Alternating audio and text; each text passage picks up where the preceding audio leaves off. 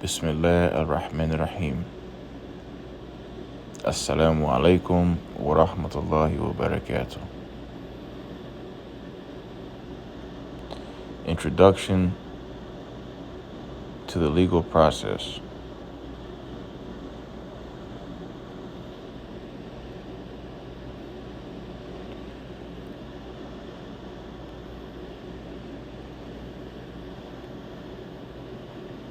Introduction to Paralegalism, Perspectives, Problems, and Skills.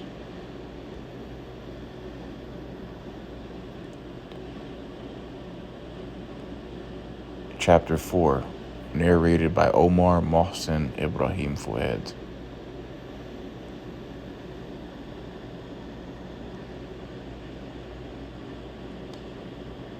Chapter Introduction. Chapter Objectives. After completing this chapter, you should be able to explain the different ways in which paralegals are regulated, illustrate why it is difficult to define the practice of law, and distinguish between the relationship between professional judgment and legal advice.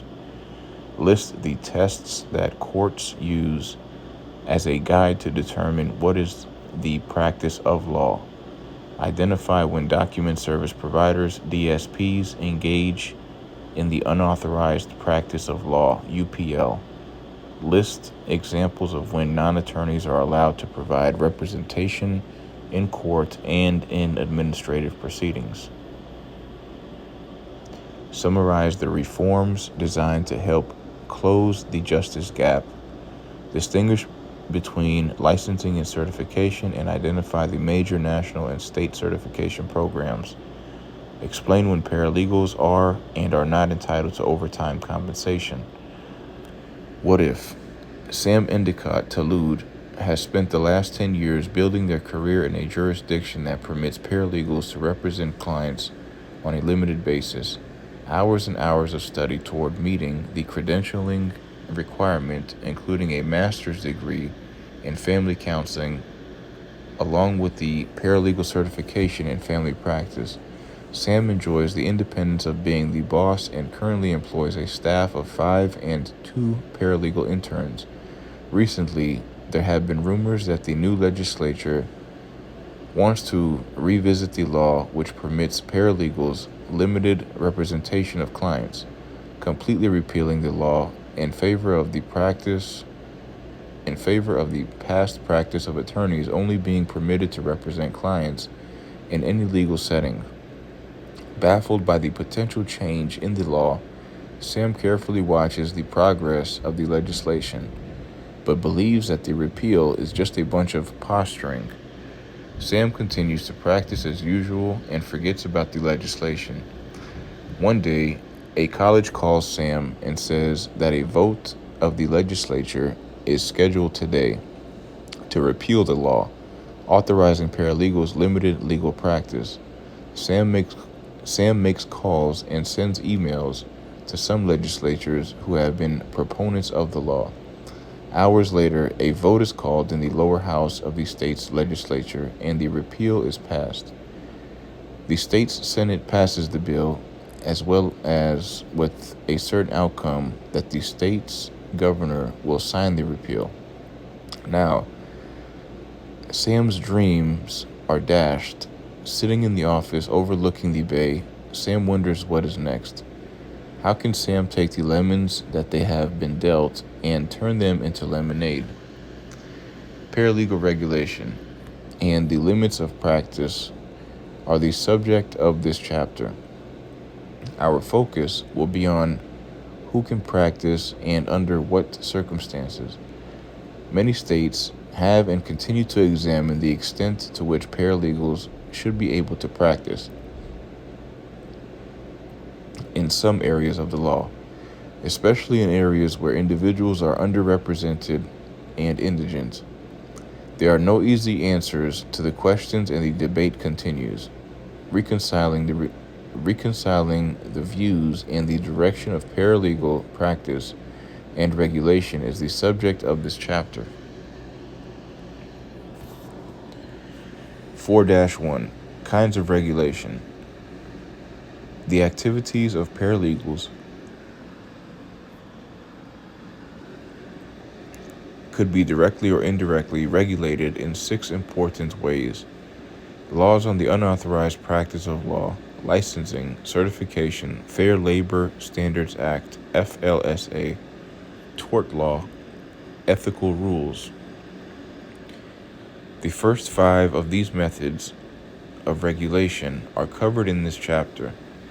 Ethics will be examined in the next chapter. As we explore these methods, you should keep in mind the terminology of regulation outlined in Exhibit 4-1. Exhibit 4-1, Terminology of Regulation. Regulation. A regulation is any rule or restriction designed to control the conduct of an organization or individual. The regulation can be issued by a governmental body,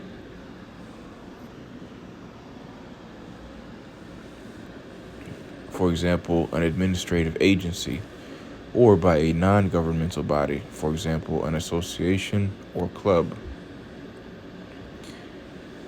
Kinds of regulation. Accreditation, a form of acknowledgement other than certification, registration, or licensing, that a school or training program meets specific standards. Approval, a form of acknowledgement that a school or training program meets specified standards. The acknowledgement may be based on different standards than those used for accreditation. Certification, a formal acknowledgement that a person or organization has met designated qualifications. Most certifications are issued by non-governmental bodies, such as professional associations. Occasionally, however, a government body will issue the certification. Most certification programs are voluntary. Not having certification usually does not affect the right of a person to engage in a particular career. 3 of the most common qualifications for certification are graduating from a school or training program. See, however, the definition of certificated below. Passing an examination, completing a designated period of work experience. Certified, formally acknowledged as having met the specified qualifications of a certification program. If the certification is issued by a school or training program, say certificated rather than certified. The word certified should be limited to formal recognition by a body other than a school or training program. See next definition. Certificated, formally acknowledged as having met specified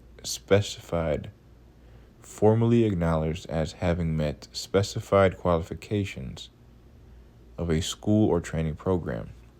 Code, any set of rules that regulates conduct. Examples include a code of conduct of a professional association or a set of statutes of a legislature. See the glossary for another definition. Ethics, rules or standards of behavior to which members of an occupation, profession, or other organization are expected to conform. In the legal profession, ethics are called legal ethics, code of professional responsibility, and most commonly today, rules of professional conduct. General license, permission by a government body that allows a person who has met designated qualifications to engage in the full range of services that a specified occupation or profession is trained to provide. Guideline 1. Suggested conduct that will help an applicant obtain accreditation, certification, licensure, registration, or approval. 2. A statement of policy, often with options on carrying it out. License, government permission to do something that would otherwise be unlawful. Occupational license, government permission that is required to engage in a specified occupation.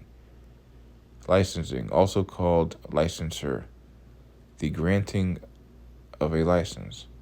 Limited license, also called specialty license, permission by a government body that allows a person who has met designated qualifications to engage in specified activities that are customarily, but not always exclusively, performed by another category of license holder. If in the future paralegals are granted a limited license in a particular state, they will be authorized to provide designated services directly to the public without attorney supervision. Washington State was the first state to create limited licensing. However, the granting of limited licenses has been ceased effective July 31st, 2023. Registration, also called enrollment, the process by which the names of individuals or institutions are listed on a roster kept by a governmental or non-governmental body. There may or may not be qualifications that must be met before a name can go on the list. If qualifications are imposed, registration is often the same as certification. 4-2. Defining the practice of law. The practice of law is the use or attempt to use legal skills to help resolve a specific person's legal problem. The unauthorized practice of law, UPL, is the use or attempt to use legal skills to help resolve a specific person's legal problem. When the assistance is provided by someone who does not have a license to practice law, and when the assistance requires such a license or other authorization. The vast majority of paralegals in the country are employees of attorneys. They are traditional paralegals. For the most part, the tasks they perform are authorized due to the attorney supervision they receive on those tasks. Nevertheless, it is possible for traditional paralegals to engage in the UPL. As we will see in Chapter 6, the two main reasons they can be charged with UPL are 1. They perform tasks that only attorneys are allowed to perform, and 2. They receive inadequate attorney supervision on the tasks they are allowed to perform. In this chapter, we will mention traditional paralegals, but our primary concern will be UPL issues involving individuals who do not work for or under the supervision of attorneys. These individuals have a variety of titles, but in general, they fall into the category of what is called Document Service Providers, DSPs. It's an exciting time to be studying this area of the law because of a current lively debate over whether we need new UPL definitions and new roles for the DSP. 4-2A, the unauthorized practice of law when the lines are crossed. In most states, UPL is a crime. Self-representation is allowed. It is not a crime to represent yourself, but you risk going to jail if you practice law on behalf of someone else. Why such a harsh penalty? Legal problems often involve complicated, serious issues. A great deal can be lost if a person does not receive competent legal assistance. To protect the public, the state requires a license to practice law and will punish anyone who tries to practice without the license. Such individuals are engaged in UPL.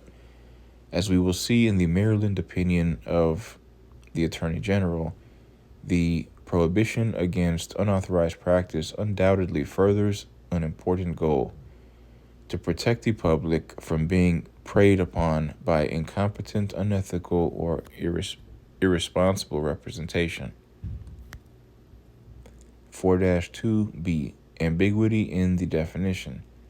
Unfortunately, the definition of the practice of law is far from clear. The core of the definition is the use of legal skills to help another resolve a legal problem. But the phrase legal skills is very broad. In essence, it consists of interpreting the law for another. Yet, this kind of interpretation takes place throughout society by many different kinds of individuals, including one neighbor who tells another that the city requires overchanging trees to be cut. To try to be more precise, some argue that the practice of law is what attorneys do, but this argument is circular. The practice of law is what attorneys do. What do attorneys do? They practice law. Efforts by legislatures and courts to define the practice of law in statutes and court opinions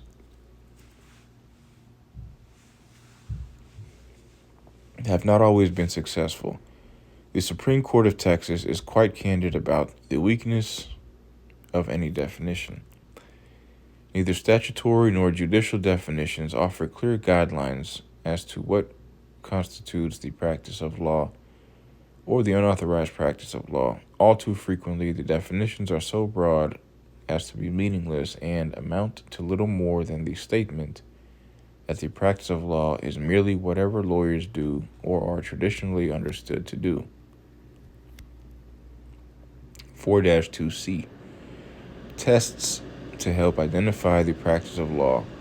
The difficulty of defining the practice of law, however, has not stopped the effort to try to find a definition. The effort is necessary. How can a state charge someone with the unauthorized practice of law without having a clear definition of the practice of law, or at least having a definition that puts the public on notice of the conduct that could lead to a criminal charge of UPL? Tests have been created to help identify the practice of law.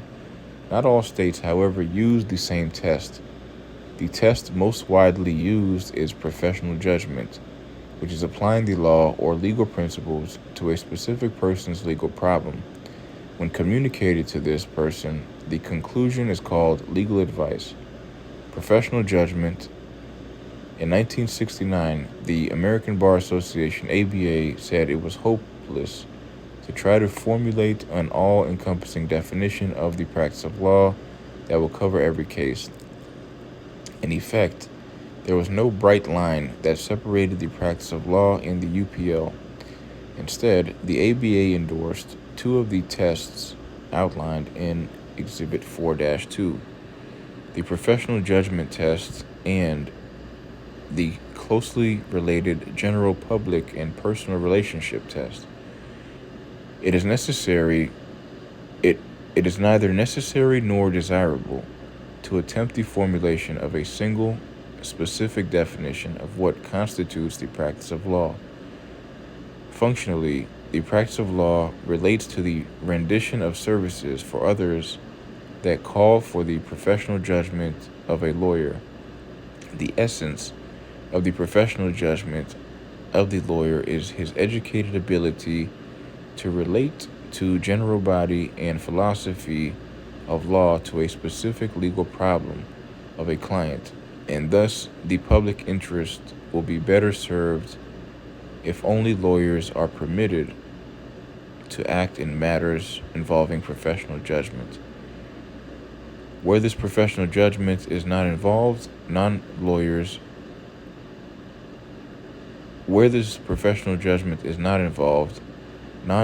such as court clerks, police officers, abstractors, and many governmental employees may engage in occupations that require a special knowledge of law in certain areas. But the services of a lawyer are essential in the public interest whenever the exercise of professional judgment is required. Exhibit 4-2. General tests used by different states to define the practice of law. States differ on the tests they used to determine whether a service provided by a non-attorney constitutes the practice of law. See Appendix C for your state. Here are the main tests, some of which overlap. Note, however, that a state might use more than one test. Also, many activities, for example, arguing a negligence case in court, would constitute the practice of law under all the tests. Professional judgment test. Does the service require an attorney's professional judgment, meaning the special training and skills of an attorney, whereby the law or legal principles are applied to a specific person's legal problem? If the answer is yes, the service is the practice of law. Example, questioning a witness at a deposition. The professional judgment test is the most widely used test in the country and is closely related to the next test. General public and personal relationship test. Is the service offered to the general public rather than to a specific person? If the service is offered to the general public only, it is not the practice of law. Example, an author writes a book on how to draft a will but does not provide personal attention to any individual buyer of the book. If, however, the service applies the law or legal principles to the facts of a specific person's legal problem, the service is the practice of law. Traditional areas test. Is the service one that attorneys have traditionally performed, such as representing someone in court or in an agency proceeding, interpreting or drafting legal documents, or giving legal advice? If the answer is yes, the service is the practice of law. Example, drafting a separation agreement in a divorce. Complex and difficult question test. Does the service seek to resolve a complex or difficult question of law that is beyond the capability of the average lay person? If the answer is yes, the service is the practice of law. Example, giving legal advice on a corporate merger. Important rights and public protection test. Does the service pertain to important legal rights that can be protected only by someone who Does the service pertain to important legal rights that can be protected only by someone with special legal skills? If the answer is yes, the service is the practice of law. Example, giving legal advice on a divorce. Commonly understood test. Is the service commonly understood to be the practice of law? If the answer is yes, the service is the practice of law. Example, making a motion in court, preparing tax returns, on the other hand, is not commonly understood to be the practice of law. Incidental test. Is the service an adjunct incidental to the main service provided by the business? If the answer is yes, the incidental service is not the practice of law. The service must not be the primary function of the business. Example, the preparation of a sales contract using standard forms by a real estate agent for which a separate fee is not charged. Preparing this standard contract is incidental to the primary business of the agent, selling real estate, and therefore is not the practice of law. The key concept, according to the ABA and most states, is a specific person's legal problem. Anyone can describe the law in general terms without being charged with practicing law. If, however, this description is directed to a specific person's legal problem, the practice of law has taken place. The following factors are irrelevant: whether or not the description of the law is correct, whether or not a charge or fee is paid for the description. Hence, correct, free advice is in the same category as incorrect. Expensive advice. Hence, correct, free advice is in the same category as incorrect. Expensive advice.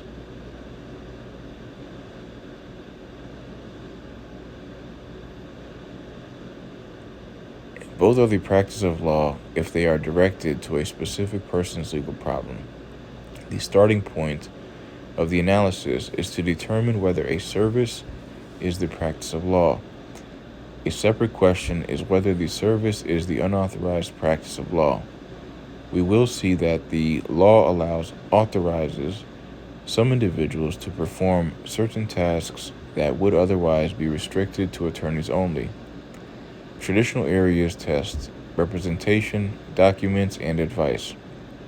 We should also briefly look at another popular general test for identifying the practice of law, namely the traditional areas test listed in Exhibit 4-2.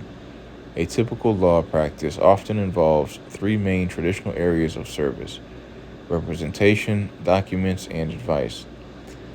Representing someone in court or in an administrative agency proceeding, interpreting and or drafting legal documents for someone, and giving someone legal advice. The third category, giving legal advice, usually takes place while performing the other two activities, although legal advice can also be given independently of them. Online exercise.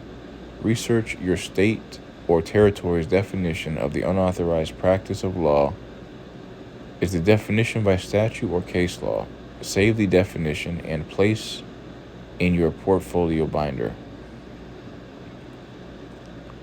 4-2D, legal information versus legal advice. A distinction should be made between providing legal information and providing legal advice.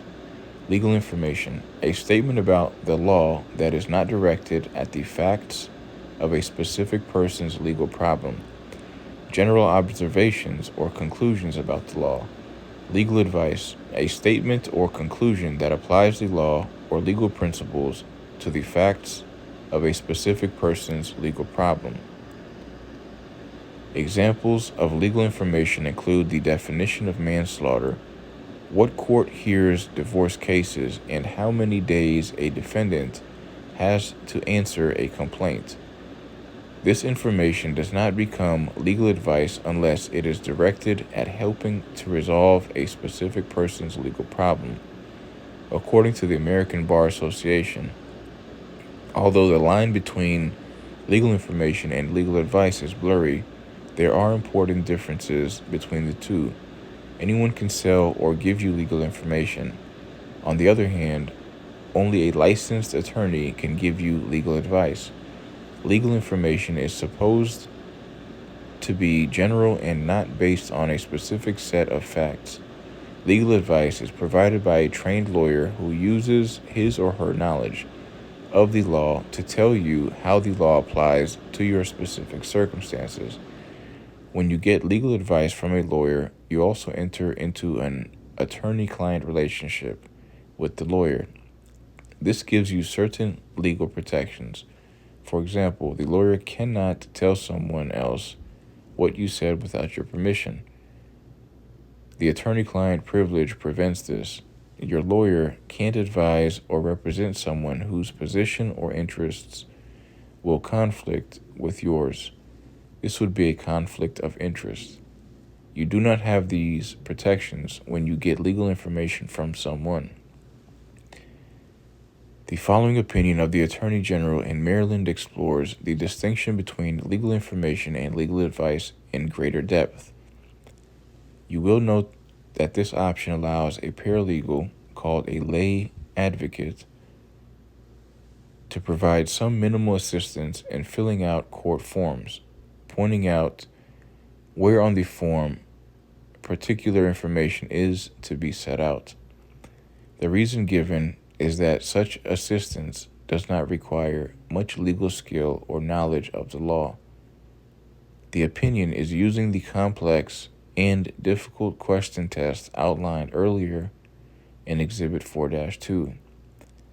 Be aware, however, that not all states would agree with this Maryland position. In many states, any assistance other than copying or typing given to specific individuals in completing legal documents would constitute the practice of law.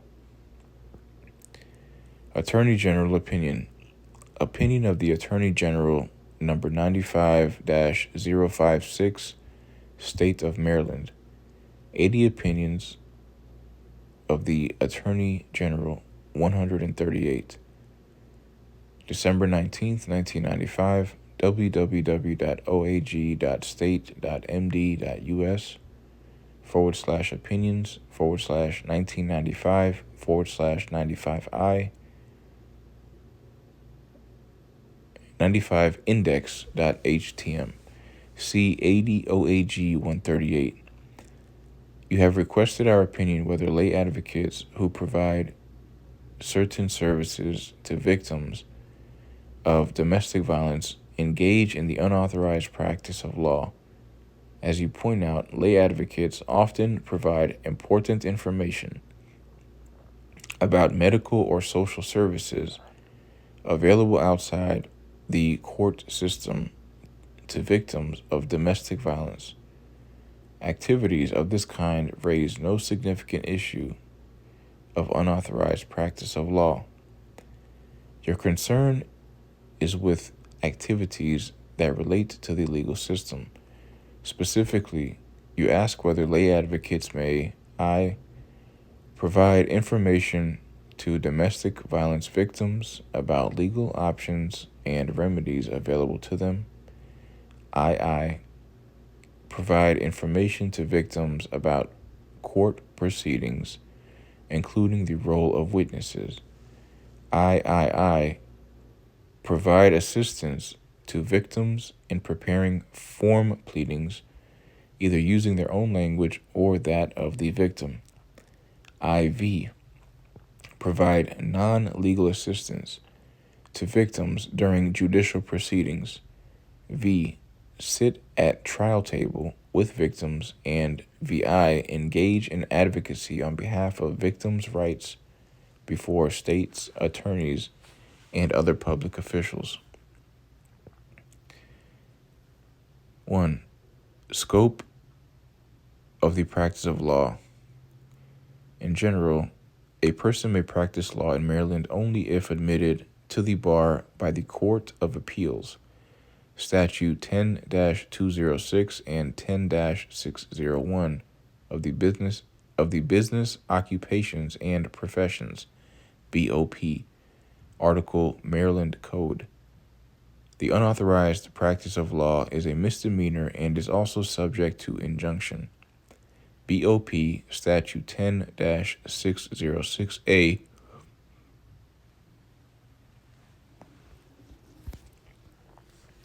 and 10-406. Moreover, Maryland Rule of Professional Conduct 5.5b prohibits a lawyer from assisting a person who is not a member of the bar in the performance of activity that constitutes the unauthorized practice of law. Yet, the comment to this rule recognizes a reality of legal practice.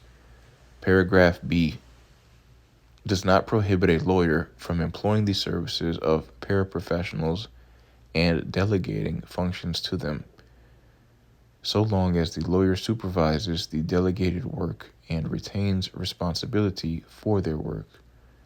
In addition, Rule of Professional Conduct 5.3 identifies a lawyer's responsibilities regarding non-lawyer assistance. Therefore, this opinion's discussion of the potential for unauthorized practice of law by lay advocates does not apply to activities of lay advocates that are performed on behalf of a lawyer's client and are supervised by the lawyer, even if some of these activities might constitute the practice of law with proper supervision and accountability. They are not the unauthorized practice of law. See in Re Opinion 24607A.2D962 NJ 1992. Our discussion in the balance of this opinion assumes that other lay advocates carry out their activities without a lawyer's supervision for these lay advocates. The scope of the practice of law is crucial. Exactly what constitutes the practice of law is generally for the courts to decide. Public Service Common versus Hand Transportation Incorporated 253 MD 571-583 253A 2D 845 1969. In Maryland,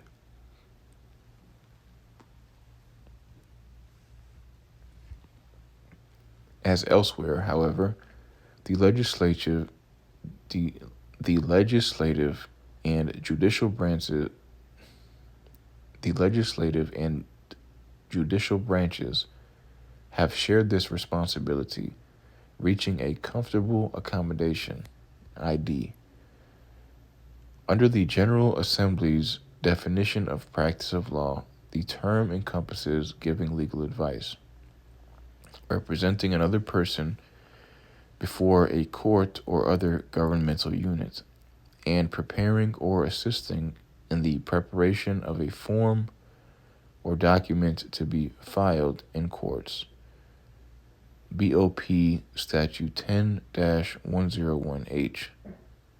This is an inevitably imprecise definition, leaving construction on a case-by-case basis to the courts.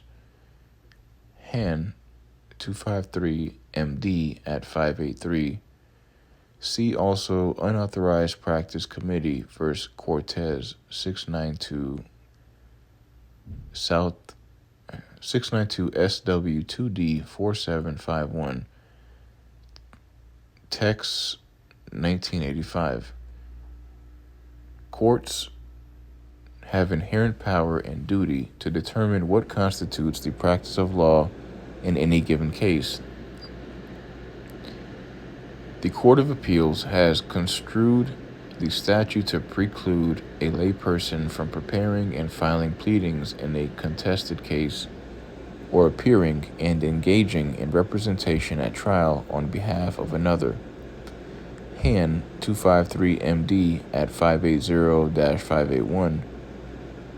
Further, the Court of Special Appeals held that even where trial work is not involved, an individual is practicing law if he or she is preparing legal documents, interpreting legal documents, giving legal advice, or applying legal principles to problems of any complexity. Lucas v. Barr, Association of Montgomery County, 35 MD APP 442-448-371 A2D 669, 1977. CERT denied 250 MD 733, 1977, citations omitted.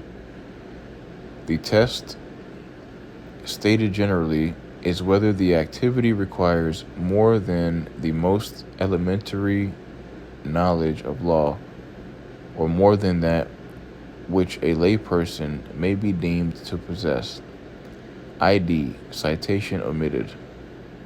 The court in Lucas made clear, however, that this prohibition does not extend to mere mechanical functions, like filling out forms or performing clerical work. ID, echoing Lucas, an opinion of this office drew the same distinction, finding that non-lawyers may fill out forms and perform other purely mechanical functions, but may not represent clients at hearings, nor may they give legal advice, interpret legal documents, or apply legal principles to any problems of complexity for a client.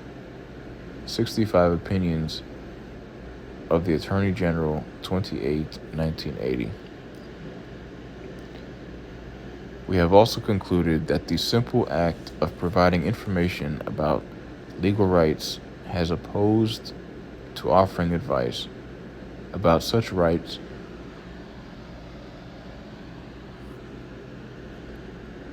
and what to do about them is not unauthorized. In deciding that a social worker may inform a birth parent about his or her statutory right to revoke consent to adoption, we stated that the mere conveying of information about a provision of law does not constitute the practice of law. 79 Opinions of the Attorney General, number 94-14, March 7th, 1994, observing that a rule to the contrary would grind commerce and government to a halt. We said that the line of unauthorized practice is potentially crossed when someone who is not a lawyer purports to give professional advice about another person's legal situation or suggests a course of conduct based on an interpretation of the law, but the line is not crossed by the unadorned provision of information. Opinion number 94-014 at 3.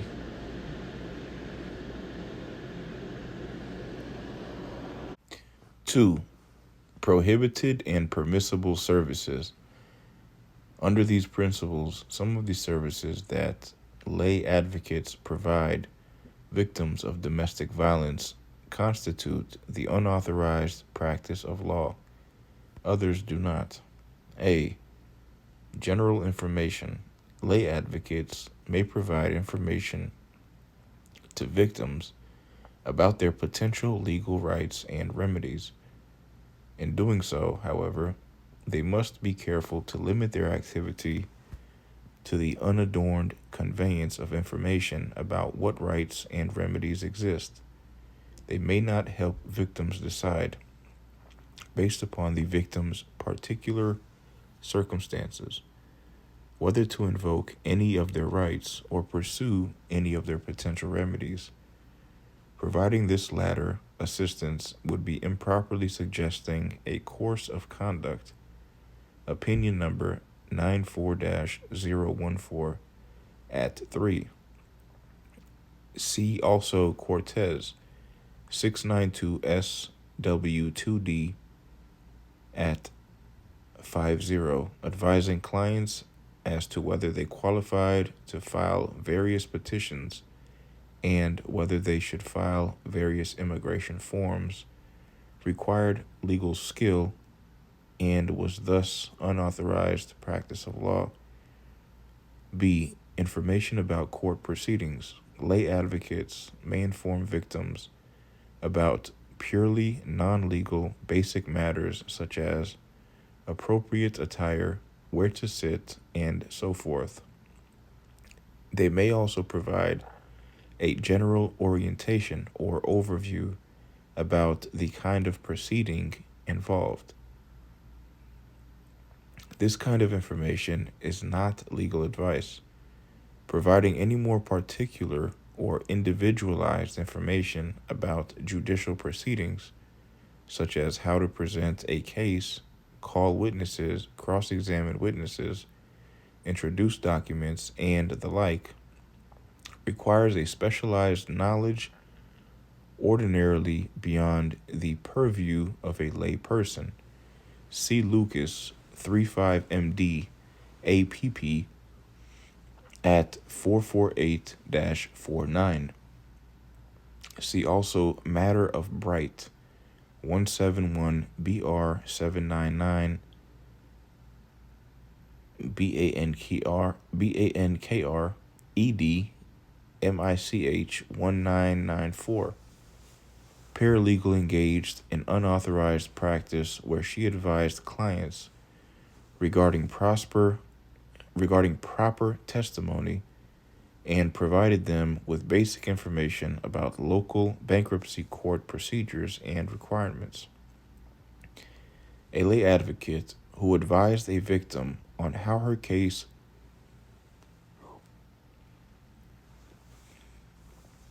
should be presented or defended would violate BOP Statute 10-206. C. Trial activities. Lay advocates may sit at trial, table, or stand by the victim in the courtroom, subject to the discretion of the trial judge, provided they do not engage in any activities otherwise prohibited. They may not hold themselves out as representatives of victims or provide victims with any kind of assistance at trial that constitutes unauthorized practice. D. Preparation of pleadings. Lay advocates may help a victim fill out a form pleading herself by defining terms in the instructions that might be unclear to the victim, or by pointing out where on the form particular information is to be set out. Lay advocates may themselves fill out a form pleading for a person who is illiterate, for example, only if the assistance is limited to transcribing or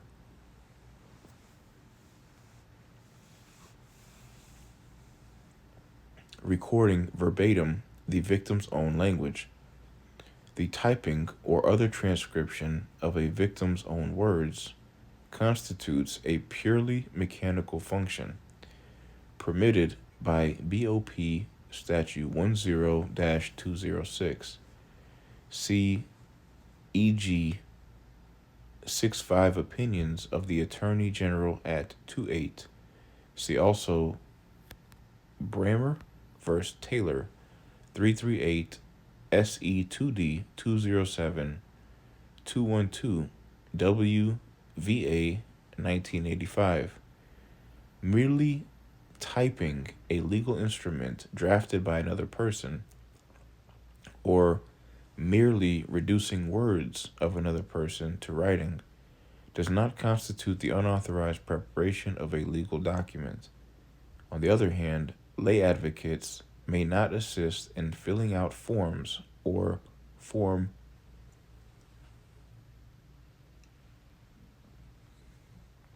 pleadings using their own words or summarizing information given them by a client. This degree of aid rises impermissibly to the level of applying facts to the law in the preparation of a legal document. See matter of Bright 171 BR at 803-04, deciding where information should be placed on bankruptcy forms and in what format, deciding what property should be listed, and adding language to forms not dictated by clients constitute unauthorized practice.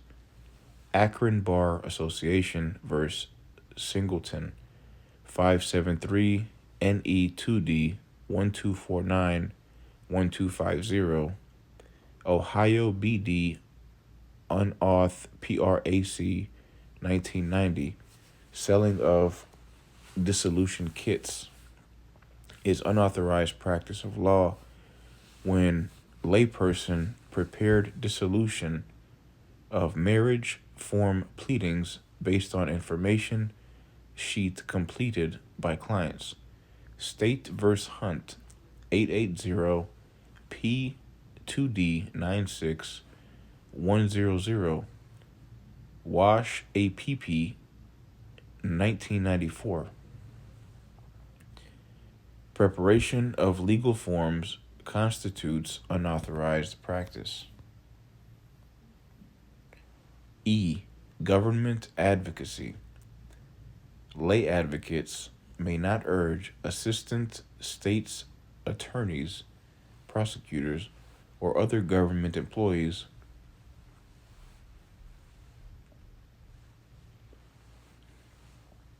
to follow a particular course of action in an individual case if the advocate purports to do so on behalf of individual victims.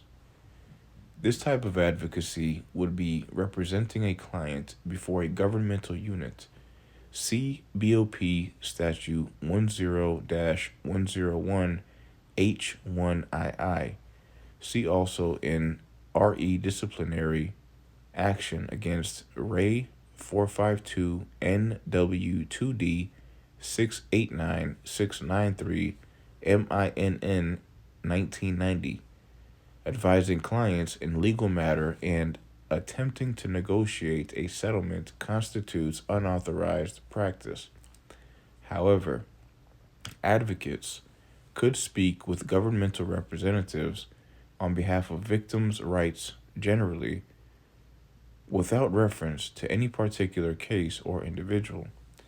The prohibition against unauthorized practice undoubtedly furthers an important goal to protect the public from being preyed upon by incompetent, unethical, or irresponsible representation. An RE application of RGS 312 MD 626 638 541 A2D 977 1988.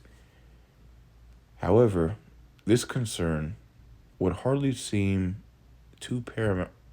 However, this concern would hardly seem to be paramount in this context. Rather, victims of domestic violence are being preyed upon in ways far more threatening than the specter of inadequate representation. Lay advocates could help victims assert legal rights that they would otherwise have no means of pursuing.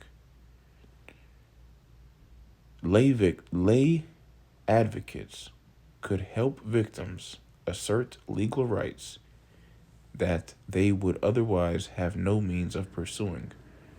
Battered women need legal assistance desperately and too often cannot find it within the legal community. Summary 1.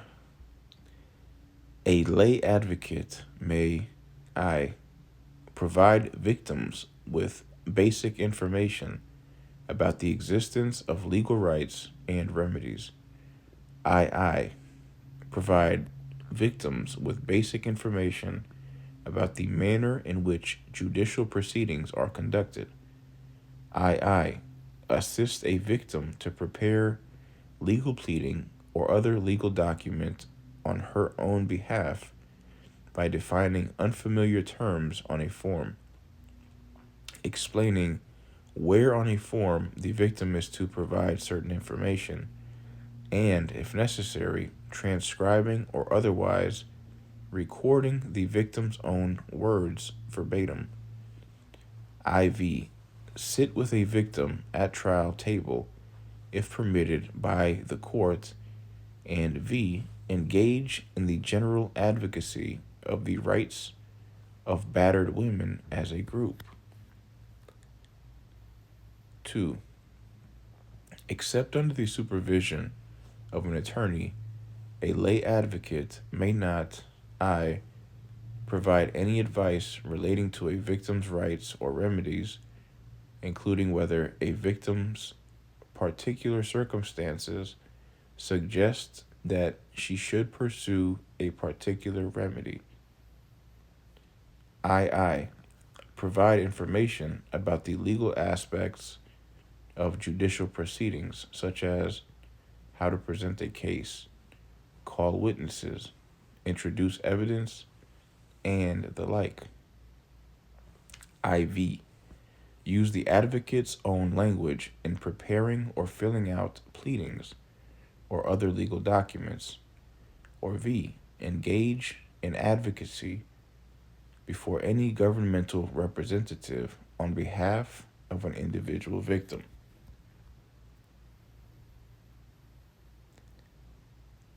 Along those same lines, the Kentucky Supreme Court was faced with determining whether filing a request for an administrative hearing on behalf of a corporation constitutes the unauthorized practice of law in Cabinet for Health and Family Services versus Appalachian Hospice Care Incorporated, 642 SW 3D 693 KY 2022.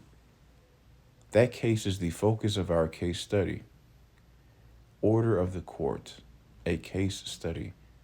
Cabinet for Health and Family Services versus Appalachian Hospice Care Incorporated, Supreme Court of Kentucky, 642 Southwest 642 SW 3D 693 KY 2022. The Cabinet Department for Health and Family Services and other government officials challenged an order of the trial court to overturn a final order of the Secretary of that Cabinet dismissing an administrative action against Appalachian Hospice Care. Through Kentucky's Medicaid program, officials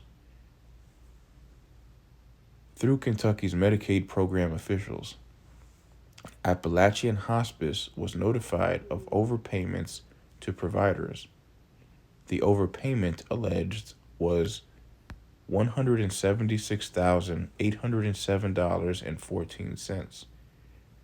Appalachian Hospice challenged the overpayment by providing additional information to the Cabinet.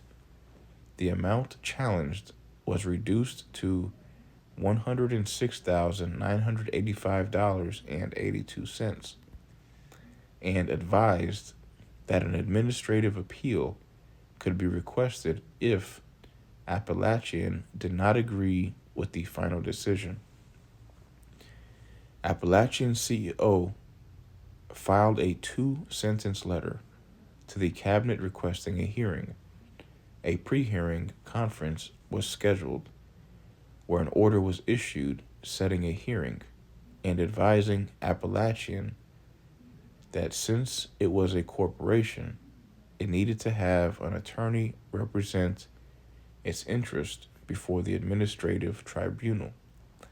Appalachian hired an attorney and the matter proceeded as normal until the Cabinet claimed that the CEO could not request the original administrative hearing as she was not an attorney, and her action constituted the unauthorized practice of law. Based on this position, the Cabinet claimed that the matter should be dismissed. The issue was then appealed to the trial court, circuit court, and then the Court of Appeals, where both courts found that filing a request for an administrative hearing, an appeal, was not the unauthorized practice of law. The Cabinet appealed that decision to the Kentucky Supreme Court, where the issue for review was whether a request for an administrative hearing by a non-attorney on behalf of his corporate employer constitutes the unauthorized practice of law, thereby warranting dismissal of the administrative proceedings. The court reviewed the case law and a legal opinion issued by the Kentucky Bar Association. In this decision, the court acknowledged the bar opinion and the fact that it was based on what the Cabinet had presented, but noted that the opinion was not binding on the court and merely advisory. The court made it clear that the authority to regulate the practice of law in Kentucky is the exclusive jurisdiction of the Kentucky Supreme Court, and that it has the power to overrule a legal opinion from the bar. Thus, the court found that simply invoking a corporation's right to an administrative hearing is not the unauthorized practice of law. Discussion questions. Read the Cabinet for Health and Family Services versus Appalachian Hospice Care Incorporated. What law did the Cabinet rely on and why? What facts did the court find persuasive in finding in favor of Appalachian Hospice Care? How was the practice of law defined in this case? What facts would have changed the result in favor of the Cabinet? 4-2E, Self-Help Materials and Document Service Providers, DSPs. A great deal of UPL controversy centers on what is called the self-help industry, which consists of individuals or companies that provide piecemeal assistance to persons with legal problems who are representing themselves. If the latter are in court, they are called pro se parties or pro se litigants. Pro se means appearing for or representing oneself. A litigant is a party in a court case. The type of assistance provided by self-help providers can be varied. Examples: selling legal forms, manuals, or books, typing forms or other documents, describing legal procedures. Occasionally, a self-represented person will seek assistance from an attorney who will be asked to provide a specific service such as drafting a letter or reviewing a pleading that the self-represented person has prepared. For more on such services by attorneys, see Chapter 6 for a discussion of limited scope services. More often, the assistance sought by the self-represented person will be from non-attorneys. These non-attorneys and their services are referred to as non-legal service providers. Document production services or legal document services. Collectively, we call them document service providers, DSPs. They are non-attorneys who work without attorney supervision to provide legal document assistance to individuals who are representing themselves. Some DSPs have relationships with attorneys, but these are primarily for mutual referrals rather than for ongoing attorney supervision of the DSP. As we saw in Chapter 1, DSPs are independent contractors, which are self-employed individuals who perform specific tasks for others. DSPs act within the law if they provide legal information and avoid giving legal advice. In general, they are not allowed to tell their clients which legal forms to use, nor can they tell them what information should go on the forms.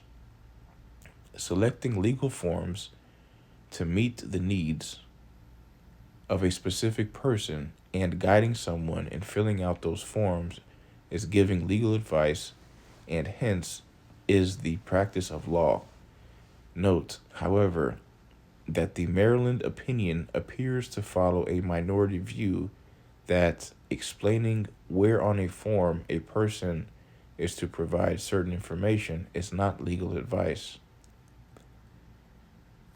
Similar restrictions apply to someone who writes a self-help book or manual. Suppose, for example, you write a book or manual on how to sue your landlord. The book lists all the laws, provides all the forms, and gives precise guidelines on how to use the laws and how to fill out the forms. Are you practicing law? No, because you are not addressing the legal problem of a specific person. It is not the practice of law to sell law books or similar materials to the general public, even if a member of the public uses them for a specific legal problem. Suppose, however, that you are a DSP who sells the book and types the forms for customers. Practice of law? No. In most states, this is not the practice of law unless you provide individual help in selecting and filling out the forms. Examples: it is proper for non-attorneys to sell divorce forms to their clients and to charge them a fee to type the forms. But in most states, it is UPL to provide personal assistance by telling the clients which divorce forms they need and how to fill them out. It is proper for non-attorneys to sell probate forms to their clients and to charge them a fee to type the forms. But in most states, it is UPL to provide personal assistance by telling the clients which probate forms they need and how to fill them out. It is proper for non-attorneys to sell bankruptcy forms to their clients and to charge them a fee to type the forms, but in most states it is UPL to provide personal assistance by telling the clients which bankruptcy forms they need and how to fill them out. DSPs are controversial because of the allegation that they sometimes select forms for their clients and give them individual assistance in how to fill them out. The charge is that they do not always restrict themselves to typing services and hence are engaged in UPL despite the disclaimers on their websites and on their forms that they are not attorneys, do not work under attorney supervision, and cannot give legal advice. Occasionally, DSPs are prosecuted for engaging in UPL. The prosecution might result from a disgruntled client or an undercover investigation in which a law enforcement officer pretends to hire the DSP and discovers that the services provided include giving legal advice. Nevertheless, the number of DSPs is steadily growing because of the high costs of hiring an attorney and the explosion in the number of people representing themselves who seek the kind of assistance that DSPs provide. In fact, serious proposals have been considered to expand the role of the DSP through limited licensing, as we will see.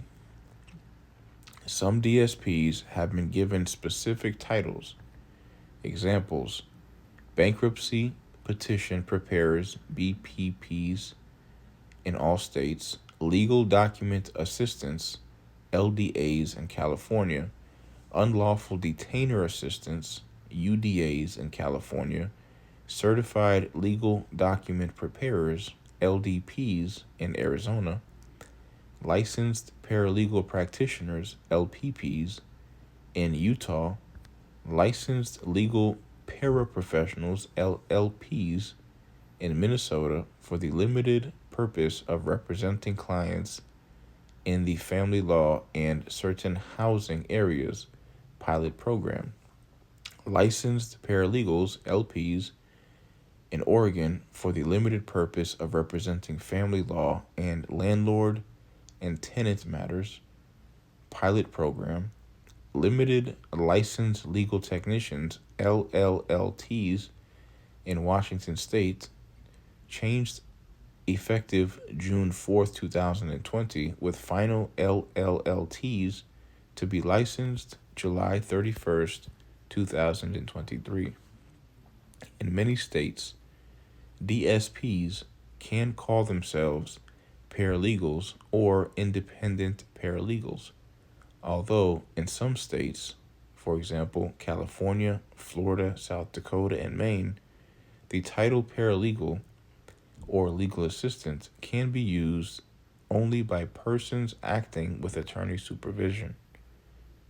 The importance of knowing what your state permits and what it does not is critical for a paralegal or a non-attorney. Many try and call themselves something completely unrelated to legal practice. But when the curtain is removed, it is clear that the person is practicing law. Ohio is a state where attorneys are the only individuals that can practice law, and others must be under the supervision of the lawyer or face the legal consequences. We turn to a case, Disciplinary Counsel versus Spicer, 160 Ohio's ST3D 466 158 NE3D 589, Ohio, 2020, where the Ohio Supreme Court examined a non-attorney's activities and the unauthorized practice of law. This case involves what appears to be a DSP and not a paralegal as represented. Order of the Court, a case study.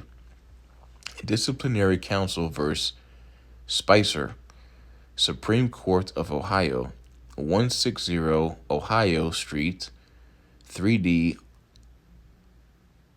160 Ohio ST, 3D 466 158 NE 3D 589, Ohio 2020.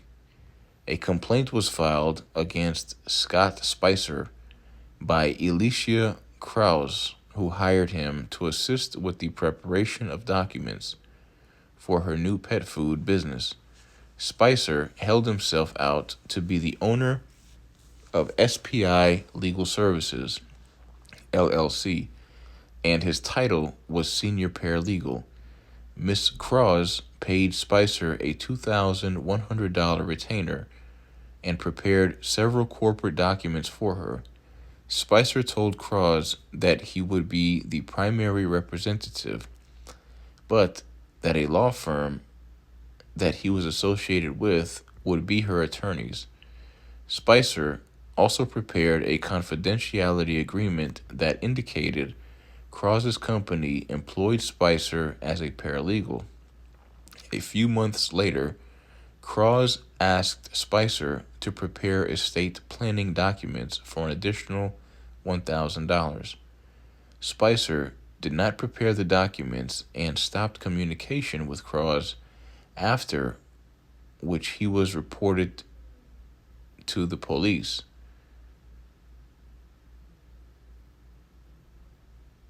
When interviewed by the police, Spicer admitted to preparing the documents but denied that he held himself out as an attorney. Spicer stated that he had attempted to reach out to the law firm to which he claimed affiliation, but failed to show evidence of supervision by the law firm.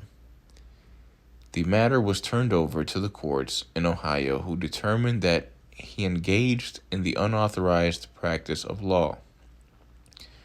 It is important to note that the court recognized that an unlicensed person may assist in providing of legal services, but they must be under the close supervision of and approval of a licensed attorney. Here, Spicer had refused to participate in disciplinary proceedings, and thus there was no evidence to refute the claims that he was not engaged in the unauthorized practice of law. Spicer was forbidden from engaging in the unauthorized practice of law and fined $10,000. Discussion questions. Examine the Spicer disciplinary case. Were there any facts that would have supported Spicer's contention that he was not engaged in the unauthorized practice of law? What documents did Spicer prepare? What facts exposed his legal and unauthorized actions? Quick tip. Know and stay current on the law in your jurisdiction as to the limitations and parameters of the use of titles in the paralegal field. Not knowing the law could have legal consequences. Bankruptcy petition preparer, BPP. The most common type of DSP in the United States is the bankruptcy petition preparer, BPP. A BPP is a non-attorney who, without attorney supervision, is authorized to charge fees for preparing a bankruptcy petition or any other bankruptcy document that a self-represented debtor will file in a federal court. Anyone can be a BPP, bankruptcy petition preparer, in any state. There are no education requirements to meet or examinations to pass. A BPP, bankruptcy petition preparer, is not allowed to give legal advice or represent people in bankruptcy courts. Nor can a BPP tell someone which chapter of bankruptcy to file under, what exemptions to claim, what debts can and cannot be discharged in bankruptcy, or what the tax consequences are of a bankruptcy decree. In addition, a BPP shall not use the word legal or any similar term in any advertisements. In a recent case, a court ruled that a BPP's ad offering paralegal services is legal since the term paralegal fosters consumer confusion. A BPP must print their name, address, and social security number on every document they prepare. A BPP must give the debtor a copy of each document the debtor signs at the time of signing. Within 10 days after the filing of a petition, a BPP shall file a declaration disclosing any fee received from the debtor and any unpaid fee charged to the debtor. The bankruptcy court will disallow any BPP fee found to be in excess of the value of services rendered for the documents prepared. Each violation of the regulations can lead to a fine of $500, and a BPP can be forced to pay the debtor $2,000 or twice the amount the debtor paid for the BPP's services, whichever is greater, plus the debtor's attorney's fees. Legal document assistance, LDA, and unlawful detainer assistant, UDA. California has also imposed substantial restrictions on DSPs. It has created 2 titles to cover individuals who sell their services directly to the public without attorney supervision. The legal document assistant, LDA, and the unlawful detainer assistant, UDA. The legal document assistant, LDA, provides self-help assistance to a member of the public who is representing themselves in a legal matter. The unlawful detainer assistant, UDA, provides self-help assistance to landlords or tenants who are bringing or defending actions for the possession of land. Detainer means withholding or keeping something in one's custody. Here are some of the important controls imposed on these DSPs to avoid being charged with UPL. LDAs and UDAs must meet minimum education requirements. LDAs and UDAs are limited to providing self-help services, consisting of typing legal documents or otherwise completing them in a ministerial manner, meaning that no judgment or discretion is used when helping the client. The documents must be selected by the person being helped, who is representing themselves. LDAs and UDAs cannot provide any kind of advice, explanation, opinion, or recommendation to a consumer about possible legal rights, remedies, defenses, options, selection of forms, or strategies. LDAs and UDAs must be registered. They must obtain a certificate of registration from the county clerk. As we saw in Exhibit 4-1, registration, also called enrollment, is the process by which the names of individuals or institutions are listed on a roster kept by a governmental or non-governmental body. There may or may not be qualifications that must be met before a name can go on the list.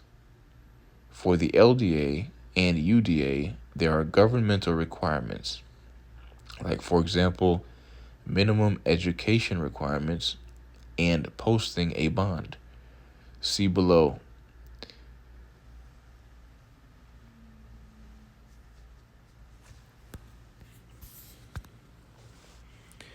The application for a certificate of registration must be accompanied by a fee and a bond to ensure compliance with the regulations. The certificate or registration must be renewed every 2 years. Once an LDA or UDA is properly registered, the county clerk will issue an identification card that lists the title, legal document assistant, or unlawful detainer assistant, the date the registration expires, a photograph of the registrant, and the following 2 statements. This person is not a lawyer, and the county clerk has not evaluated this person's knowledge, experience, or services. LDAs and UDAs must give their clients a written contract that states the services to be performed and the cost. The contract must also inform the client where he or she may be able to obtain free or low-cost legal services from any attorney, and that the LDA or UDA is not an attorney and cannot give advice, explanations, or recommendations on legal matters. An LDA or UDA cannot call themselves a paralegal or legal assistant. An LDA or UDA cannot retain in their possession any original documents of a client. If an LDA or UDA violates these regulations, the unpaid fees could be forfeited and the collected fees could be ordered returned to the client.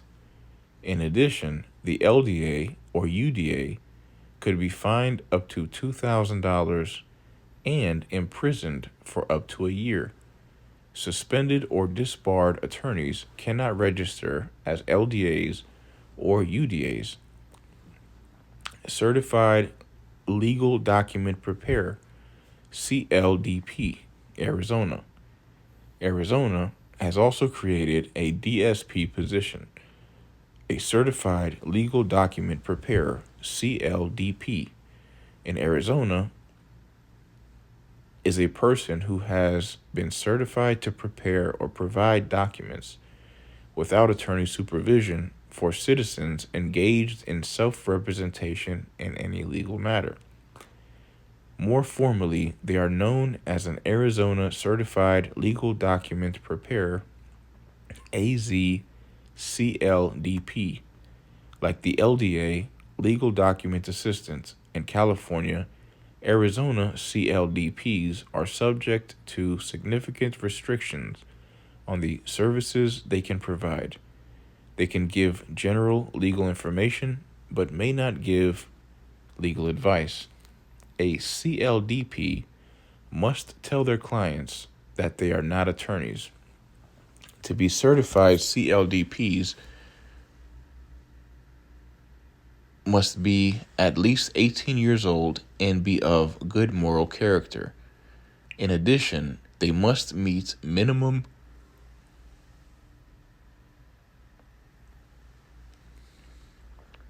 educational and experience qualifications.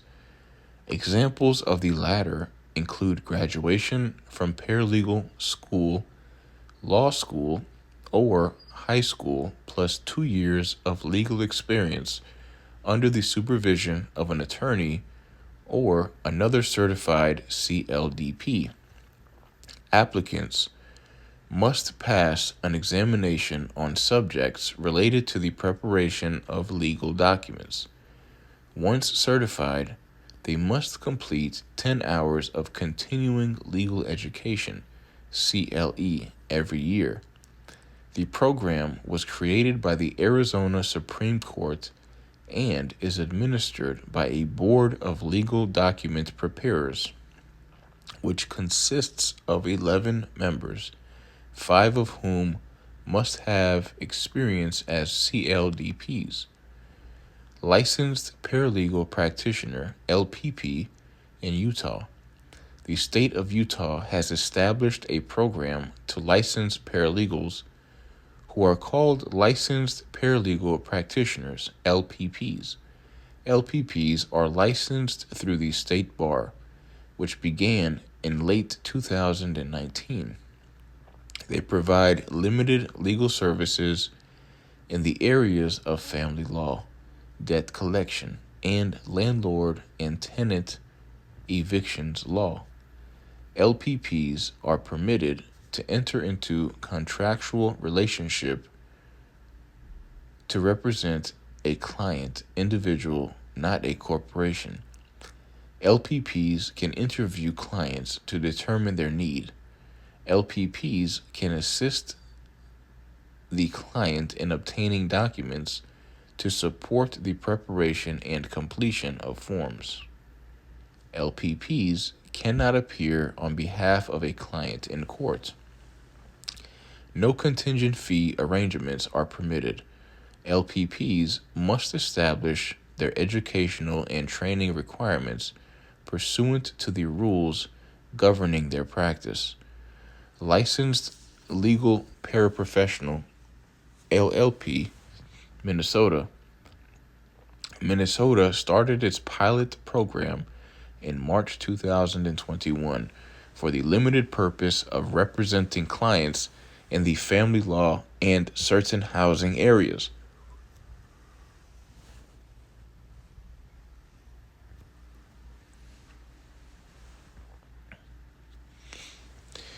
The program is effective through March 31st, 2024, and the goal of the program is to provide better access to legal services to the public. The Minnesota program does have a caveat. A licensed attorney must supervise the LLP. The LLP is permitted to provide legal advice and, in limited instances, represent clients in court in both family law and landlord and tenant law. Both the attorney and LLP must have a certificate of representation authorizing any appearances in court. LLPs must meet the minimum legal qualifications set by the Minnesota Supreme Court. LLPs must earn CLEs as required by the court. LLPs must have a written agreement with a licensed supervising attorney.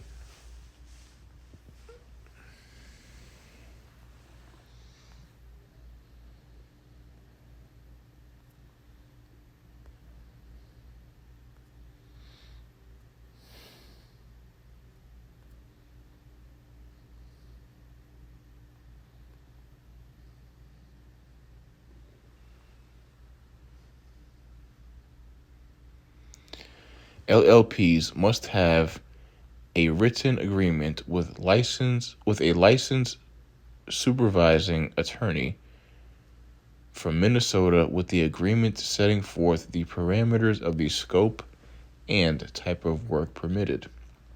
Ultimately, the judicial branch in Minnesota will evaluate the program and determine if it will continue based on the initial goals and objectives of the program. It will evaluate whether the program provided meaningful access to the justice system for pro se litigants, whether there was improved court efficiency, and whether the program model is sustainable. Licensed Paralegal, LP, Oregon. In July 2022, the Oregon Supreme Court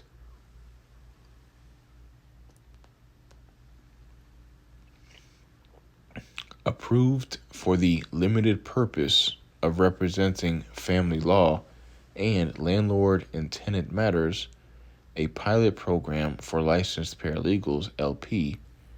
The LP can only provide services in family law cases such as divorce, custody and visitation, child and spousal support, and landlord and tenant cases.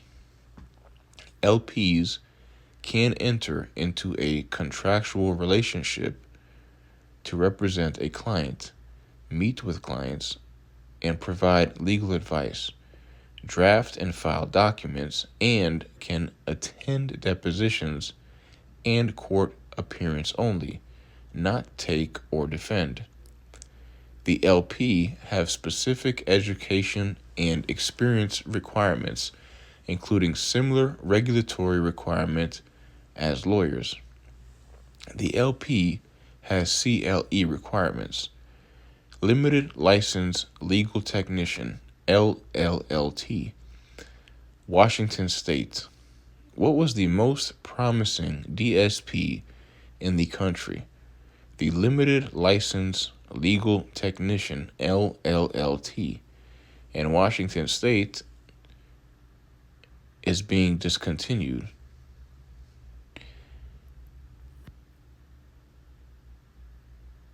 What was the most promising DSP in the country? The Limited License Legal Technician, LLLT.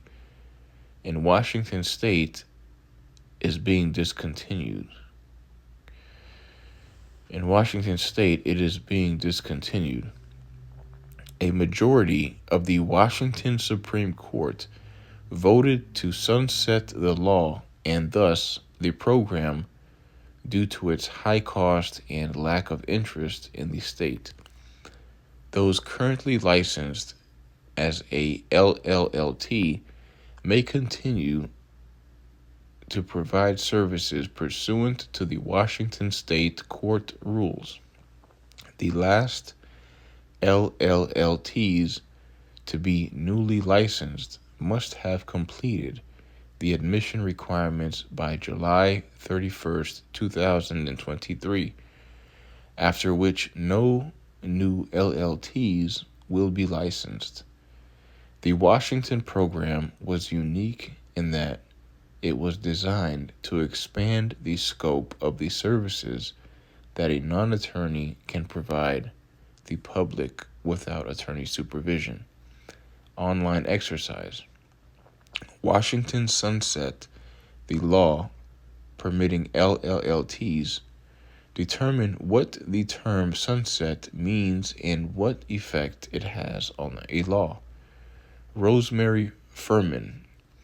One of the first DSPs to gain national recognition was Rosemary Furman, a legal secretary in Florida. Her critics called her a danger to society. Admirers, such as the DSPs and the Florida Association of Legal Document Preparers, embraced her as our very own Rosa Parks, believing that people should be able to solve uncomplicated legal problems without hiring an attorney. Furman established the North Side Secretarial Service in Jacksonville. She compiled and sold packets of legal forms for $50 on divorce, name changes, and adoptions. The price included her personal assistance in filling out and filing the forms. The Florida Bar Association challenged her for engaging in UPL. She was convicted and sentenced to 30 days in jail. Widespread support for Miss Furman developed.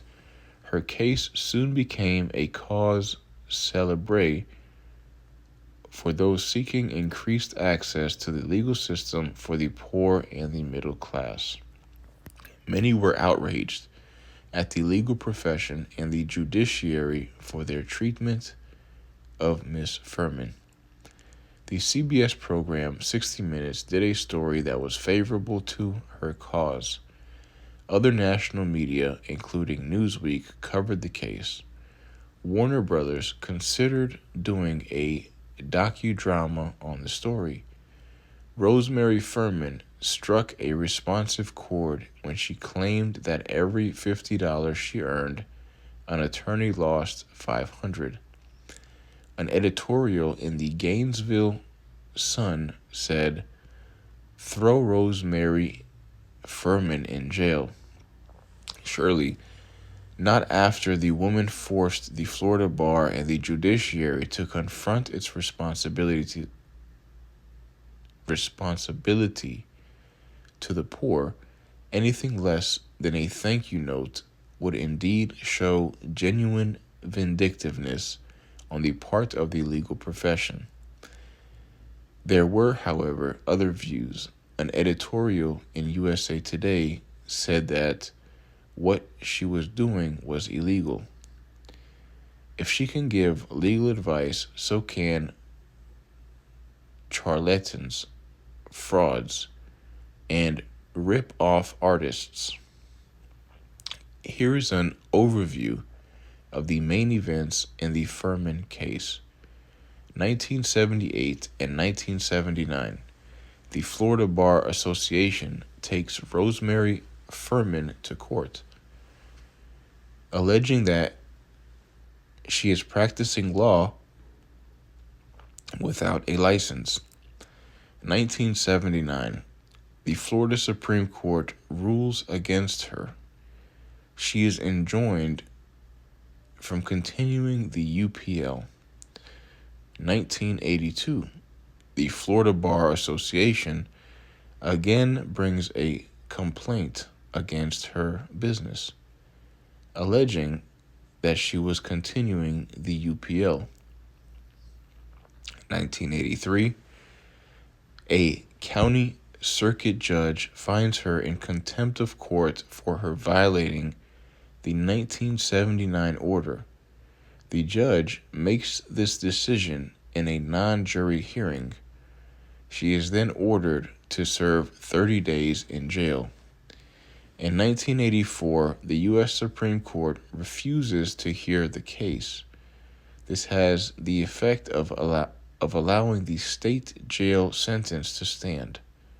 The court is not persuaded by her argument that she should have been granted a jury trial of her peers rather than having been judged solely by a profession, attorneys and judges, that was biased against her. Her attorneys ask the Florida Supreme Court to vacate the jail sentence if she agrees to close her business.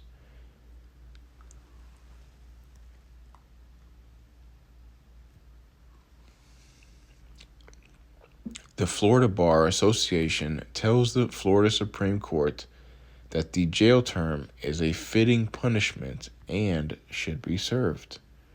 In 1984, the Florida Supreme Court orders her to serve the jail sentence for UPL. To read the opinion, go to scholar.google.com. Select Case Law and enter 451 SO2D 808 in the search box.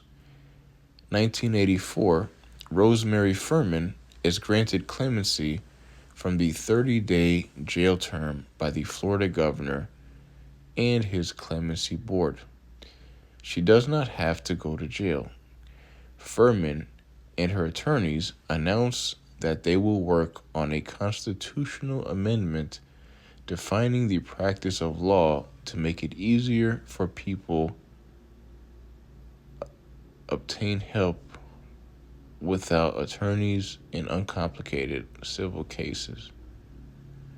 Furman and her attorneys announce that they will work on a constitutional amendment defining the practice of law to make it easier for people to obtain help without attorneys in uncomplicated civil cases. Says Ms. Furman, I have only begun to fight. The Furman case has had an impact in Florida and elsewhere in the country. For example, Florida made an important change in the definition of unauthorized practice of law. Under this definition, it shall not constitute the unauthorized practice of law for a non-lawyer to engage in limited oral communication to assist a self-represented person in the completion of blanks on a Supreme Court approved form. In assisting in the completion of the form, oral communication by non-lawyers is restricted to those communications reasonably necessary to elicit factual information to complete the blanks on the form and inform the self-represented person how to file the form. The non-lawyer may not give legal advice or give advice on remedies or courses of action. Analyze this. Determine whether your state is considering expanding the scope of practice for paralegals. If so, what steps are the courts and legislatures taking to expand the permissible practice areas for paralegals and better access to justice for the public? 4-2F Interactive computer programs. A good deal of forms assistance is also available through self-help interactive websites or standalone computer software programs. They are designed to help individuals complete many legal tasks, such as preparing a will, incorporating a business, and drafting divorce pleadings. The question and answer format of these programs allows documents to be selected and prepared in response to the specific facts typed in by users. Some courts have said that this is equivalent of providing personal assistance on a person's specific legal problem and hence is the practice of law. Most courts, however, have disagreed on the theory that the website or software is nothing more than the online equivalent of a how-to-do-it book. Yet many traditional attorneys are hostile toward computer-driven self-help services. One attorney argues that they delude and exploit people. It's like the sick person who calls the doctor and the doctor says, "Cough," on the phone. "I'll tell you what's wrong with you." The online do-it-yourself programs are careful to point out that they do not practice law and cannot give legal advice. They make referrals to attorneys whenever a standard question cannot be answered by a standardized answer. They make referrals to attorneys whenever a standard question cannot be answered by standardized answers. If, however, the site has human interaction with the user that consists of making corrections and suggestions based on the answers provided by the user, there is a danger that a court will rule that the program is more than a mere self-help service and that the human interaction turns the transaction into the practice of law. Such concerns, however, have not stopped the growth of online alternatives to what used to be the exclusive domain of attorneys. Online competition has struck a note of panic in the minds of some bar associations. A tidal wave is hitting the legal profession. According to the president of the Texas State Bar, here's the perspective of a former president of the National Conference of Bar Presidents. If you think nostalgically about the practice of law and how it used to be, then you are on the train tracks and not on the train. The development of artificial intelligence, along with increased internet search capabilities, is making access to answers for complex legal questions easier and cheaper. Web-based legal information and document sites such as LegalZoom, CyberSettle, CompleteCase.com, and Google Scholar are providing basic legal information that lawyers once provided for a fee. Why is someone going to pay $700 to have a lawyer prepare a will when they can get it for $49 online? We have had a monopoly on answering legal questions about the law, but the consumer, our former clients, can now get that information for free on Google. There are now thousands of small-town and small firm lawyers who once depended on those consumers who may not make it. 4-2 Antitrust Issues.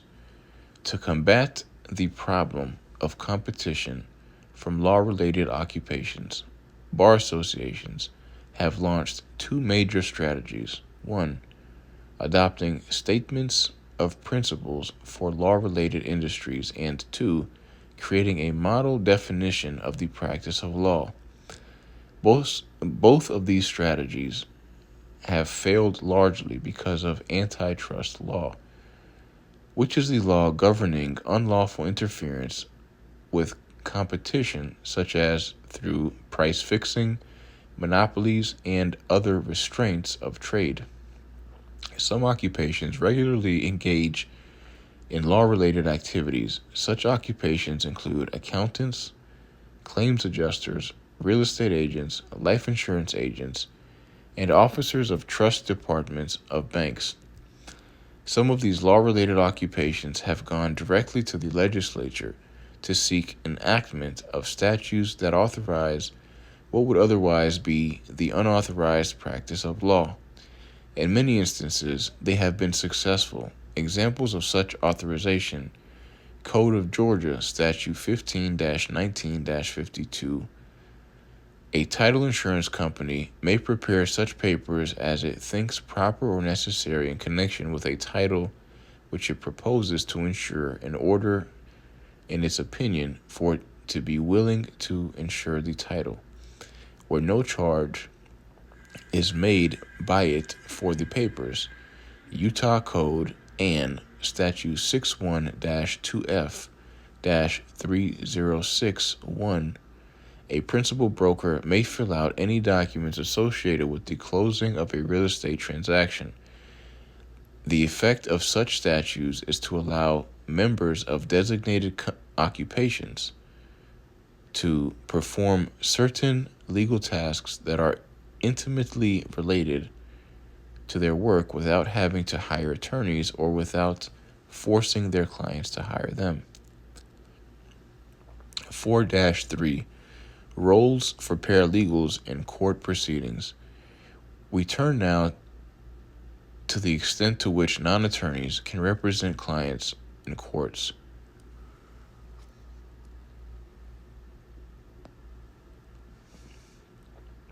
And in administrative agencies, court representation by paralegals is non-existent in most courts and quite limited in a few courts. Yet, the extent of non-attorney representation in courts is still worthy of note. Representation at administrative agencies, on the other hand, is more extensive. 4-3A Court appearance. In the vast majority of courts in this country, only attorneys can represent someone in a judicial proceeding. There are, however, some limited expectations. Lower courts. In some lower courts in the country, particularly in the West, parties can have non-attorneys represent them. Examples include justice of the peace courts, magistrates' courts, and small claims courts. Restrictions might be placed on such representation. The non-attorney might be limited to a one-time representation or to cases involving the non-attorney's family or business associates. Here are two examples of lower court representation by non-attorneys in Minnesota and the District of Columbia. Minnesota. The Conciliation Court in Minnesota handles small claims under $15,000, and allows non-attorney representation. Minnesota statutes annotated Statute 491A02. A corporation, partnership, limited liability company, sole proprietorship, or association may be represented in conciliation court by an officer, manager, or partner, or may appoint a natural person who is an employee. to appear on its behalf to settle a claim in conciliation court. This representation does not constitute the practice of law. Mary Ford is a paralegal who works for the General Counsel of the University of Minnesota. She has represented the university in conciliation court numerous times over the course of her employment with the university. The university has several paralegals who have specialties in real estate, health, and international law. The paralegals are given a court document signed by the university that gives them broad authority to commence, prosecute, defend, satisfy, or settle any claim or cause of action brought by or against the university in conciliation court. Commenting on her role, Mary says, "The more time I have to talk to witnesses, gather evidence, and prepare the oral presentation, the more effective I can be in representing the University, District of Columbia, in landlord-tenant actions in the District of Columbia. A corporation can be defended in court by one of its non-attorney employees. If, however, the corporation files a counterclaim, the corporation must be represented by an attorney. Also, the corporation cannot bring or initiate a landlord-tenant action through a non-attorney. The authorization is limited to defending such actions against it."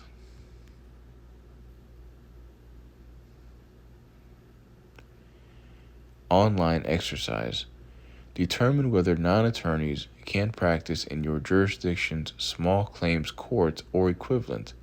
Can a corporation be represented by a non-attorney in your state in small claims court? U.S. Tax Court. The U.S. Tax Court is a court of record established by Congress. See the chart of the federal judicial system in Chapter 7. Representation of clients before the court includes filing petitions, making motions, and acting as a trial advocate. There are two categories of persons who can be admitted to practice before the court: attorneys and non-attorneys. Here is the rule on practice by non-attorney applicants. Non-attorney applicants. An applicant who is not an attorney at law, as a condition of being admitted to practice, satisfy the court by means of a written examination given by the court that the applicant possesses the requisite qualifications to provide competent representation before the court.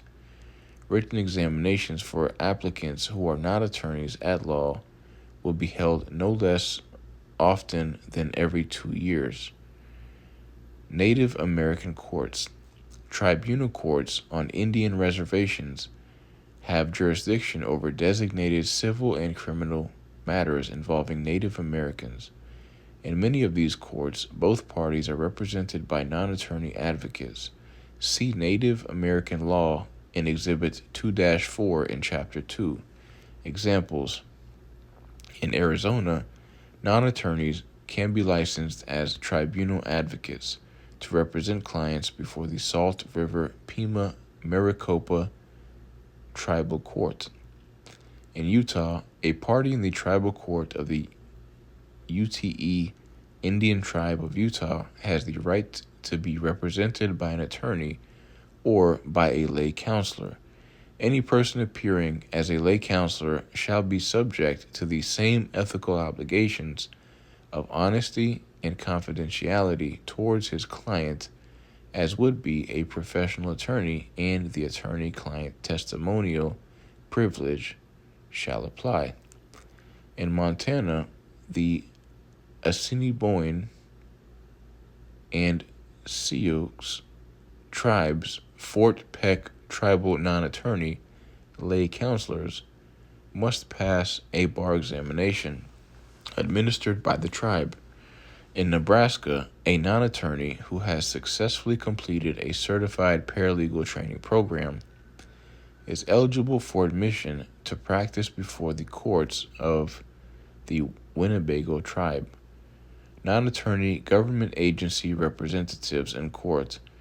Government employees occasionally act in a representative or semi-representative capacity in court proceedings, even though they are not attorneys. For example, the U.S. Supreme Court has noted that a North Carolina agency, the Department of Social Services, is sometimes represented by non-attorney social workers in cases involving the termination of parental rights. Non-attorney court employees. A number of states have hired non-attorney court employees to act as advisors or facilitators for pro se parties, persons who are representing themselves. Particularly in divorce and other family law cases, the employee does not represent the person in court but is available to answer legal questions about which forms or pleadings to file, how to file them out or draft them, and where to file them. All classic examples of what attorneys do when practicing law. Calendar calls. Litigation attorneys often spend unproductive time traveling to court and waiting around simply to give documents to the judge and to set dates for the various stages of pretrial and trial proceedings.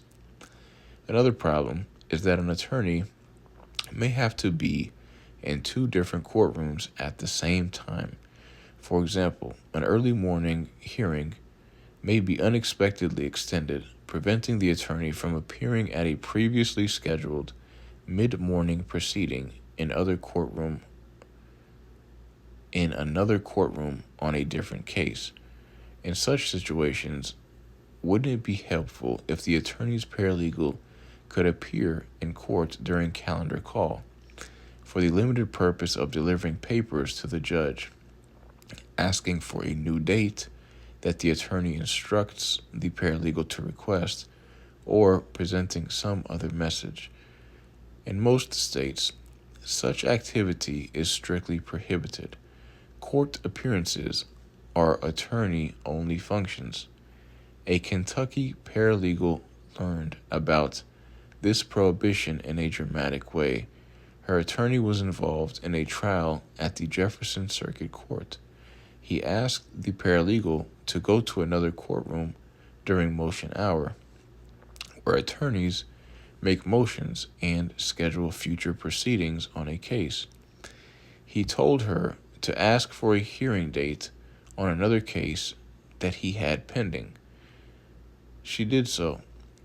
When the case was called during motion hour, she rose, identified herself as the attorney's paralegal, and gave the message to the judge asking for the hearing date. Opposing counsel was outraged. He verbally assaulted the paralegal in the courtroom and filed a motion to hold the paralegal and her attorney in contempt of court for UPL. When a hearing was later held on this motion, members of a local paralegal association packed the courtroom. Tensions were high. After a hearing on the matter, the judge denied the contempt motion. The audience broke out into loud applause. Apparently, the judge concluded that the paralegal had rendered no service involving legal knowledge or advice, but had merely transmitted to the court the attorney's message regarding disposition of the motion. She had been performing a function that was administrative, not legal in nature. A celebrated Illinois opinion, People v. Alexander, 53 I11 APP 2D 299202 NE 841, Appellate Court of Illinois, 1st District, 1964, took a position similar to that of the Kentucky court. In this opinion, the defendant was an unlicensed law clerk who appeared before the court to state that his employing attorney could not be present in court at the moment because he was trying a case elsewhere. On behalf of his employer, the law clerk requested a continuance. The defendant's actions were challenged. It was argued that any appearance by non-attorneys before a court to give information on the availability of counsel or the status of litigation constitutes UPL. The Illinois court in People v. Alexander took the unique position that this was not the practice of law, as the court observed. We agreed with the trial judge that clerks should not be permitted to make motions or participate in other proceedings, which can be considered as managing the litigation. However, if apprising the court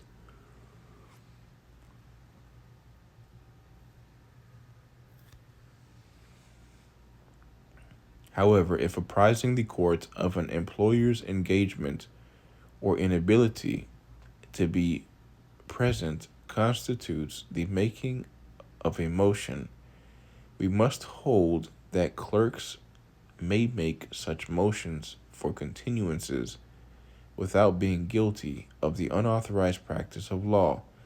Certainly, with the large volume of cases appearing on the trial calls these days, it is imperative that this practice be followed. An ethics opinion in North Carolina agrees with the position of the Alexander case on calendar calls by non-attorneys. A lawyer may have a non-lawyer employee deliver a message to a court-holding calendar call. If the lawyer is unable to attend due to a scheduling conflict with another court or other legitimate reason.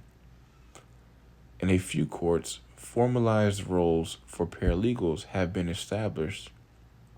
In the Allen County Superior Court of Indiana, for example, employees of attorneys are allowed to set pretrial conferences and all other hearing dates except trials. A similar program exists in Spokane County District Court and Superior Court in Washington State. Once paralegals are registered with the local bar association, they can present ex parte and uncontested orders to the court. See Exhibit 4-3. Paralegals Rule 10. Superior Court of Washington State. Paralegals who are currently registered with the Spokane County Bar Association for the purpose of presentation of such orders may personally present agreed ex parte and uncontested orders signed by counsel based solely upon the documents presented and the record in the file. Said privilege may be revoked or limited by the court for non-compliance with this rule or other misconduct, regardless of whether the paralegal is permitted to present orders before other courts. Source: Spokane County Bar Association. Paralegal registration: www.spokanebar.org. It must be emphasized that these examples of non-attorney involvement in court tasks, such as answering calendar calls in Kentucky, Illinois, North Carolina, Indiana, and Washington State, are isolated examples. Such involvement is not allowed in the vast majority of courts in the country. Most states are likely to agree with the Tennessee ethics opinion that concluded that it would be improper for attorneys to allow a paralegal to make appearances for these attorneys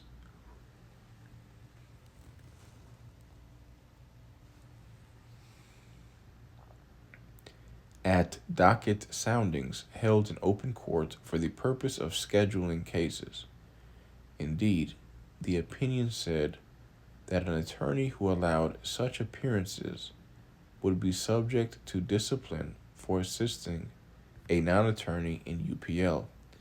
Yet, the authorizations do exist in the examples cited, and the likelihood is that we will see more authorizations in the future. Quick tip: The law is constantly changing when it comes to non-attorney representation of clients. Always check federal, state, and local statutes and rules regarding non-attorney representation, especially in a court or administrative proceeding, before you act on anyone's behalf. 4-3B Jailhouse Lawyers. Before turning to non-attorney representation in administrative agencies, we should say a word about incarcerated non-attorneys who provide legal services in our prisons. These non-attorneys cannot represent other inmates in court, but under certain circumstances, they can give other inmates legal advice and draft their pleadings, memoranda of law, appellate briefs, and other court documents. In fact, if attorney representation is not available, the government has a constitutional duty to provide non-attorney inmate representatives with access to a law library inside prison so that they can provide their legal services to other inmates. The value of examining inmate legal services is that it tells us something about what sometimes happens when society fails to provide a needed service. A jailhouse lawyer is an inmate, usually a self-taught non-attorney, who has a limited right to provide other inmates with legal services if the institution does not provide adequate alternatives to such services. Jailhouse lawyers clearly practice law, often for fees in the form of cigarettes and cash. Some prisons attempted to prevent jailhouse lawyers from providing this legal assistance, even though the prisons provided no meaningful alternatives. This prohibition was struck down in 1969, however, by the U.S. Supreme Court in Johnson v. Avery, 393 U.S. 483 89S CT 74721L, ED 2D 718, 1969. The basis of the opinion was that without the jailhouse lawyer, prisoners might not have access to the courts. The concurring opinion of Justice William O. Douglas raises significant questions about justice in our society. Justice Douglas's own words revealing the following. Justice Douglas's own words reveal the following. While I join the opinion of the court in striking down the prohibition on the activities of jailhouse lawyers, I add a few words in emphasis of the important theses of the case. We think of claims as grist for the mill of the lawyers, but it is becoming abundantly clear that more and more of the effort in ferreting out the basis of claims and the agencies responsible for them, and in preparing the almost endless paperwork for their prosecution, is work for laymen. There are not enough lawyers to manage or supervise all of these affairs, yet there is a closed shop philosophy in the legal profession that drastically cuts down active roles for laymen. That traditional closed shop attitude is utterly out of place in the modern world where claims pile high. Emphasis added. If poverty lawyers are overwhelmed, some of the work can be delegated to legal technicians comparable to nurses and lab assistants in the medical profession. Large law firms employ them, and there seems to be no reason why they cannot be used in legal services programs to relieve attorneys. Sam Moore, Legal Services for the Poor, 32 Albany L. Rev. 509 515-516, 1968. The plight of a man in prison may in these respects be even more acute than the plight of a person on the outside. His imprisonment may give his wife grounds for divorce and be a factor in determining the custody of his children, and he may have pressing social security, workmen's compensation, or veterans' claims. While the demand for legal counsel in prison is heavy, the supply is light. For private matters of a civil nature, legal counsel for the indigent in prison is almost non existent. Notes on Johnson v. Avery. Jailhouse lawyers, or writ writers as they are sometimes called, have always been part of prison society, but in recent years, their numbers, as well as amount of litigation they generate, has increased substantially. One jailhouse lawyer at Soledad Prison devotes 16 hours a day to his legal work, subscribes to dozens of legal publications at a cost of $1,800 a year, and files a steady stream of lawsuits. Suing has become almost a national pastime. Prisoners act no differently from other citizens in a litigious society. The Johnson opinion stressed that the prison provided no alternative to the jailhouse lawyer. If alternatives had been available, the inmate would not be allowed to practice law.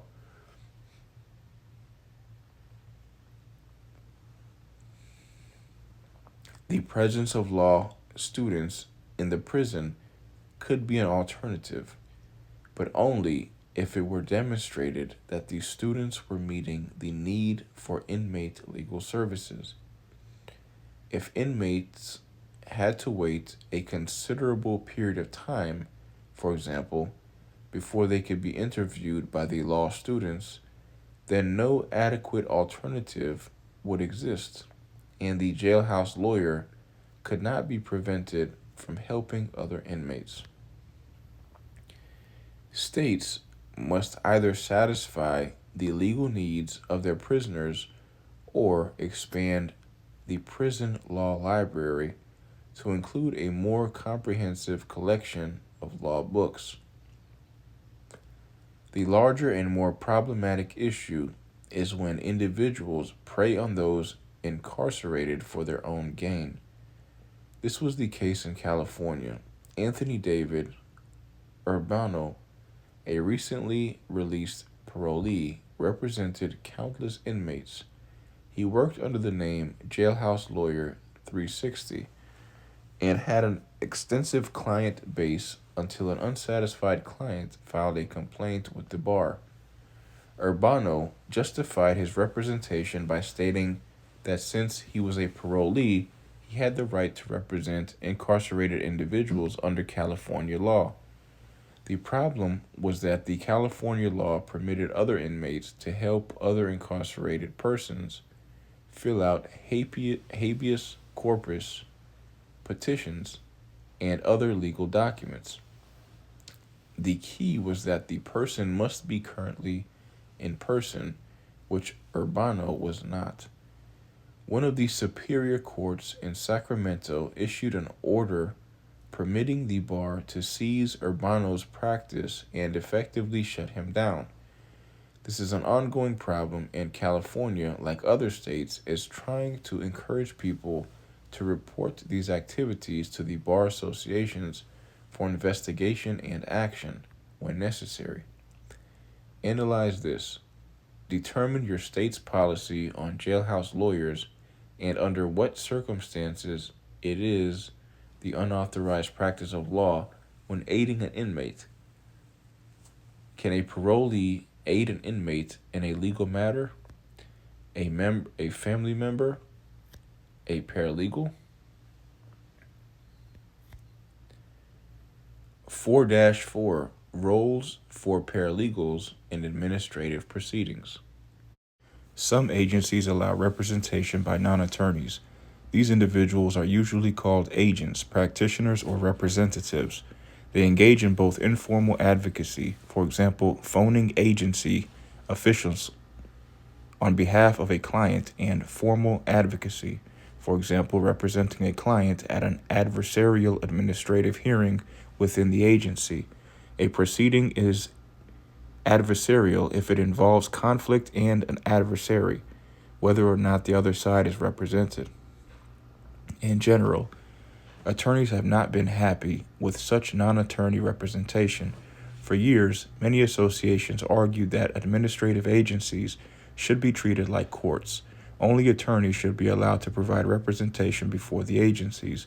To a large extent, this argument has not been successful in that many federal and state agencies continue to allow non-attorney representation. There are four main reasons some agencies allow non-attorney representation. Many disputes at administrative agencies do not involve large amounts of money. Hence, attorney fees in such cases are relatively low, so low, in fact, that few attorneys are inclined to take the cases. This has encouraged authorities to allow non-attorney representation because non-attorneys are generally satisfied with the fees that these cases generate for them. Administrative proceedings often involve factual issues rather than complicated issues of law that require all the skills of an attorney. Although an agency case may raise issues of law, the more common issues before the agency are economic, statistical, or scientific. Administrative proceedings are conducted with more flexible procedural rules than court proceedings. Administrative proceedings are conducted with more flexible procedural rules than court proceedings. Because of the relative informality of agency cases, skilled non-attorneys are deemed to be capable of providing competent representation. There is a concern that the combative nature of attorneys would turn every informal agency hearing or conference into a drawn-out battle. Former Chief Justice Rehnquist of the U.S. Supreme Court reflected this concern when he wrote in opposition to a proposal to increase the role of attorneys in administrative hearings. He said that attorneys might cause amicable conferences to become protracted controversies. To be sure, counsel can often perform useful functions. They may bring out facts ignored by or unknown to the authorities, or help to work out satisfactory compromises. But this is only one side of the coin. Under our adversary system, the role of counsel is not to make sure the truth is ascertained, but to advance his client's cause by any ethical means, within the limits of professional propriety. Causing delay and sowing confusion not only are his right, but may be his duty. The result of greater attorney involvement in administrative hearings may be to turn what might have been a short conference leading to an amicable result into a protracted controversy. Of course, attorneys counter such concerns by pointing out, 1. That resolving factual issues can often be quite complicated. 2. That legal rights can be lost if proper objections are not made even in hearings where the rules are informal. And 3. That attorneys are combative only when needed to prevent injustice. The most serious objection to non-attorney representation at administrative agencies is that such representation is the unauthorized practice of law, UPL. Under any definition of the practice of law, it is clear, for example, that in conducting some adversarial hearings before an agency, the non-attorney is practicing law in a manner that is remarkably similar to an attorney's representation of a client in court. How can an administrative agency allow a non-attorney to engage in activity that is the practice of law? The answer to this question is somewhat different for federal and state agencies. 4-4A, UPL objection to non-attorney representation at federal agencies. If the agency permitting non-attorney representation is a federal agency, like for example the Internal Revenue Service or the Social Security Administration, its authorization takes precedence over any state laws that would prohibit it. This principle was established in the U.S. Supreme Court case of Sperry v. State of Florida, EXREL, the Florida Bar 373 U.S. 379, 1963.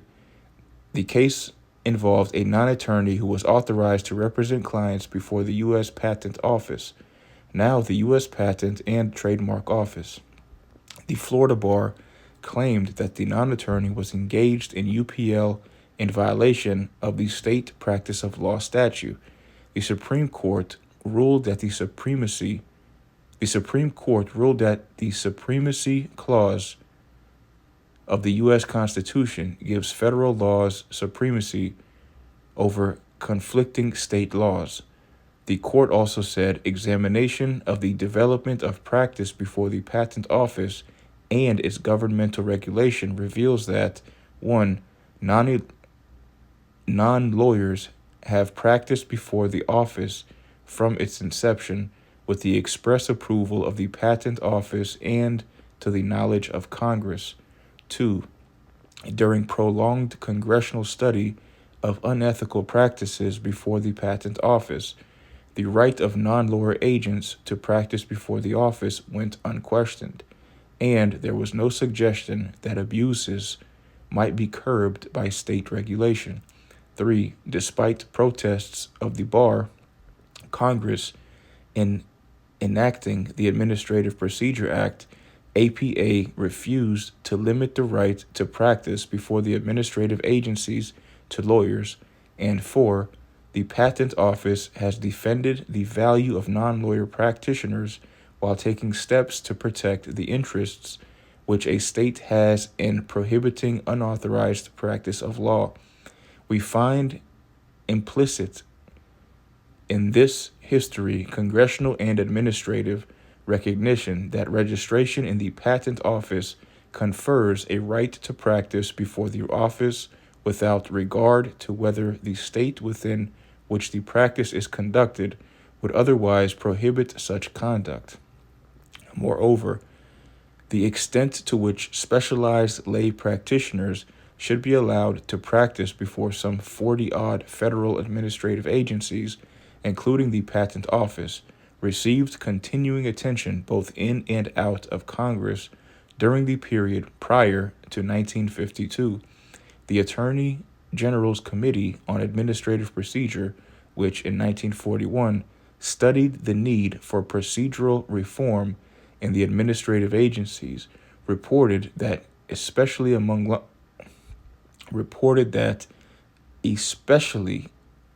lawyers' organizations, there has been manifest a sentiment in recent years that only members of the bar should be admitted to practice before administrative agencies. The committee doubts that a sweeping interdiction of non-lawyer practitioners would be wise. Hence, because of the supremacy clause, if a federal agency authorizes non-attorney representation, the agency can ignore state UPL rules that would prohibit such representation. Congress could change this result, but has chosen not to do so. 4-4B, UPL objection to non-attorney representation at state agencies. The Sperry case involved an unsuccessful attempt by a bar association to prevent non-attorney representation at a federal agency. Suppose, however, that a state agency permits non-attorney representation. Can the Bar Association successfully challenge this authorization? The Sperry case would not apply to this question because Sperry covered only federal agencies. Determining whether a state agency can allow non-attorney representation depends on who has the power to regulate the practice of law in a particular state. This is a separation of powers question. Separation of powers is the constitutional requirement that each of the legislative, executive, and judicial branches of government limit itself to the powers granted to it and not encroach upon the powers granted to the other two branches. Hence, We must determine which branch of government the state constitution gives the power to regulate the practice of law.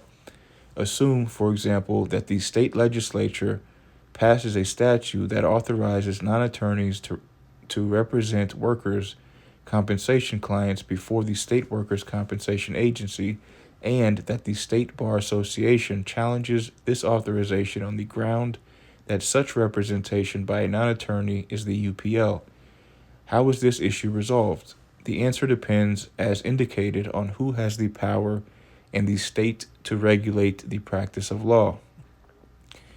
If the state constitution gives the state judiciary the power to regulate the practice of law, then the legislature interfered with, encroached upon this power by enacting a statute that granted non-attorneys the right to represent workers' compensation clients at the state agency.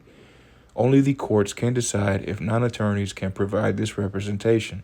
Hence, the statute is invalid. The legislature has usurped a power of the judiciary. The statute is an unconstitutional violation of separation of powers. If the state constitution gives the state legislature the power to regulate the practice of law, then the legislature acted properly when it enacted a statute that granted non-attorneys the right to represent workers' compensation clients at the state agency. The statute is constitutional. The state's highest court makes the ultimate decision on which branch, its own or the legislative branch, has the power to regulate the practice of law. The state's highest court makes the ultimate decision on which branch, its own or the legislative branch, has the power to regulate the practice of law. In some states, the decision is difficult to make because the state constitution gives both the judicial branch and the legislative branch this power.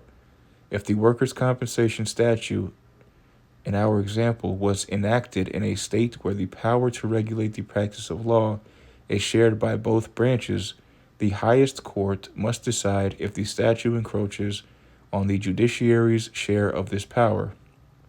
If it does, the statute is unconstitutional as a violation of separation of powers. If it doesn't, the statute is constitutional. We turn now to an overview of non-attorney representation at agencies, first at federal agencies and then at state and local agencies. Later, in Chapter 15, we will examine specific techniques of paralegal advocacy within administrative agencies.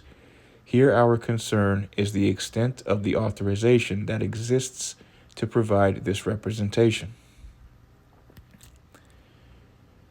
4-4C, non-attorney practice before federal administration agencies.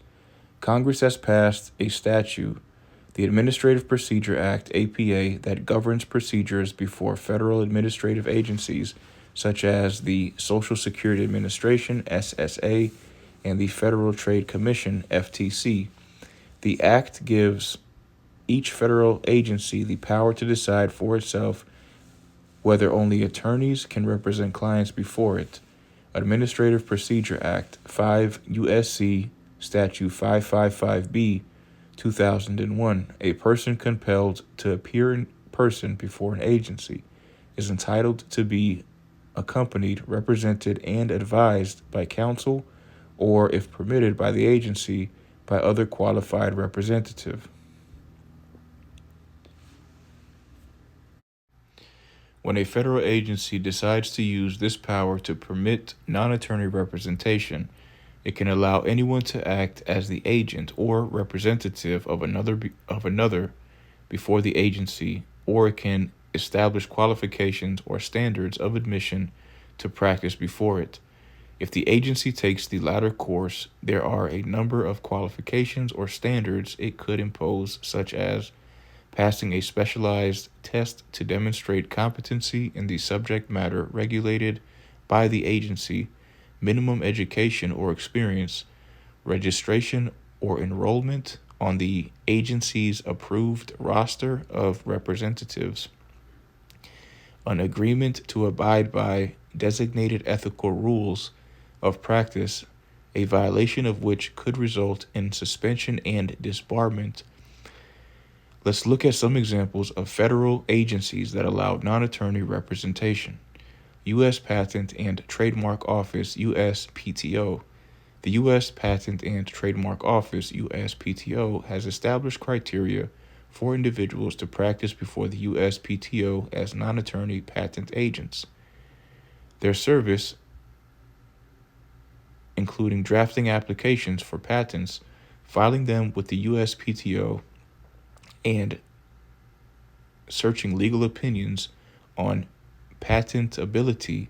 Over 15% of USPTO representatives are non-attorneys. To become an agent, an individual must fill out an application for registration, possess good moral character and reputation, pass a registration examination to demonstrate the legal, scientific, and technical qualifications necessary to advise and assist patent applicants. Internal Revenue Service, IRS. Perhaps the largest use of non-attorneys in federal agencies is at the Internal Revenue Service, IRS, within the Treasury Department. Any certified public accountant, CPA, is authorized to practice before the IRS. The American Institute of CPAs, www.aicpa.org, has more than 400,000 members, most of whom are non-attorneys. In addition, the IRS has enrolled, i.e., important example, registered thousands of non-attorneys called enrolled agents to represent taxpayers at all administrative proceedings within the IRS. Once a dispute goes to court, however, an attorney must take over. To become an enrolled agent, an individual must either pass a written IRS examination or prove that they once worked at the IRS for a designated number of years.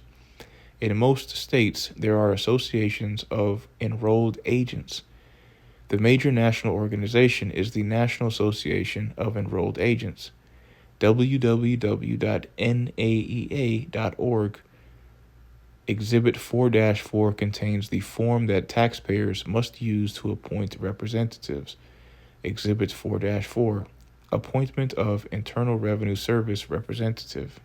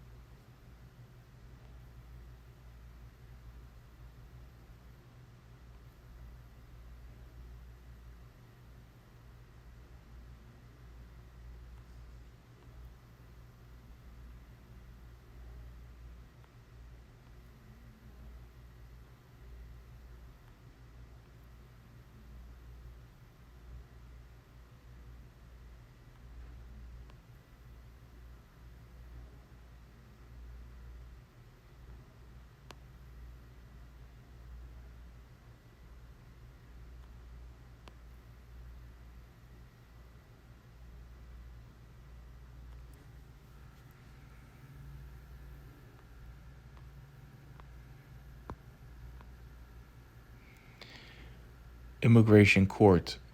Immigration courts are administrative tribunals that handle cases on visas, green cards, and asylum. Immigrants may be represented in these courts by accredited representatives of recognized non-profit organizations. The representatives do not have to be attorneys. There are strict limitations on what the organizations can charge immigrants for the services of the representatives. Social Security Administration, SSA. Although many federal agencies allow non-attorney representation, relatively few non-attorneys actually use the authority they have.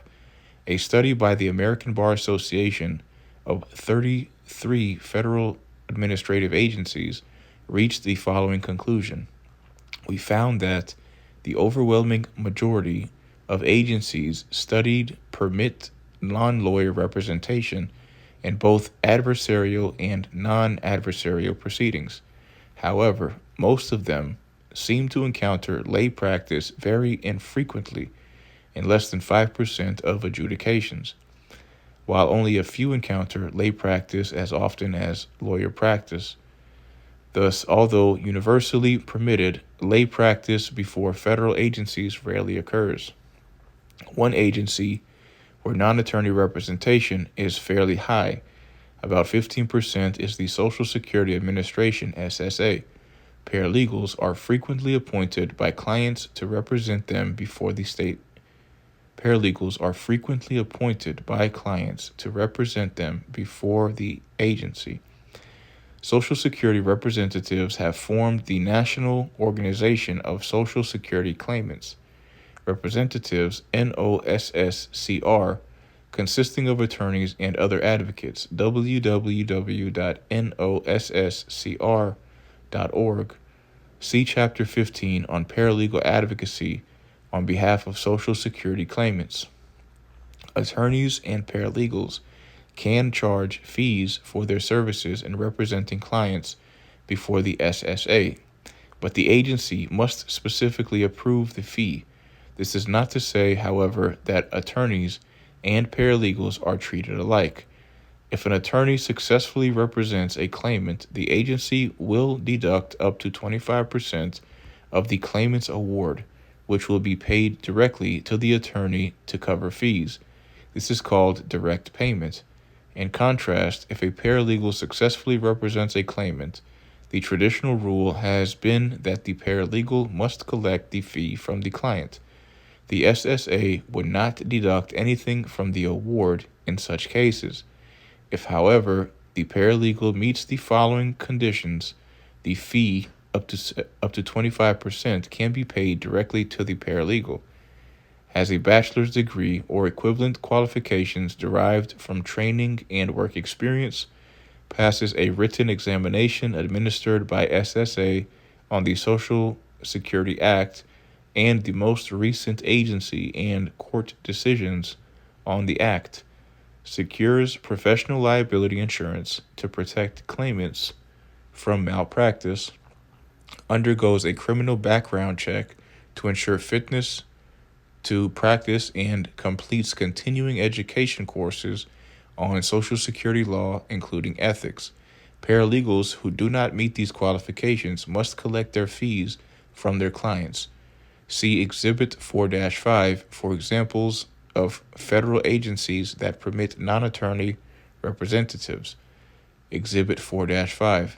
Examples of federal agencies permitting non-attorney representation.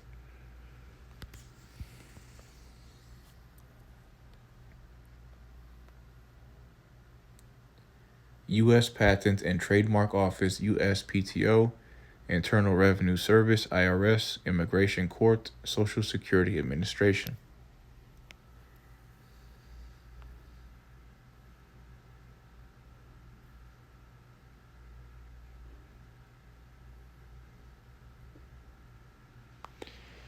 (4-4) D.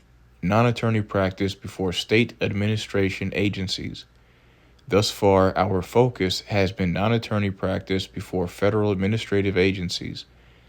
At the state level, there is often a similar system for authorizing non-attorneys to provide representation at many state administrative agencies. The state agencies most likely to allow non-attorney representation are those with jurisdiction over employment insurance, workers' compensation, public health benefits, public assistance benefits, employment discrimination, real estate assessments. Many New York State agencies and New York City agencies permit some form of non-attorney representation. For example, the New York State Workers' Compensation Board allows non-attorneys to practice before the board if they pass an exam and demonstrate competent knowledge of the law and regulations relating to workers' compensation matters, and have the necessary qualifications to render service to his or her client. The non-attorneys are called licensed representatives. The regulations specify representatives' duties to their clients and the board. Among other things, representatives are expected to have full knowledge of their client's case, prepare diligently for handling all matters relating to the case, ascertain and fully disclose to the client the relevant facts and questions of law, fairly advise the client as to the merits of the case, disclose to the client in writing any potential conflicts of interest, transfer or accept transfer of a case only with approval by the board, and withdraw from representing a client only after giving 5 days written notice to the client, which must also be filed with the board. The regulations also require representatives to conduct themselves as lawyers would in a court, maintain a register of their cases for board inspection, display their licenses, and appear only in connection with cases in which they have been directly retained. Representatives may receive fees only if authorized by the board or by a referee, and are strictly prohibited from receiving any other compensation for their services. As with all agency representation by non-attorneys, if the case is eventually appealed to a court, an attorney must provide the representation. Social media, and government agencies. Almost all government departments and agencies have a social media presence. Most have links through icons to the most used social media sites, along with a general website presence. That means that information is abundant. If there is interest in practicing with an administrative agency, check the information posted on their social media sites. They will have current news and practice requirements, job postings along with case decisions, and trending areas in the law of that agency. The agencies also will post deadlines and proposed changes to their rules and regulations. Of course, information will not be limited to practice before that agency. Information about personnel changes, practice protocols, and employment will be available as well. For example, the U.S. Patent and Trademark Office posts information on its social media sites about job postings and application deadlines. An agency's social media sites are a treasure trove of information not only for the legal professional, but the public as well. The frequently asked questions section should be consulted, as well as the posting of attorney general opinions that may provide insightful information on an issue that is unique to that agency. Amended and repealed statutes and rules and regulations are posted to the website and social media as well. Watch for proposed rule and regulation changes, as they will provide an opportunity to comment on the impact a new law or procedure would have on the practice in that area. Use it as a tool to have your voice heard. Thus, social media plays an important role in how a non-attorney has access to the information about an administrative agency and its process.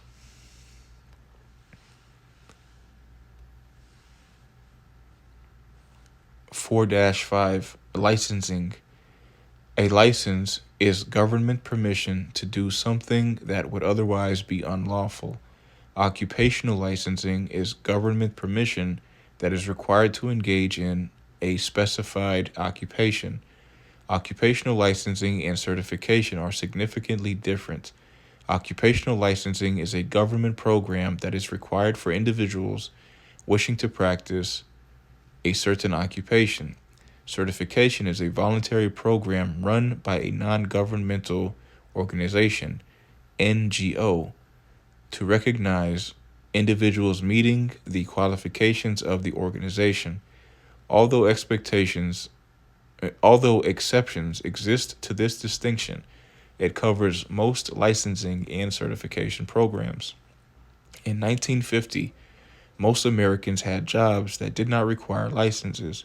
Today, the number has increased substantially, with countless professions such as plumbers, massage therapists, hairstylists, medical assistants, and dental hygienists requiring some type of license.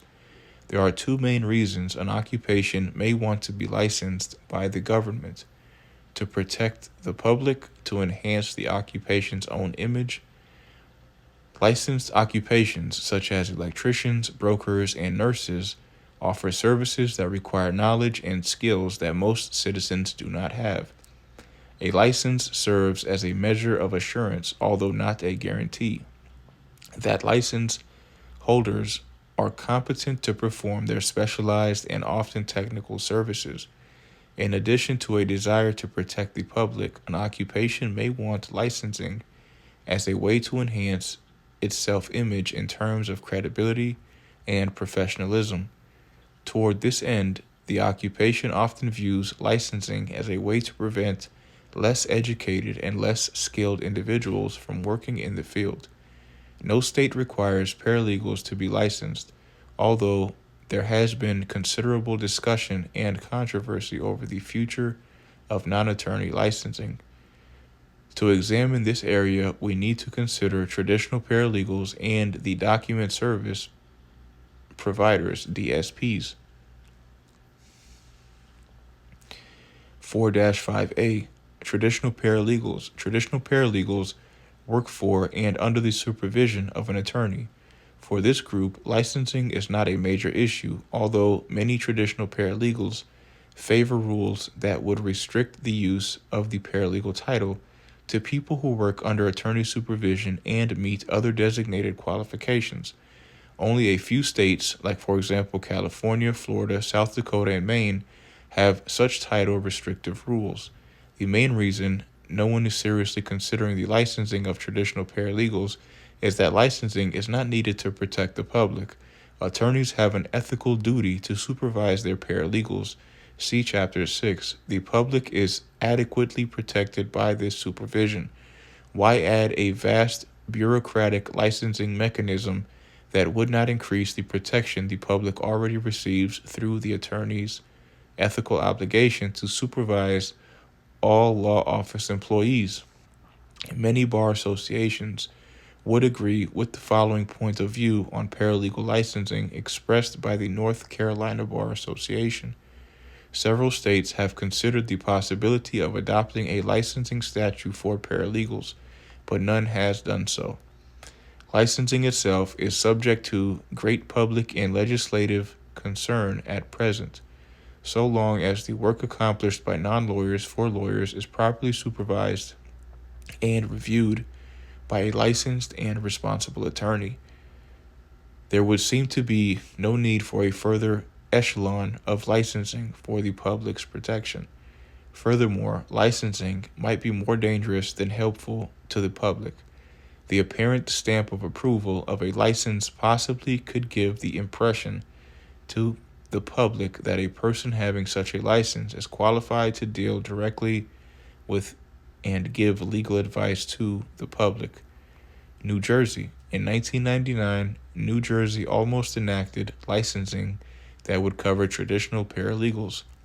After 5 years of study, a committee on paralegal education and regulation recommended that the Supreme Court of New Jersey adopt a broad-based licensing system run by the judiciary for all paralegals in the state. The system would include minimum educational requirements and an ethics examination. Some paralegal associations endorsed the proposal as enhancing the professionalism of the field and the degree of respect accorded paralegals. Other paralegal associations, however, agreed with the American Bar Association and the New Jersey State Bar Association that the proposal was unnecessary. The New Jersey Supreme Court rejected the plan. The establishment was clearly not in the mood to create the kind of bureaucracy that would be needed to implement and monitor the kind of licensing that would include traditional paralegals. The New Jersey court acknowledged that many of the tasks conducted by traditional paralegals involve the practice of law, yet the performance of these tasks was authorized because of the oversight provided by their attorney supervisors. Consequently, the court has concluded that direct oversight of paralegals is best accomplished through attorney supervision rather than through a court-directed licensing system. California. In 2000, California became the first state to enact extensive regulation of traditional paralegals. The state did not enact licensing, but its new requirements have many features of licensing. From now on, the only individuals who can use the titles paralegals and legal assistant in California are those who work under the supervision of an attorney, meet stringent education qualifications, like, for example, complete an approved paralegal program with a designated number of law-related courses, or have a baccalaureate degree.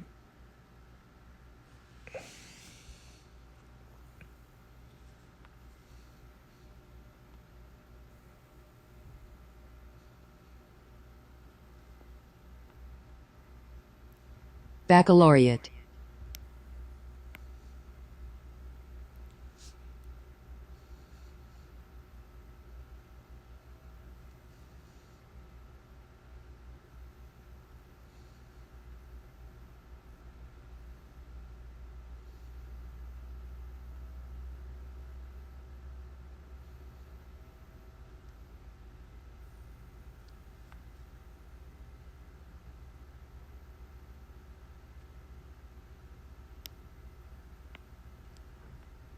Baccalaureate.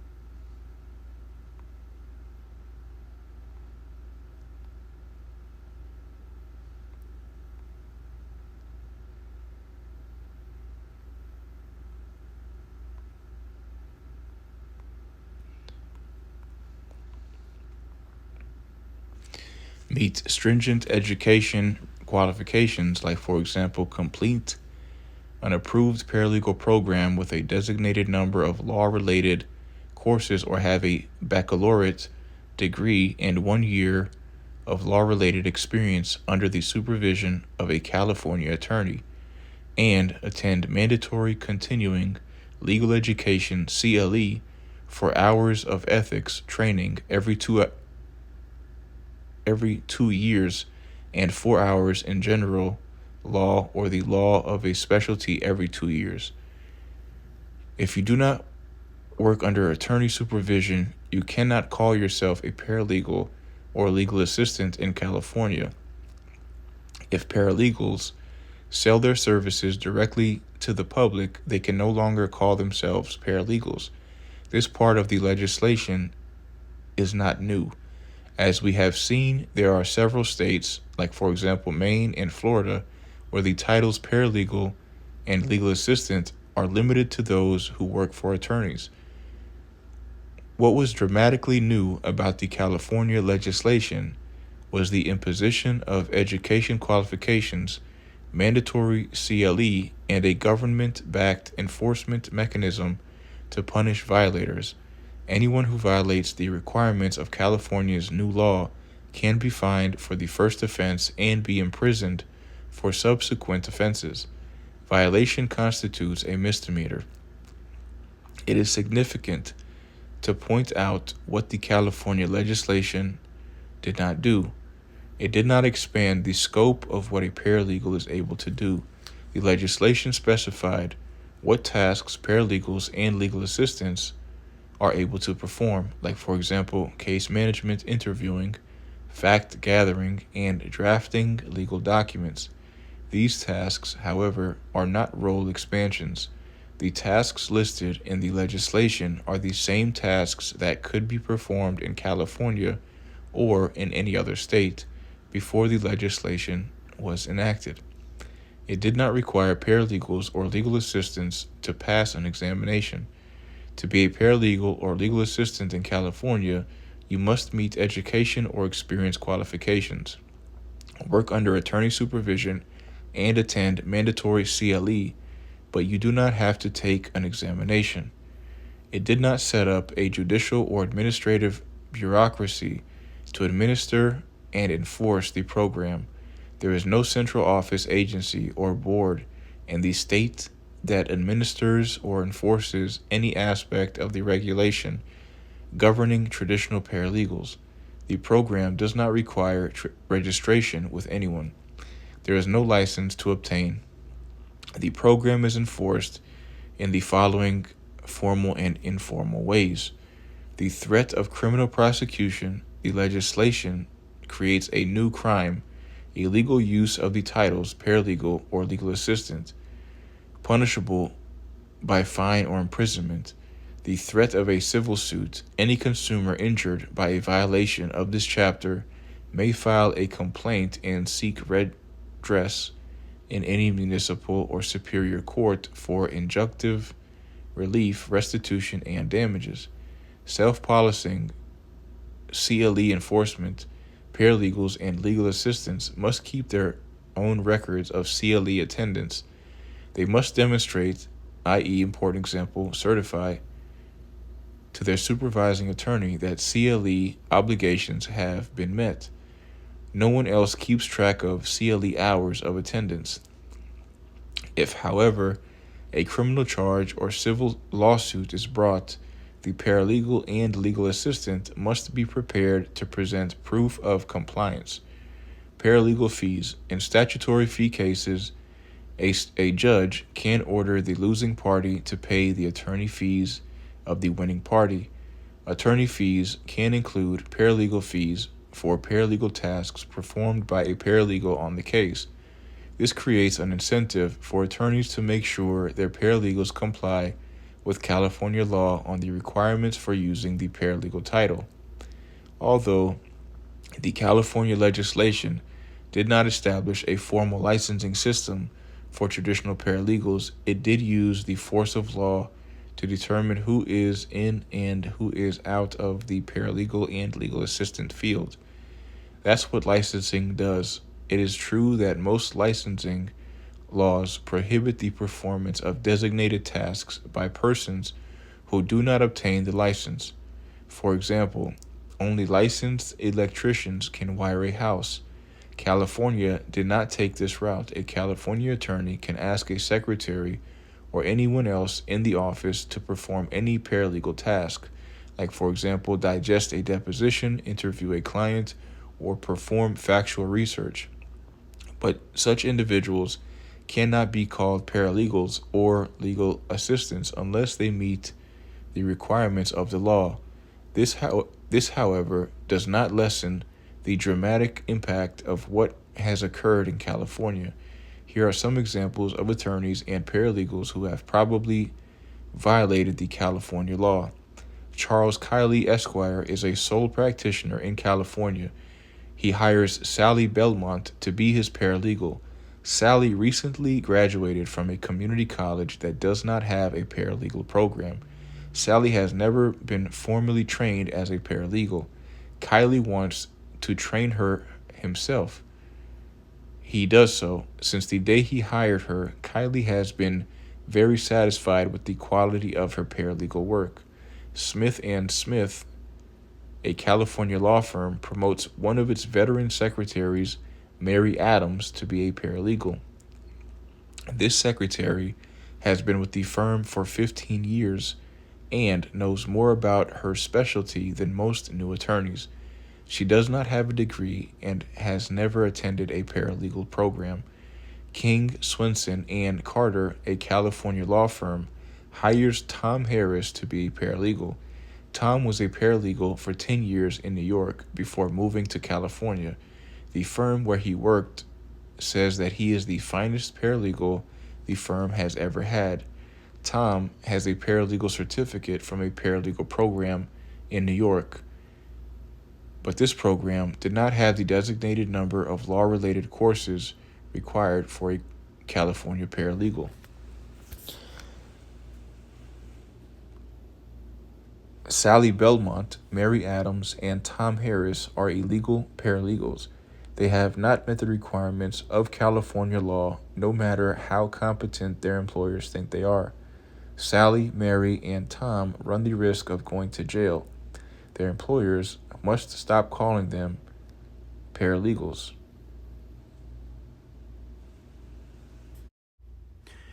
Many traditional paralegals in California are thrilled with the new law. Its unexpected enactment was largely due to the determined efforts of individual paralegal associations throughout the state, spearheaded by the California Alliance of Paralegal Associations, CAPA, www.caparaLegal.org. The front page of the newsletter of the largest local paralegal association in the state proclaimed, "Hear ye, hear ye, the time has finally come. After years of struggling to get recognition and affirmation of the role that paralegals play in the legal industry, our time has finally come. No longer can the boss take anyone off the street or from the copy room and call them a paralegal or legal assistant. They can have this title and role only if they meet the requirements of the law." The sponsor of the law in the legislature said that her goal was to elevate the paralegal profession with the recognition it so well deserves. Thus far, few states have followed the path taken in California. Most states do not see a need for additional regulation or traditional paralegals. The public is adequately protected because of attorney supervision. Furthermore, these paralegals can achieve increased professional recognition through the certification programs we will discuss later. Analyze this. Does your jurisdiction have any regulatory requirements for being a paralegal or legal assistant? Have your bar association, paralegal associations, or legislatures considered any regulatory schemes or requirements for paralegals in your state? If in California, identify all your regulatory requirements. 4-5B, Document Service Providers, DSPs.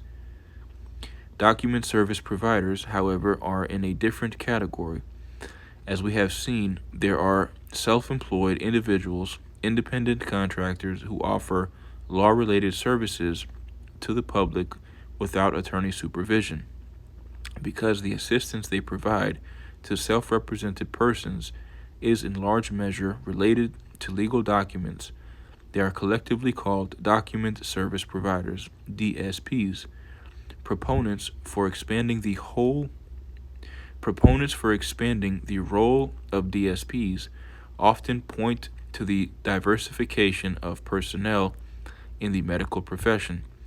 Professor Gilliam Hadfield, for example, makes the following points. Does a full-fledged MD have to deliver every service needed to address every medical issue you face in order to receive quality care? No. Medical care is a team sport provided by a wide variety of medical professionals, nurses, radiologic technologists, pharmacists, nurse practitioners, physical therapists, chiropractors, registered massage therapists, certified nurse midwives, certified registered nurse anesthetists, etc. Many of these providers are licensed and authorized to provide services directly to those with medical problems. They are not limited to working under the direct supervision of MDs. Thank goodness, because if they were,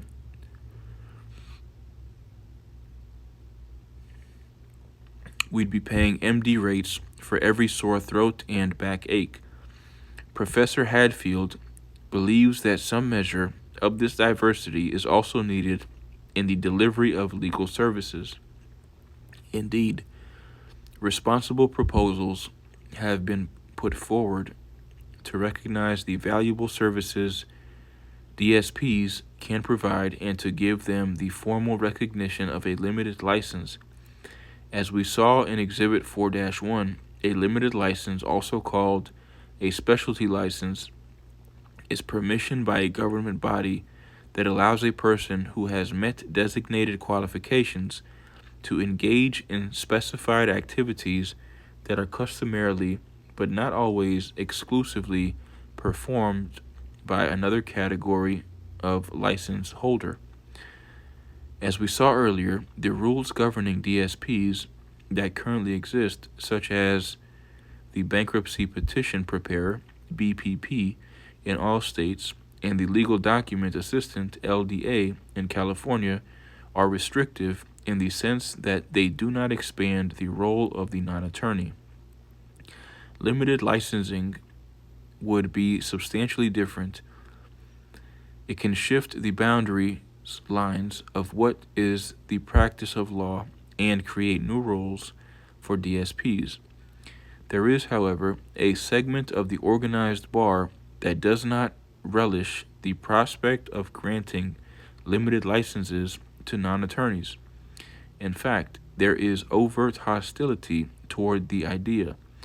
A president of one bar association said of limited licensing, "It's like letting nurses do brain surgery." However, that hostility has not silenced the as of now modest environment in the direction of creating limited licenses for non-attorneys.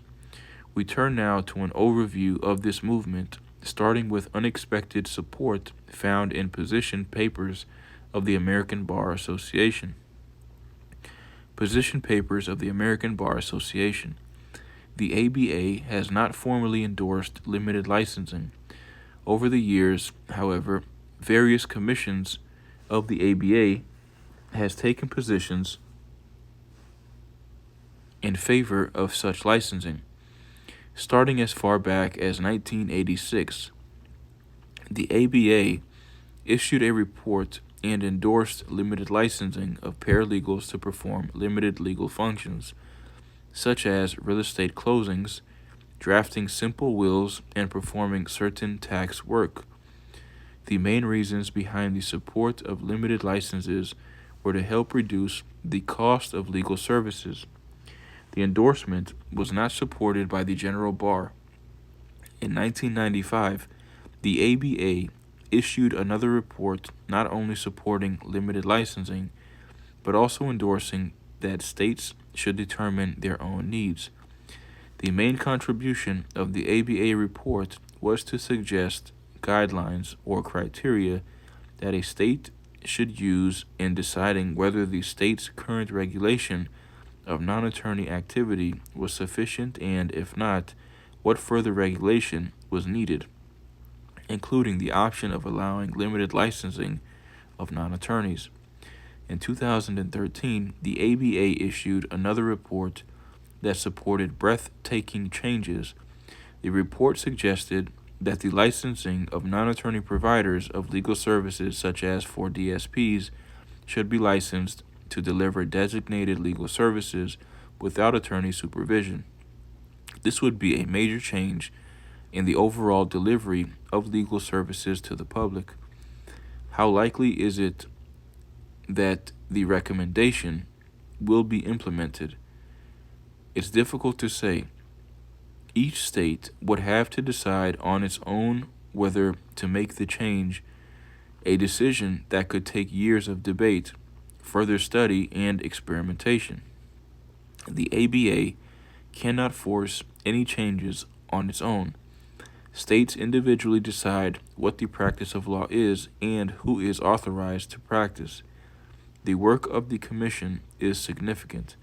Its report is the product of the most comprehensive and sophisticated study in the field of paralegalism to date. The first state to come close to implementing the recommendations of the report was Washington State. It implemented its program in 2012, but phased it out effective July 31st, 2023, due to the cost of monitoring and general interest. However, a brief look back at the program is warranted. Limited License Legal Technician LLLT. The Washington State Supreme Court created the position of Limited License Legal Technician LLLT. LLLTs are allowed to charge fees for their services and do not have to be supervised by attorneys. The services provided by LLLTs are for self-represented individuals who are pro se clients, meaning that they are representing themselves. Examples of the type of assistance the LLLT will be able to provide include obtaining relevant facts from a client and explaining the relevancy of such facts, selecting and completing court forms, informing clients of applicable procedures and deadlines that must be met, informing clients of the procedures for proper service of process and for filing legal documents, explaining the meaning of documents the clients has received, explaining the meaning of documents the client has received from the other side, reviewing and explaining pleadings, advising the client of what other documents may be needed in a court proceeding. The court referred to such services as mostly ministerial, technical, and legal functions. Furthermore, LLLTs will not be able to represent clients in court and will not be able to contact and negotiate with opposing parties on a client's behalf. The LLLT Limited License Program has the following components. Education. To be an LLLT, an applicant must meet minimum undergraduate and legal education requirements. Experience. The applicant must have 2 or 3 years of experience as a paralegal and legal assistant doing substantive law-related work under the supervision of an attorney, 1 year of which must be under the supervision of a Washington state attorney. Substantive law-related work means work that requires knowledge of legal concepts and is customarily but not necessarily performed by a lawyer. Examination.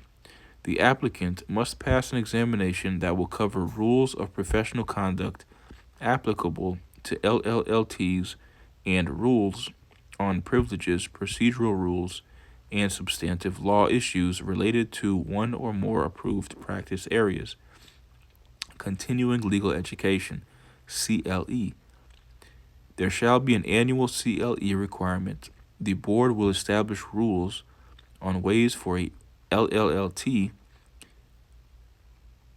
to meet this requirement. Ethics. The board will establish rules of professional and ethical conduct for LLLTs. Discipline. The board will establish procedures for disciplinary proceedings against LLLTs who violate these rules. Trust accounts. The board will establish client trust account requirements. When handling client money, LLLTs must use trust accounts that meet these requirements. Pro bono work. The LLLT must complete at least 20 hours of pro bono legal service in Washington State as approved by the board, no more than 2 years prior to taking the LLLT examination. Financial responsibility. The applicant must show proof of ability to respond to claims for damages resulting from their acts or omissions in the performance of services. Example, the board might require the applicant to post a surety bond. Disclosure, the LLLT must tell clients that the LLLT is not an attorney and can provide only limited legal services. Confidentiality, the LLLT must tell the client that the LLLT has a duty to protect 1. The confidentiality of information provided by the client, and 2. The work product associated with the services sought or provided by the LLLT. Privilege. The attorney-client privilege applies to the relationship between an LLLT and their client. LLLTs can refuse to disclose communications to and from their clients that pertained to LLLT services. Fiduciary responsibility. An LLLT has the same fiduciary responsibility to their client as an attorney has to their clients. As noted, the program ceased licensing new LLLTs on July 31st, 2023, due to high costs of regulation and limited interest in participating in the program. Those that are licensed as of that date can continue as a LLLT, but currently there is no plan to offer a substitute program. The lessons of the Washington program will surely be studied and hopefully will pave the way for future LLLT type programs so that more individuals will have access to legal services and close what is called the justice gap in the legal system. Affordable legal services are the goals, as most acknowledge the high price of attorneys.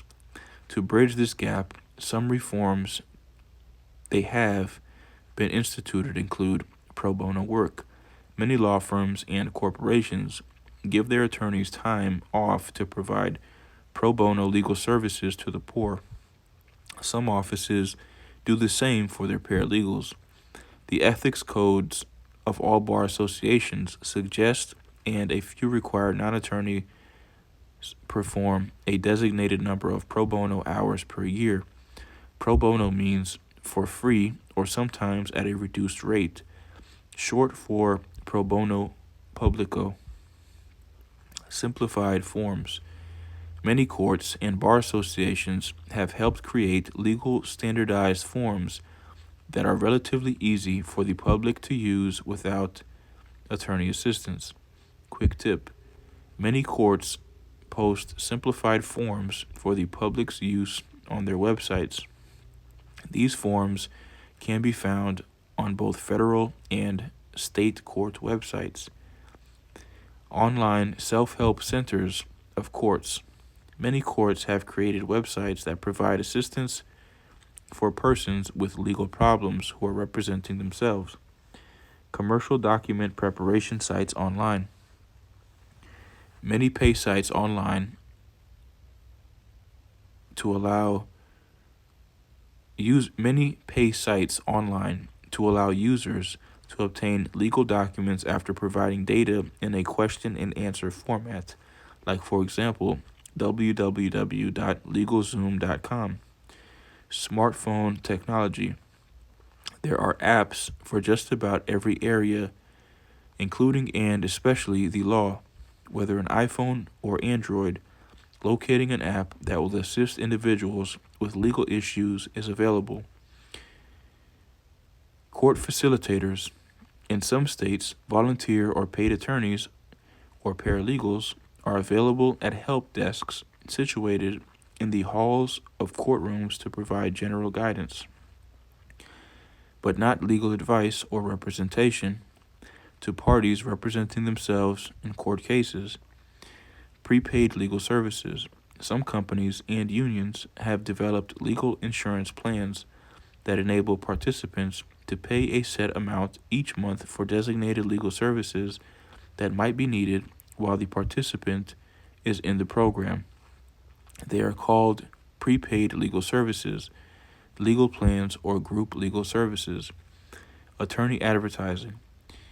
Media advertising by attorneys, which was once largely prohibited, has arguably made the public more aware of legal services and to be more inclined to use such services.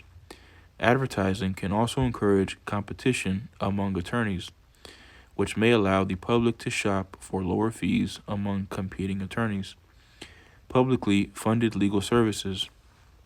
Legal aid offices receive substantial funding from the government donations, and IOLTA. The funds are used to provide free legal services to the poor. IOLTA, interest on lawyers' trust accounts, is discussed in Chapter 2. Most of the legal aid offices employ full-time attorneys and paralegals who work for clients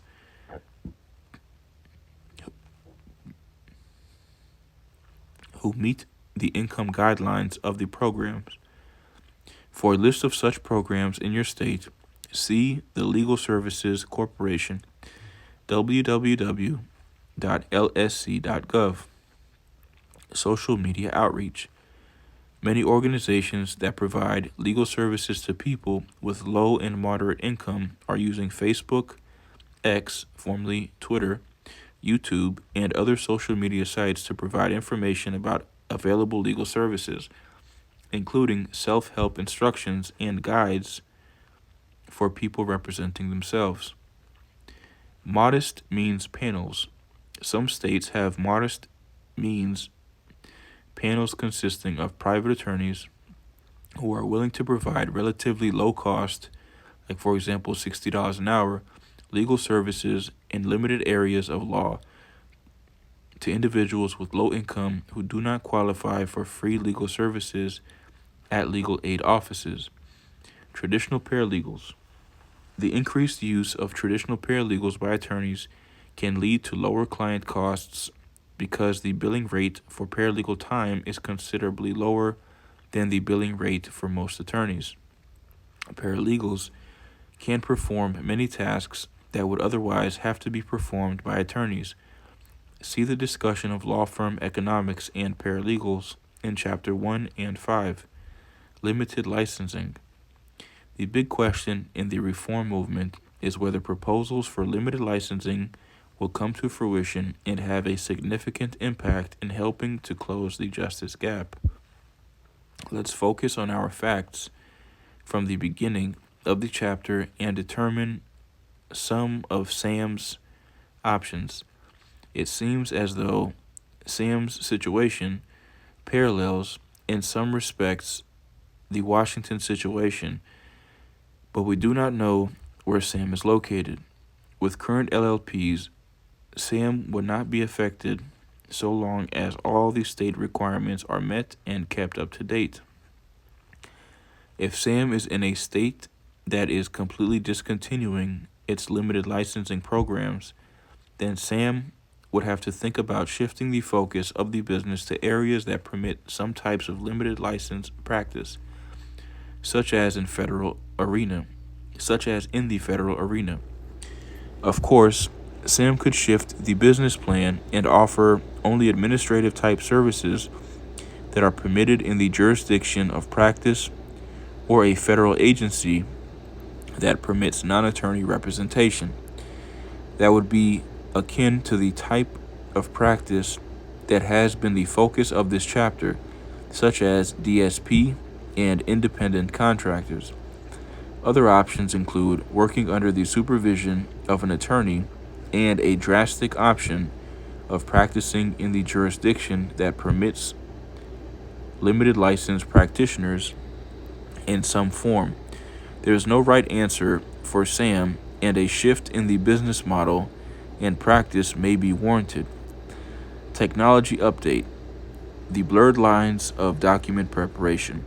For many in the legal profession, the introduction of commercial websites providing form documents for legal matters, as well as assistance in completing those forms, is a continuing debate in the legal profession. Do those sites perform legal tasks that only a lawyer should perform? One major player in this arena is LegalZoom, who began offering its online services in 1999. LegalZoom's entry into the marketplace was not without its detractors, as many claimed foul, arguing that the company was engaging in the unauthorized practice of law. Cases against LegalZoom, for example, have underscored the issues surrounding the unauthorized practice of law online and highlighted the gaps in access to legal services. Should helping an individual fill out and file forms be considered the unauthorized practice of law? Many state bars think so and have made their positions known. The North Carolina State Bar issued cease and desist letters to LegalZoom, stating that it was operating illegally and engaging in the unauthorized practice of law. In response, LegalZoom sued the bar in a case known as LegalZoom versus North Carolina State Bar. LegalZoom worked out an agreement with the North Carolina State Bar and continues to provide online law services in North Carolina. A more recent action saw a California patent and trademark attorney and his firm file a case against LegalZoom and other co-defendants in Legal Force versus LegalZoom. That case was settled by the parties with details unknown. Lawsuit after lawsuit has been filed, but LegalZoom still exists and does not. Lawsuit after lawsuit has been filed, but LegalZoom still exists and does business throughout the United States by helping individuals and companies complete forms and prepare legal documents. With technology advancements and the difficulties in monitoring everyone's activities online, are the legal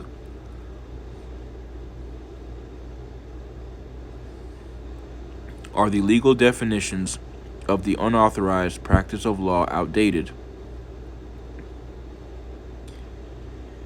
Are the laws keeping up with today's technology advanced society? Are the laws keeping up with today's technologically advanced society? Time will tell how these issues are managed. But what has not changed is that LegalZoom still offers its legal services, and other sites now offer similar services as the demand grows for more affordable options for an individual or company's legal needs. As we can imagine, monitoring these sites and technology is not an easy task, but as the legal challenges continue, new ways to circumvent the unauthorized practice of law abound. Consequently, for those who are not under the supervision of an attorney and offer document preparation online, or even by other means, monitoring the developments in this area is critical, so not to be in violation of the unauthorized practice of law in your jurisdiction. 4-6 Certification. Certification is a general term that means formal acknowledgement that a person or organization has met designated qualifications. In paralegalism, the main meaning of certification is formal acknowledgement by a non-governmental organization, like for example a paralegal association or bar association, that someone has met designated qualifications such as graduating from a school or training program, passing an examination, completing a designated period of work experience. Paralegal certification is a voluntary process. The failure or refusal of a paralegal to become certified by the programs we will be discussing does not affect their ability to work as a paralegal. An occupational license, on the other hand, is a government-granted authorization or permission to engage in a specific occupation. Most license programs are mandatory in that you cannot work in an occupation without the license. Care is needed to distinguish two related terms. certified, formally acknowledged as having met specified qualifications of a certification program of an organization other than a school or training program. Certificated, formally acknowledged as having met specified qualifications of a school or training program. Although most certification programs are run by NGOs such as paralegal associations, it is possible for a government body to issue certifications. For example, we saw earlier that the Arizona Supreme Court has a certification program for non-attorneys. One of the titles that can be used by people who meet the requirements of this program is Arizona Certified Legal Document Preparer. The term registration is sometimes closely related to, and indeed synonymous with, certification. Registration, also called enrollment, is the process by which the names of individuals or institutions are listed on a roster kept by a governmental or non-governmental body. If qualifications must be met before a name can go on the list, registration is the same as certification. Like certification, most registration programs are voluntary. They are not required for employment. There has been a steady increase in the number of certification or registration programs in the country. Yet, despite this growth, the majority of paralegals in the country do not seek certification or registration. In the few states where the program is run by a bar association, large numbers of paralegals do participate, but even in these states, the numbers are usually less than a majority in the state.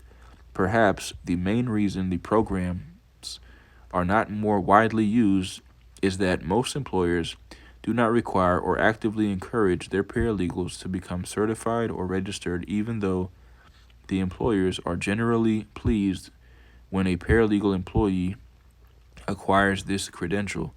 In most offices, the credential does not immediately lead to a pay increase.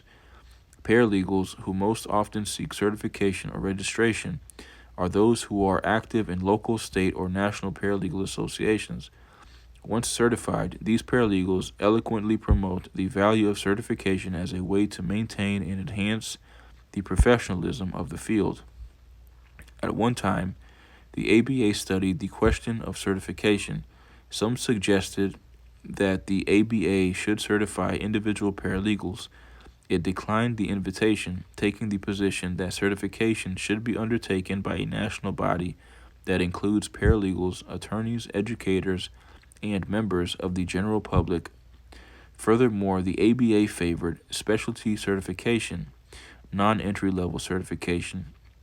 Nevertheless, the momentum toward certification or registration continues, both entry-level and advanced, particularly when the Bar Association sponsors the certification program.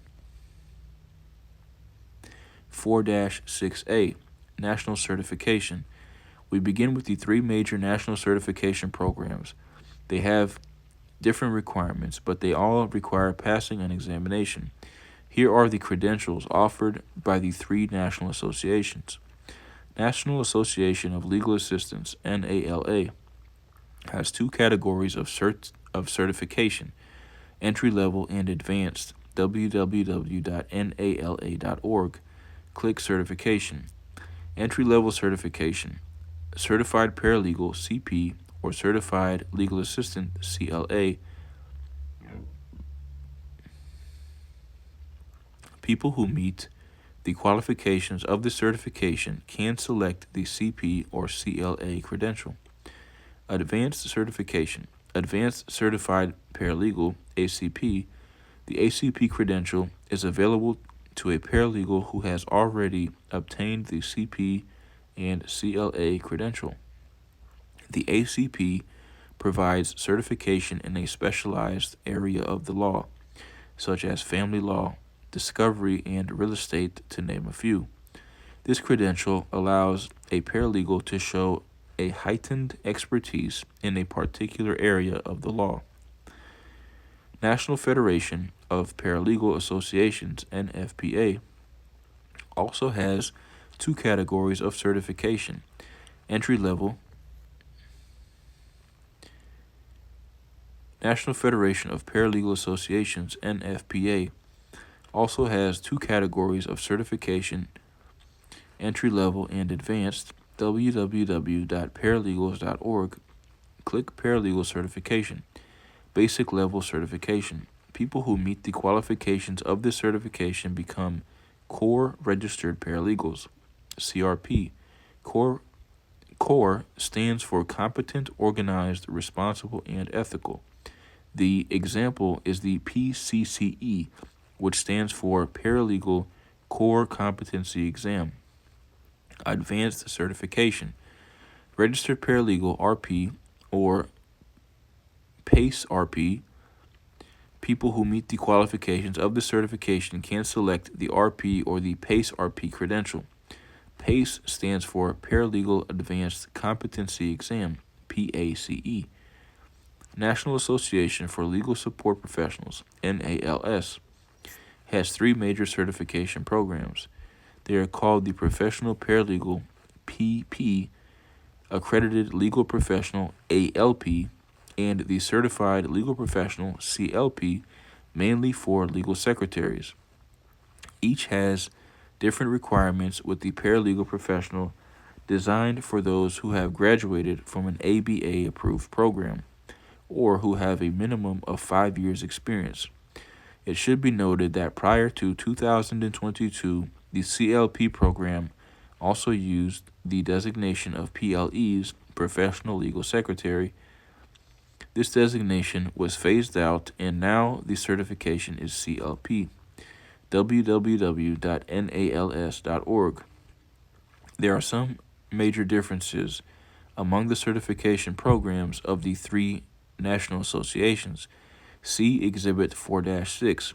Although they all require passing an examination, some are entry-level certifications, meaning that they can be achieved without paralegal experience.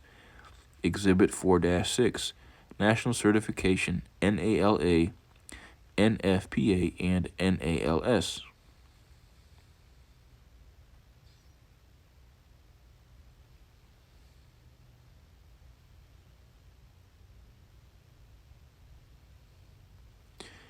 There is a fourth national association, American Alliance of Paralegals, which also provides certification. It is much smaller and less well known than the certification programs of NALA, NFPA, and NALS. The certification of the American Alliance is called AACP, American Alliance Certified Paralegal. Its requirements include paralegal experience, but not an examination. www.aapipara.org. 4-6B, State Certification. Some states have their own state certification program. Most have exams that test knowledge of the law of a specific state, unlike the national exams of NALA, NFPA, and NALS. State certification exams, like the national ones, are voluntary. They are not required if one wishes to be a paralegal. Some of the state certification programs are run by paralegal associations. Others are run by the Bar Association of the state itself. Exhibit 4-7 presents an overview of the state-specific certification programs in California, Delaware, Florida, Louisiana, Ohio, North Carolina, Pennsylvania, and Texas. Exhibit 4-7, State Certification Programs.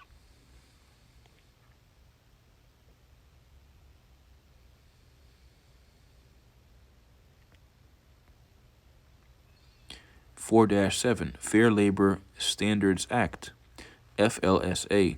Under the Federal Fair Labor Standards Act, FLSA, employees are entitled to overtime compensation, 1.5 times regular pay, unless they are exempt. The FLSA is administered by the U.S. Department of Labor. Before examining whether paralegals are exempt, we need to note two related circumstances that do not involve the FLSA. First, state overtime law might be more generous than federal law. Many employees are subject to two wage laws, federal overtime law, the FLSA, and state overtime law. It is possible for an employee to be entitled to overtime under state law, but not under federal law. If so, the law that leads to the higher salary controls. In this area of law, federal law does not preempt, i.e., important example, displace or take precedence over state law. Second, unions may negotiate labor contracts that provide better overtime provisions than either federal or state overtime law. The following discussion is limited to federal overtime law. The FLSA that covers non-union employees. If employees are not exempt under the FLSA, they must be given overtime compensation. They cannot be pressured by their employers to waive this right, nor can they be retaliated against if they assert a claim for overtime compensation. There are three main categories of exempt employees: executive professional and administrative. They are referred to as the white-collar exemptions. Do paralegals fit within any of them? The answer depends on their primary duties, meaning the main or most important tasks they perform. It does not depend on their title, which, as we saw in Chapter 1, can vary from employer to employer. The FLSA uses a duties test, not a titles test, to identify who fits within the exemptions. Furthermore, because paralegals perform a wide variety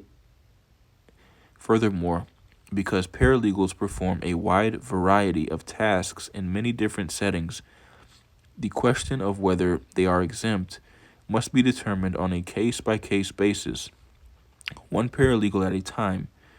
It is possible for a paralegal in an office to be exempt while another paralegal in the same office is non-exempt. Here is an overview of the three exemptions and how they might apply to paralegals. Executive exemption. The employee 1. Manages an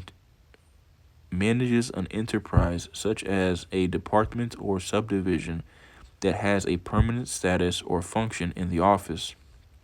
2.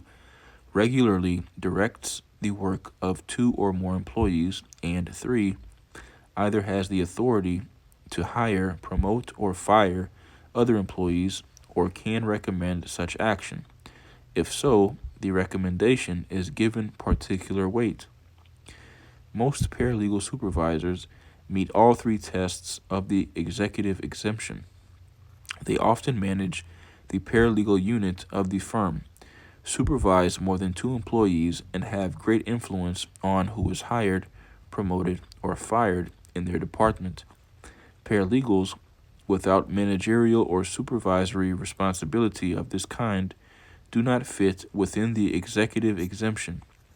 If paralegal supervisors meet the requirements of the executive exemption, they do not lose the exemption if they also work on individual client cases in addition to their primary supervisory role.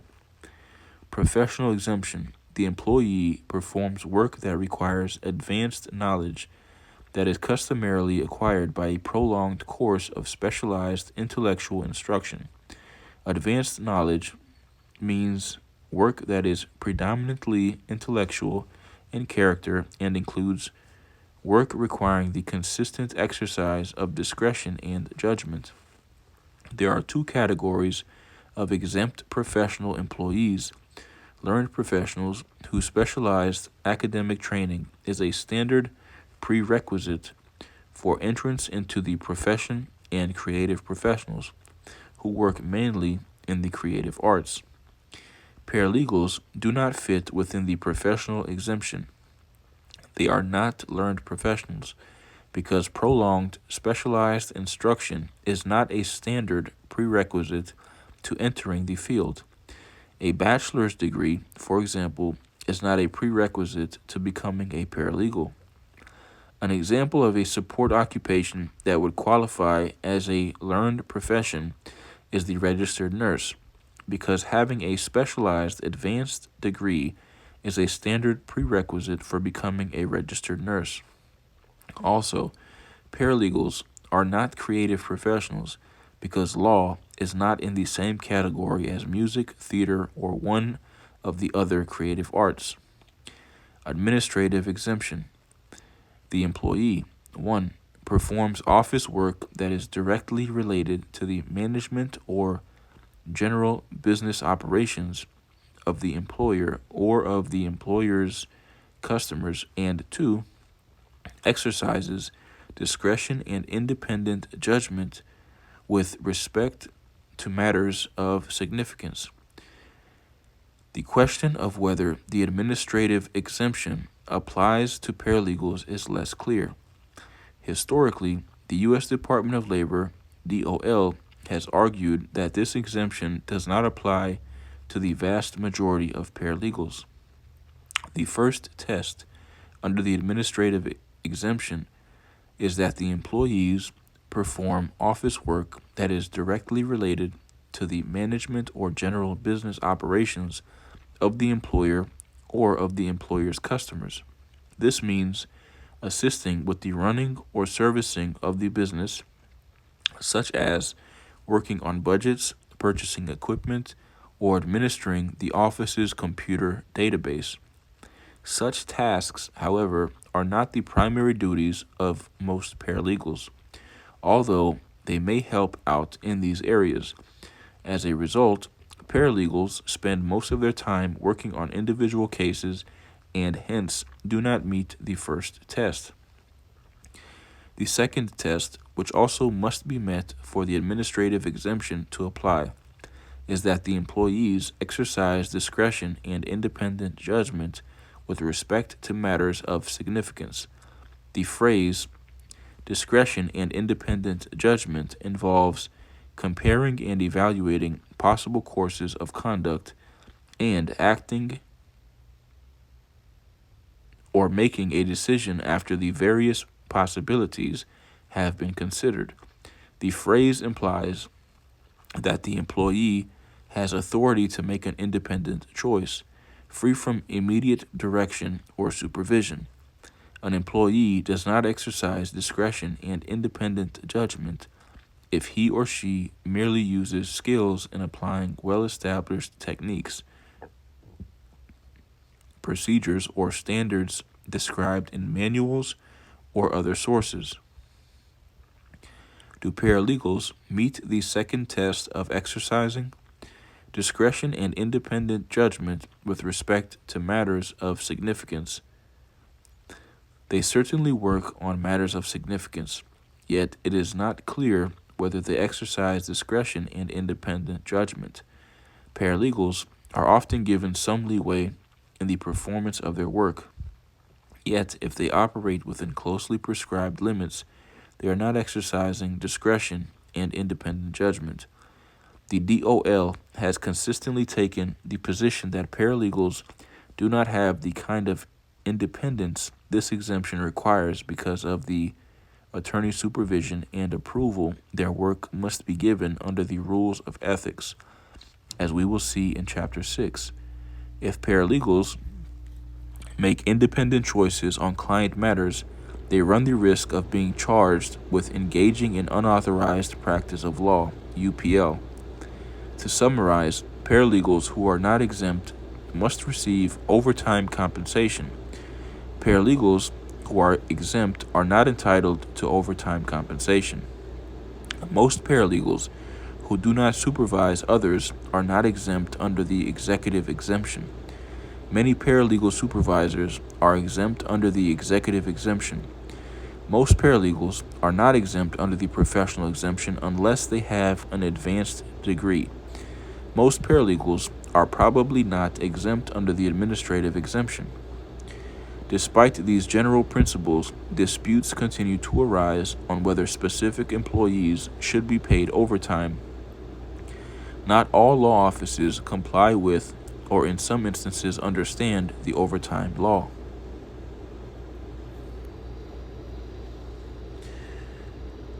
(4-8) Tort liability.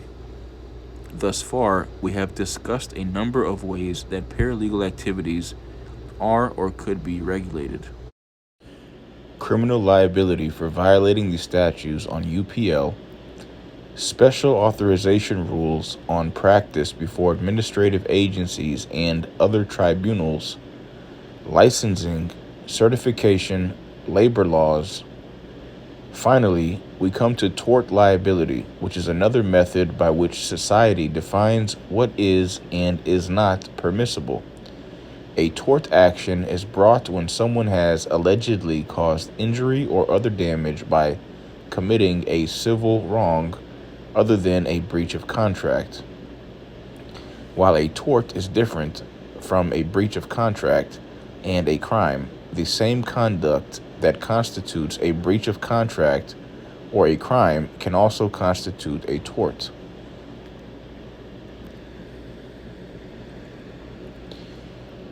(4-8) Personal and vicarious liability. Two questions need to be kept in mind. First, when are paralegal employees personally liable for their torts?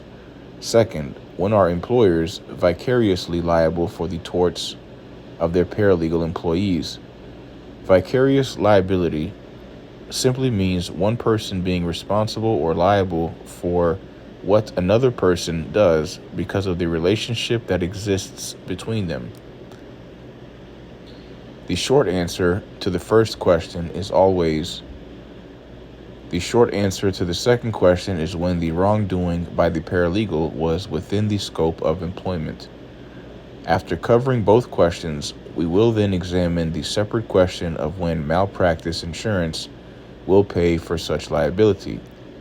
Several different kinds of wrongdoing are possible. The paralegal might commit the tort of negligence, an intentional tort such as battery, an act that is both a crime such as embezzlement and an intentional tort such as conversion. A client who is injured by any of these torts can sue the paralegal in the same manner that a patient in a hospital can sue a nurse. Paralegals are not relieved of liability simply because they work for and function under the supervision of an attorney. Individuals have personal liability for the torts they commit. If a client suffers harm because of the negligence or other wrongdoing of a paralegal, and the client sues the paralegal, it is not a defense that the employee committed the wrongdoing on behalf of someone else. An attorney in a law office. Next, we turn to the employers of paralegals. Are they also liable for the wrongdoing committed by their employees? There are four possible theories of employer liability for employee wrongdoing: careless hiring, careless supervision, participation in the wrongdoing, and vicarious liability. Careless hiring. The employer was careless in hiring the employee. The employer should have known that the person was likely to commit wrongdoing. This theory is called negligent hiring. Careless supervision. The employer was careless in supervising the employee. The wrongdoing by the employee would not have occurred if the employer exercised proper oversight of the employee's work or provided proper training. This theory is called negligent supervision. Participation in the wrongdoing. The employer actually participated in the wrongdoing with the employee. The two of them committed the wrongdoing together. Vicarious liability. the employer is liable for what the employee did solely because of the special relationship that exists between them. An employer-employee relationship, as mentioned, this theory is called vicarious liability. Not all wrongdoing of an employee will result in vicarious liability of the employer. Under the doctrine of respondent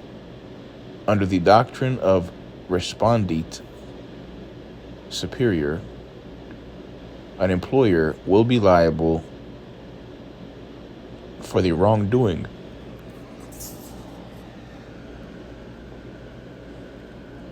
of their employee if the wrongdoing occurred within the scope of employment. This means the wrongdoing was foreseeably done by an employee for the employer's business under the employer's specific or general control. Slandering a client in a law office for failure to pay a law firm bill would be within the scope of employment. It's foreseeable that a paralegal would insult a client for this reason. It's not what the employer would want the paralegal to do, but it is foreseeable and it occurs within the confines and general control of the employer. However, the opposite would probably be true if the paralegal had an argument with a client over a football game and punched the client during their accidental evening meeting at a bar. In the latter example, the client could not sue the paralegal's employer under the theory of respondit superior for the intentional tort of battery. The battery was not foreseeable by the employer, was not under the employer's control, and was unrelated to the business of the employer. Only the paralegal would be liable for the tort under such circumstances. When a paralegal's wrongdoing is within the scope of employment, making the paralegal when a paralegal's wrongdoing is within the scope of employment, making the paralegal personally liable and the attorney employer vicariously liable under respondit superior, the client can sue the paralegal or the attorney or both. This does not mean that the client recovers twice. There can be only one recovery for the tort. Clients are simply given a choice on whom to collect damages from.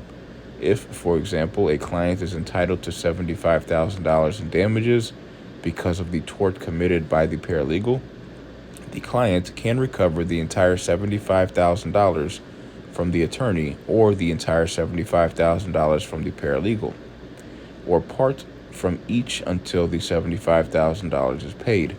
In most cases, the primary target of the client will be the employer, who is the deep pocket, the one who is most likely to have resources from which a judgment can be satisfied. 4.8b. Negligence. The most commonly committed tort is negligence. This tort occurs when the defendant's failure to use reasonable care causes injury or other loss. When a member of an occupation or profession is charged with negligence, reasonable care is determined by the knowledge and skill commonly possessed by members of that occupation or profession in good standing. Attorney negligence is the failure to exercise the reasonable care expected of an attorney in good standing. An attorney is not an insurer, however. Every mistake will not lead to negligence liability, even if it causes harm to the client. The harm must be due to an unreasonable mistake, such as forgetting to file an action in court before the statute of limitations runs out. Reasonable attorneys file on time. 4-8C. Causation. Client victims of negligence must establish that they suffered actual harm.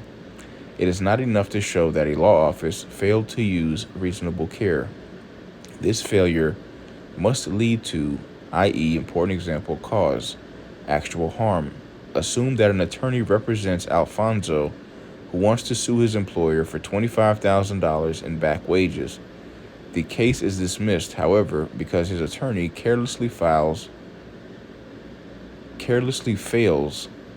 to file the claim before the statute of limitations runs out. Alfonso now sues the attorney for negligence. What are Alfonso's damages in this negligence suit? Alfonso has not lost $25,000 unless he can establish that he would have won the case against his employer if it had not been thrown out because of the attorney's filing negligence. If the wage claim was so weak that Alfonso would have lost it if it had gone to trial, there was no loss of $25,000.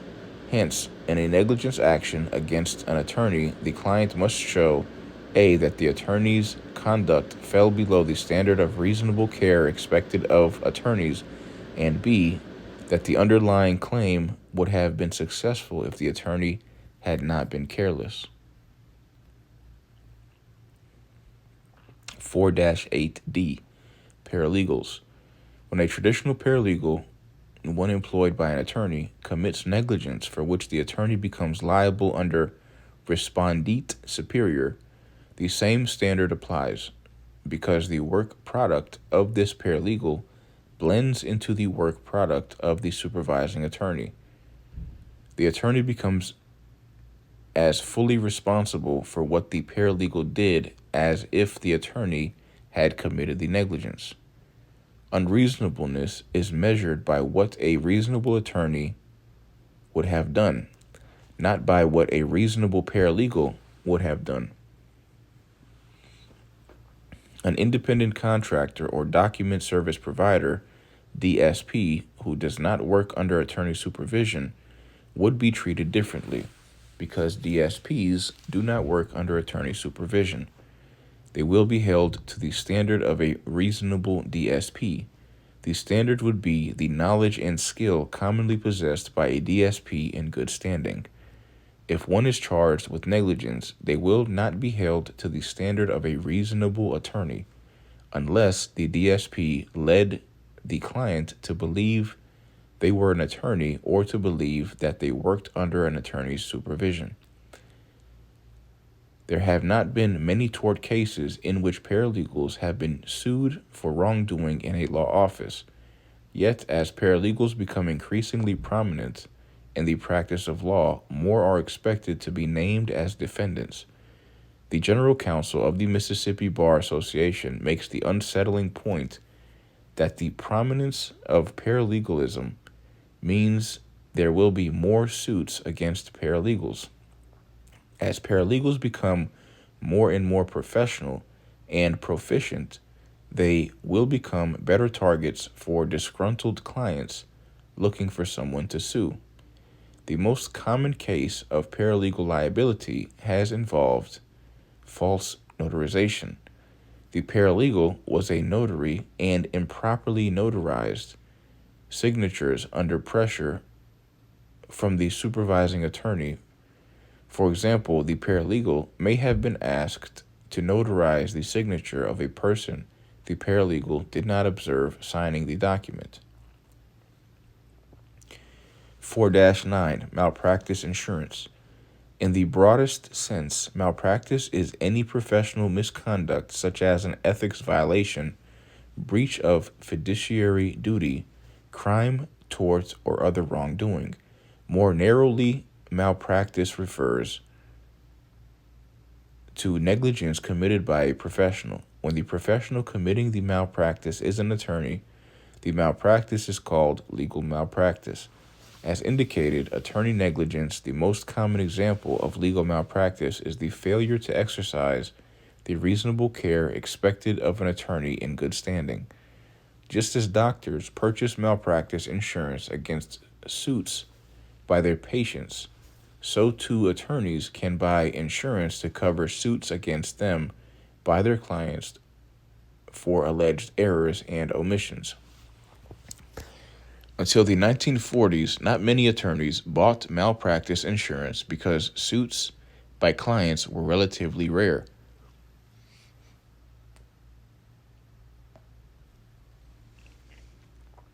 Today, the picture has substantially changed. Malpractice claims cost attorneys and their insurers billions of dollars a year. Most claims files are in the following practice areas: real estate, residential and commercial, personal injury, attorneys representing plaintiffs, family law, estate, trust and probate, collection and bankruptcy, personal injury, attorneys representing defendants. Many of the claims filed were based upon the following reasons: failure to know the law or to apply it properly, procrastination, planning error, inadequate discovery, lost file, document or evidence, failure to obtain client consent, failure to know a deadline, failure to follow client instructions, fraud by attorney, failure to calendar. The increase in malpractice suits has been due to a number of factors. As the practice of law becomes more complex, the likelihood of error increases. Furthermore, the public is becoming more aware of its right to sue. In spite of disclaimers by attorneys that they are not guaranteeing any results, client expectations tend to be high, and hence clients are more likely to blame their attorney for an unfavorable result.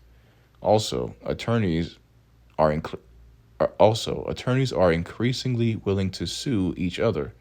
In fact, some attorneys have developed a legal malpractice specialty in which they take clients who want to sue other attorneys. To discourage attorneys from going bare, some states require attorneys with no insurance or with low insurance, like for example below $100,000, to disclose this fact to their clients or prospective clients. Typically, legal malpractice claims arise in the context of fee disputes. The sequence is often as follows: a client fails to pay agreed upon attorney fees. The attorney sues the client for fees, the client responds by suing the attorney for malpractice, and the client files an ethics charge with the Bar Association alleging the same malpractice. Two kinds of professional liability insurance policies cover attorney malpractice: occurrence policies and claims-made policies. An occurrence policy covers all occurrences, such as negligent error or omission, during the period the policy is in effect, even if the claim on such an occurrence is not actually filed until after the policy expires. Insurance companies are reluctant to write such policies because of the length of time it sometimes takes to uncover the existence of the negligent error or omission. Here's an example. An attorney makes a careless mistake in drafting a will. The mistake is not discovered until the person who hired the attorney dies many years later. Under an occurrence policy, the attorney is covered if the mistake occurred while the policy was in effect, even if the actual claim was not filed in court until after the policy terminated. The most common kind of policy sold by insurance companies today is the claims-made policy, under which coverage is limited to claims actually made during the period in which the policy is in effect. Covered claims under both occurrence and claims-made policies are subject to limits on the amount the insurance company will pay per claim and over the life of the policy. Malpractice policies usually cover all the attorneys and the non-attorney employees of the law office. However, the policies of some insurance companies do not include paralegals or secretaries unless the law firm specifically requests coverage for them and pays an additional premium for their inclusion. Paralegals should therefore ask their employers if their malpractice policy explicitly covers paralegals. What about independent paralegals who are not employees of attorneys but who instead sell their services to attorneys and therefore work under attorney supervision? Although they may not be considered employees of the firm, they will usually be covered under the firm's policy in the same manner as full-time in-house traditional paralegal employees, so long as the employing attorney supervises and is responsible for the conduct of the paralegal. The malpractice policy usually provides coverage. A sophisticated independent paralegal would make sure that this is so before undertaking work for any attorney. Independent contractors who do not work for attorneys, document service providers, DSPs, need to purchase their own liability policies if they want protection. As we saw earlier in the chapter, legal document assistants, LDAs, in California are required to purchase a bond in the amount of $25,000. The bond costs approximately $500 a year. In general, liability insurance is expensive and difficult to find. Quick tip: be sure you know whether you are covered under your employer's malpractice insurance, and if an independent contractor determine your coverage under a firm's policy in the event of a claim. Real-world perspectives. On-the-job observations. As a means to bridge the gap of providing access to justice for many individuals, publicly funded legal services are available in all states and territories. The rewards can be great when you realize that your assistance may save a person from eviction, domestic issues, and other common legal issues. Here is one paralegal's observation in the field. The Legal Action Center is the largest non-governmental social service agency in the state. As a paralegal, Virginia Farley handles all eviction calls to the landlord-tenant unit. 3 afternoons a week are designated intake times. She screens all eviction cases, determines whether the applicant is eligible for free assistance according to the center's guidelines, recommends a plan once a case is accepted, and assists in carrying out the plan under an attorney's supervision. After arriving in the city, Farley made a commitment to work directly with the poor and started serving as a volunteer in 5 organizations until a job opened up for her at the Legal Action Center. Roche Paralegal Profile, 4 Findings and Conclusions 5, Washington State Paralegal Association. And yet another area where the need for non-attorney advocates is great is in Native American courts. As an underserved population, the need is great to assist in the administration of justice in both the civil and criminal context. Lee's career goal is to become an advocate for the Navajo Nation in March. She will sit for the Navajo Nation bar exam, something she is permitted to do as a Native American with an associate degree. If she passes, she will be able to become an advocate for the Navajo Nation, practicing much as an attorney would do on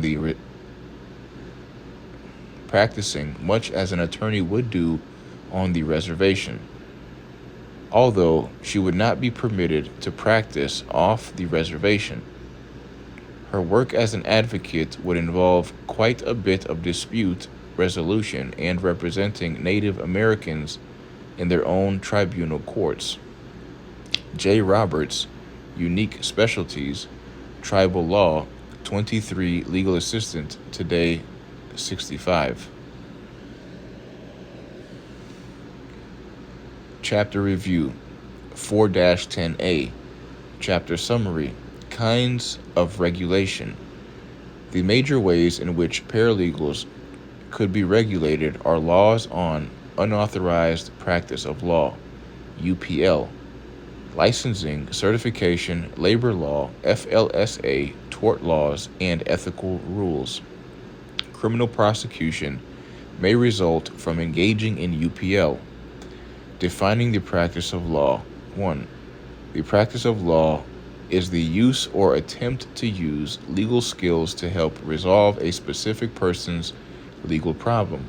UPL is the use or attempt to use legal skills to help resolve a specific person's legal problem. When the assistance is provided by someone who does not have a license to practice law, and when the assistance requires such a license or other authorization, the definition of the practice of law is criticized as being too broad. Courts use one or more general tests as a guide to determine whether a particular service is the practice of law. 2. The most commonly used tests are A. The professional judgment test, B. The general public and personal relationship test, C. The traditional areas test.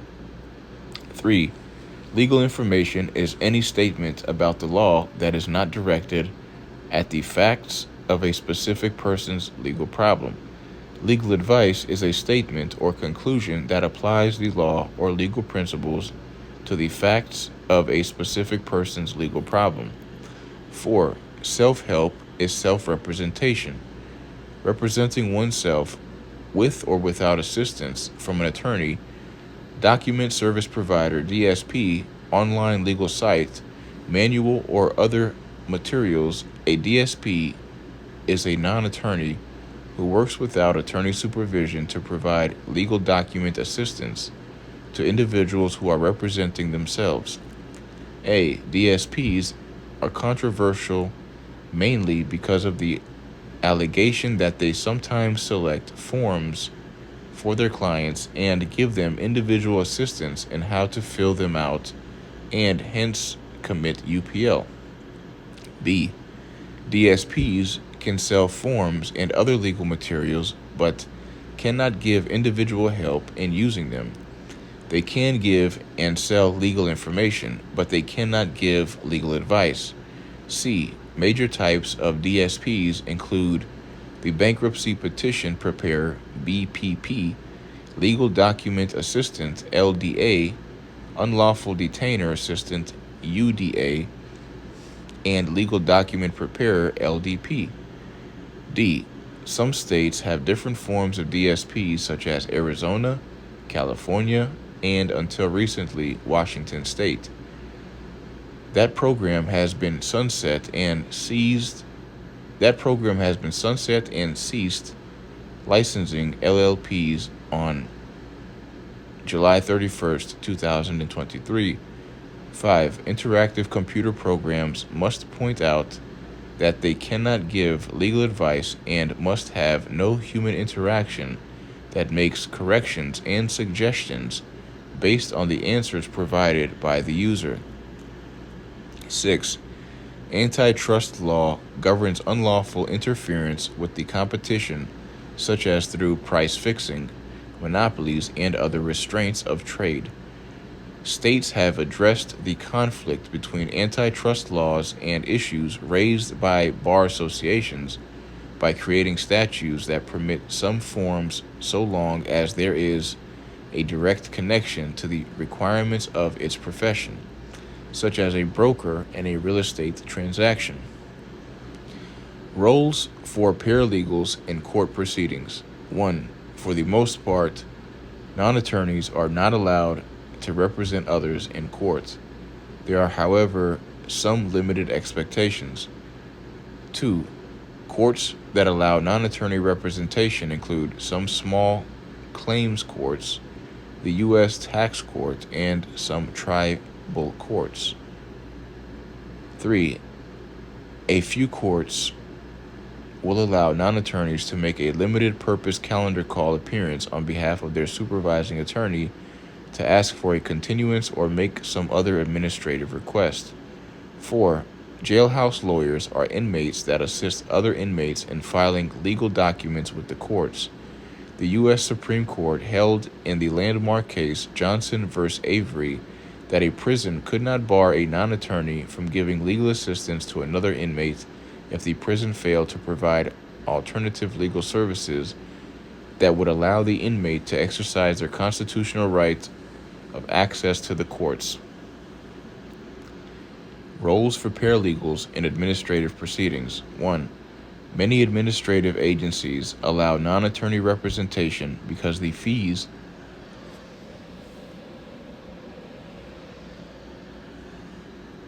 generated from such representation do not attract enough attorneys. The administrative proceedings often involve factual issues rather than complicated issues of law that require all the skills of an attorney. Administrative proceedings are conducted with more flexible procedural rules than court proceedings. 2. Another reason why non-attorney representation is allowed at agencies is the concern that the combative nature of attorneys would turn every informal hearing or conference into a drawn-out battle. The Supremacy Clause gives the federal government the power to authorize non-attorney representation at federal administrative agencies despite state UPL laws. 3. The legality of non-attorney representation at state agencies depends on which branch of state government has the power to define the practice of law. Although non-attorney representation at many federal and state agencies exists, not many non-attorneys provide such representation. Licensing. 1. Occupations may seek to be licensed to protect the public and to enhance the occupation's own image. Licensing traditional paralegals is arguably not needed because the public is adequately protected by attorney supervision. 2. There are few states that have imposed requirements on when the titles paralegal and legal assistant can be used. But no state has gone so far as to require a license in order to perform paralegal tasks. There are serious proposals, however, for limited licensing in order to help close the justice gap. 3. Although Washington State had created limited licensing for the Limited Licensed Legal Technician, LLLT, it sunset the law effective July 31st, 2023. Certification is a formal acknowledgement that a person or organization has met designated qualifications. Paralegal certification programs are run by NGOs and are voluntary, and that certification is not required to be a paralegal. The major national certification programs are run by the NALA, NFPA, and NALS. B. The states with state certification programs include California, Delaware, Florida, Louisiana, New Jersey, Ohio, North Carolina, Pennsylvania, and Texas. Fair Labor Standards Act, FLSA. The Fair Labor Standards Act, FLSA, requires employers to pay overtime compensation to employees unless the latter are exempt.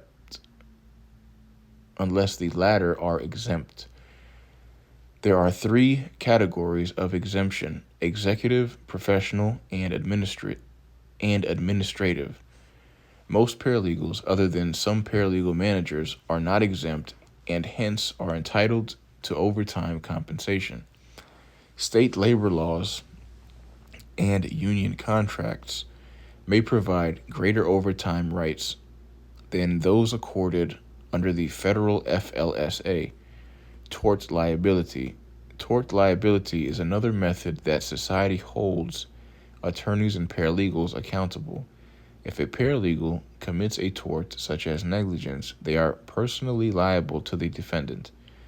Under the theory of respondent superior, the supervising attorney is also liable for the wrong committed by a traditional paralegal if it occurred within the scope of employment.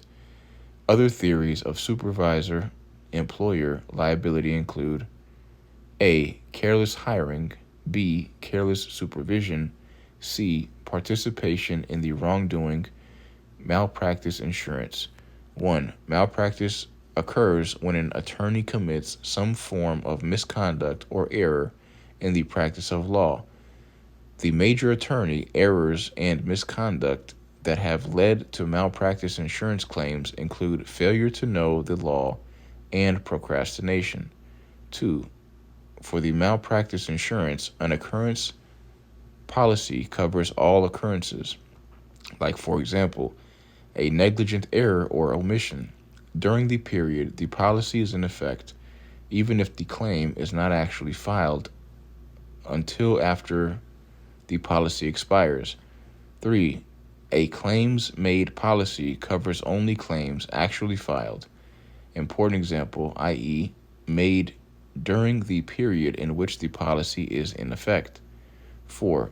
Most attorneys have an insurance policy that covers their employees, although paralegals should check to be sure that they are covered by such policies.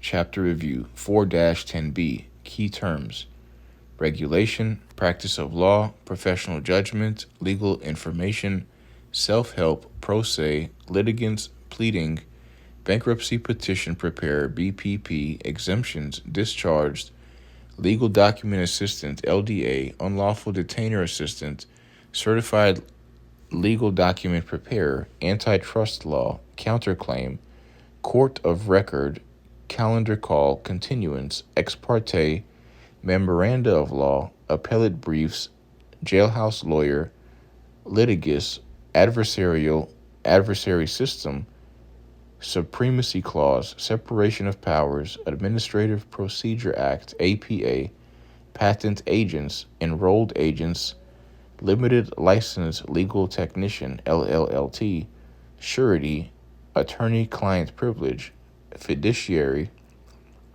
Fair Labor Standards Act, FLSA, exempt, preempt, vicarious liability, personal liability, negligent hiring, negligent supervision, respondent superior, negligence, statute of limitations, malpractice, occurrence policy, claims made policy.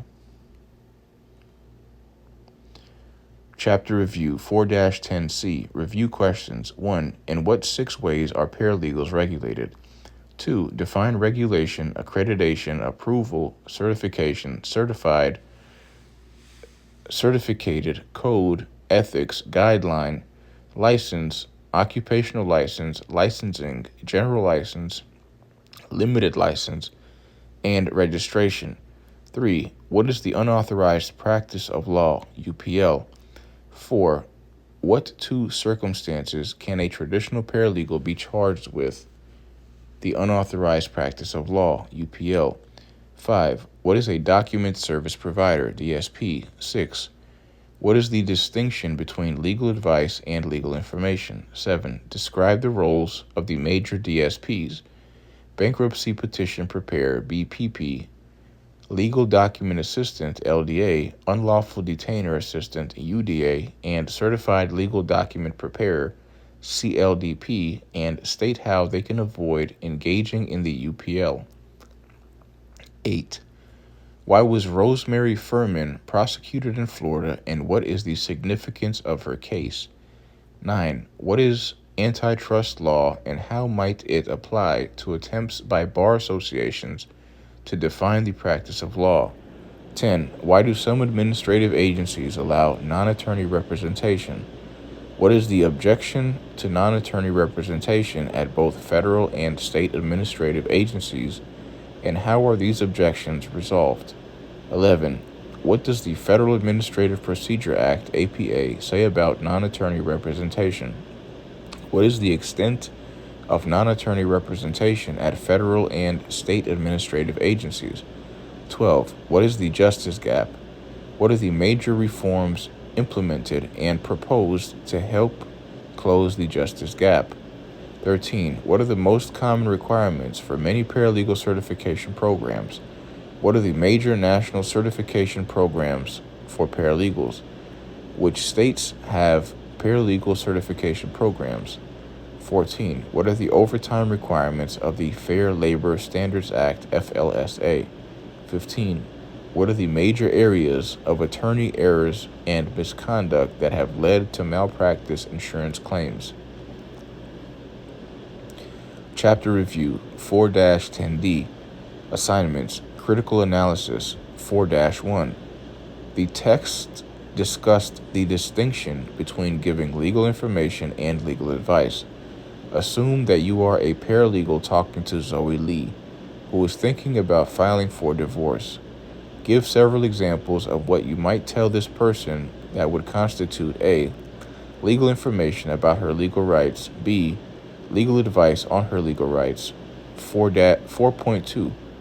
A. Articulate your position on whether you favor licensing for every paralegal. Limited licensing. Will licensing advance or restrict the development of paralegalism? B. Is there a need for paralegal licensing? Why or why not? 4.3. Should paralegals establish regulatory and certification barriers on who can become a paralegal? What are the pros and cons of regulation and certification? 4.4. Sam Jones is a paralegal at the XYZ law firm. One of his tasks is to file a document in court. He negligently forgets to do so. As a result, the court dismisses the client's case. What options are available to the client? Projects. 4.5. In your state, research pro bono programs where paralegals can assist underserved populations.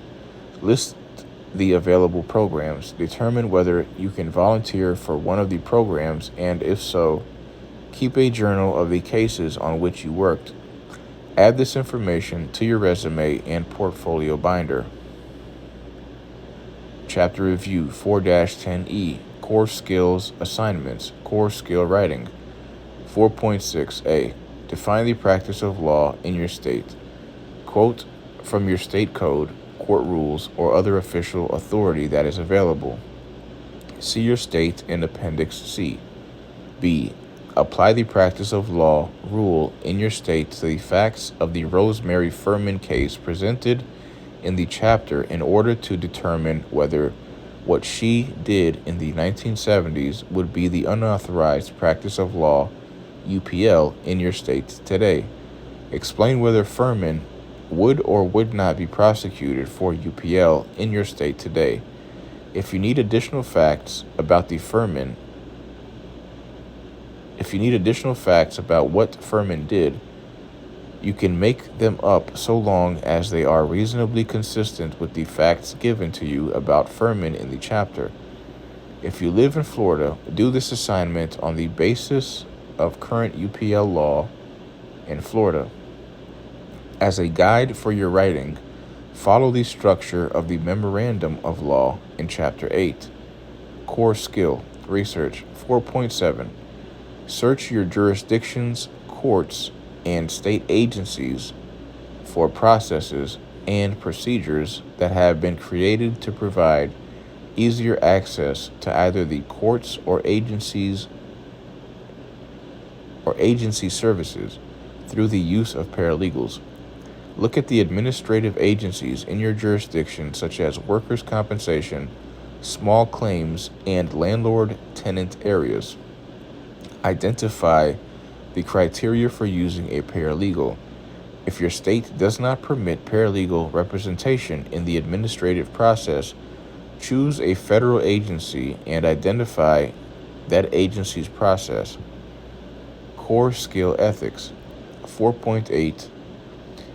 In the section on roles for paralegals in administrative proceedings, former Chief Justice Rehnquist of the U.S. Supreme Court said that under our adversary system, the role of counsel is not to make sure the truth is ascertained,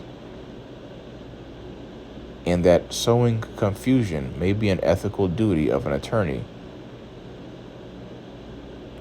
What did the Chief Justice mean by these comments? 4.9. Marshawn Davies is a non-attorney who sells divorce forms in your state. His business engages in the unauthorized practice of law, UPL, because he also gives his customers legal advice. Marshawn's good friend is an attorney in the state, Farrell Johnson. Farrell lent Marshawn money to start his divorce forms business and takes calls from Marshawn to answer questions that arise in his business. Assume that the state prosecutes Marshawn for UPL. What ethical rules has Farrell Johnson violated? In Assignment 1.7, Chapter 1, You identify the site that contains the ethics code of your state. Use this code to find rules that feral may have violated. Core skill, computers, 4.10. Find sites that provide free access to do-it-yourself forms. Find forms for the following: A simple will, B, a promissory note, C, a deed, D, a bill of sale. Core skill, collaboration, 4.11. Choose one of your classmates and find 1. A case that deals with the unauthorized practice of law in your state. 2. The statute that addresses the unauthorized practice of law and to whom it applies. The job search, 4.12. Perform a search, entry-level paralegal job, AA, substituting your state for AA. Make a list of job openings that meet these criteria. What questions do you have about any of these jobs? If you are an experienced level paralegal, perform the same search except specify the specialty and position you either are or would be seeking. Chapter Review 4-10F Portfolio Binder Assignment. Based on the information from this chapter, prepare an outline of what the requirements should be in your jurisdiction for licensing a paralegal. Review other jurisdictions to determine what should be included in your criteria. Even if your state has some licensing guidelines, prepare what you believe should be the criteria to use. In your outline, think about education requirements, skill levels, CLE, ethical codes, etc. Place your outline in your portfolio binder.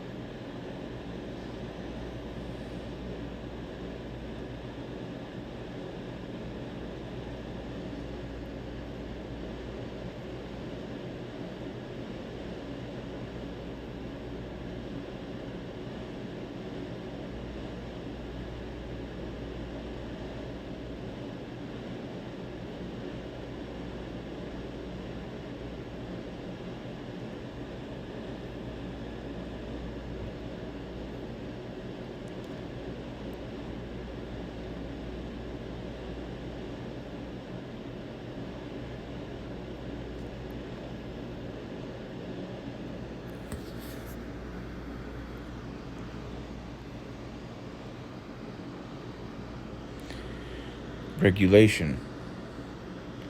A rule or restriction designed to control the conduct of an organization or individual.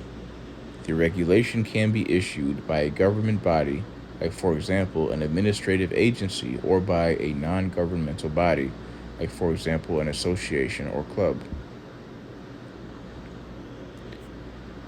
Practice of law. Using or attempting to use legal skills to help resolve a specific person's legal problem. Professional judgment. Applying the law or legal principles to the facts of a specific person's legal problem.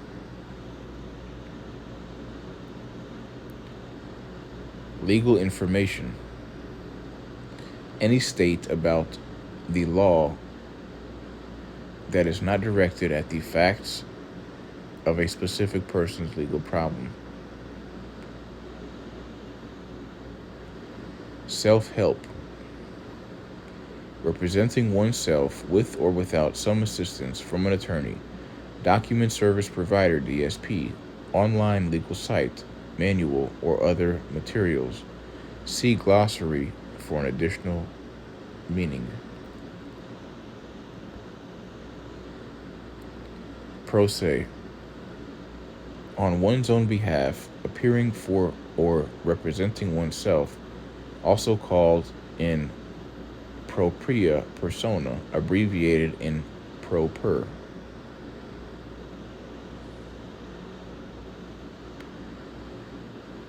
Litigants. A party in a lawsuit. Pleading. A formal litigation document filed by a party that states or responds to the claims and defenses the parties have against each other. The major pleadings are the complaint and answer.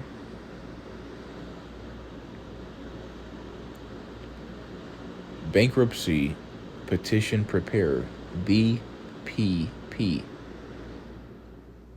A non-attorney who is authorized to charge fees for preparing, without attorney supervision, a bankruptcy petition or any other bankruptcy document that a self-represented debtor will file in a federal court.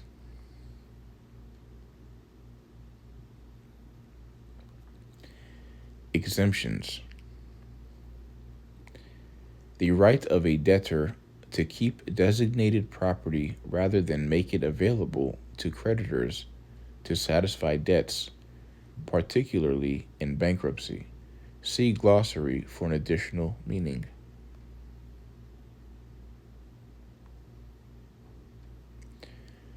Discharged.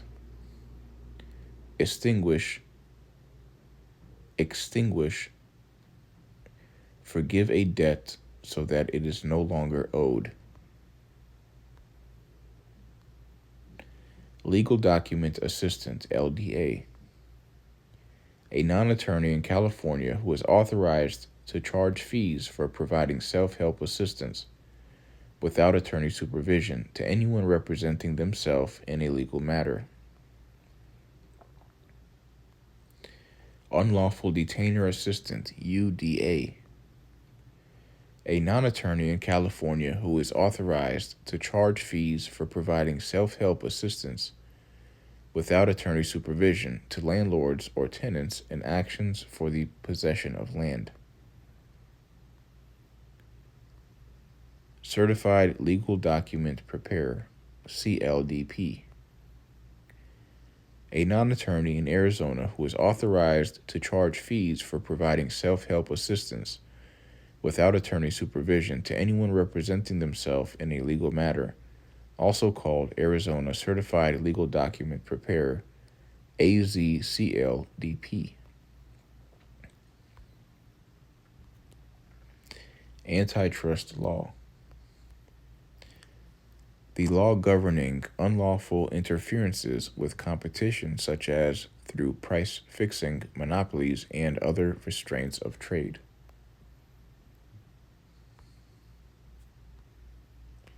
Counterclaim. A claim by one side in a case, usually the defendant, that is filed in response to a claim asserted by an opponent, usually the plaintiff. Court of record. A court that is required to maintain a record of the proceedings before it, including a word-for-word account of what occurred. Calendar call. The time in court when a case on the calendar docket is called for a determination by the judge of the next step in the proceeding, also called docket call. Continuance. The adjournment or postponement of a proceeding until a later date. Ex parte. With only one side present, usually the plaintiff or petitioner, when the court action is requested. An ex parte order, for example, is a court order requested by one party and issued before notice is given to the other party.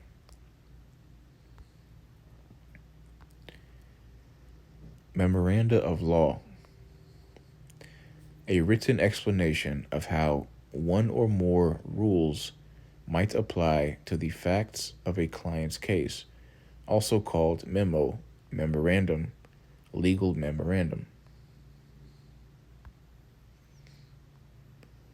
Appellate briefs. A document that a party files with an appellate court and serves an opponent, in which the party presents arguments on why the appellate court should affirm, approve, reverse, vacate, cancel, or otherwise modify what a lower court has done.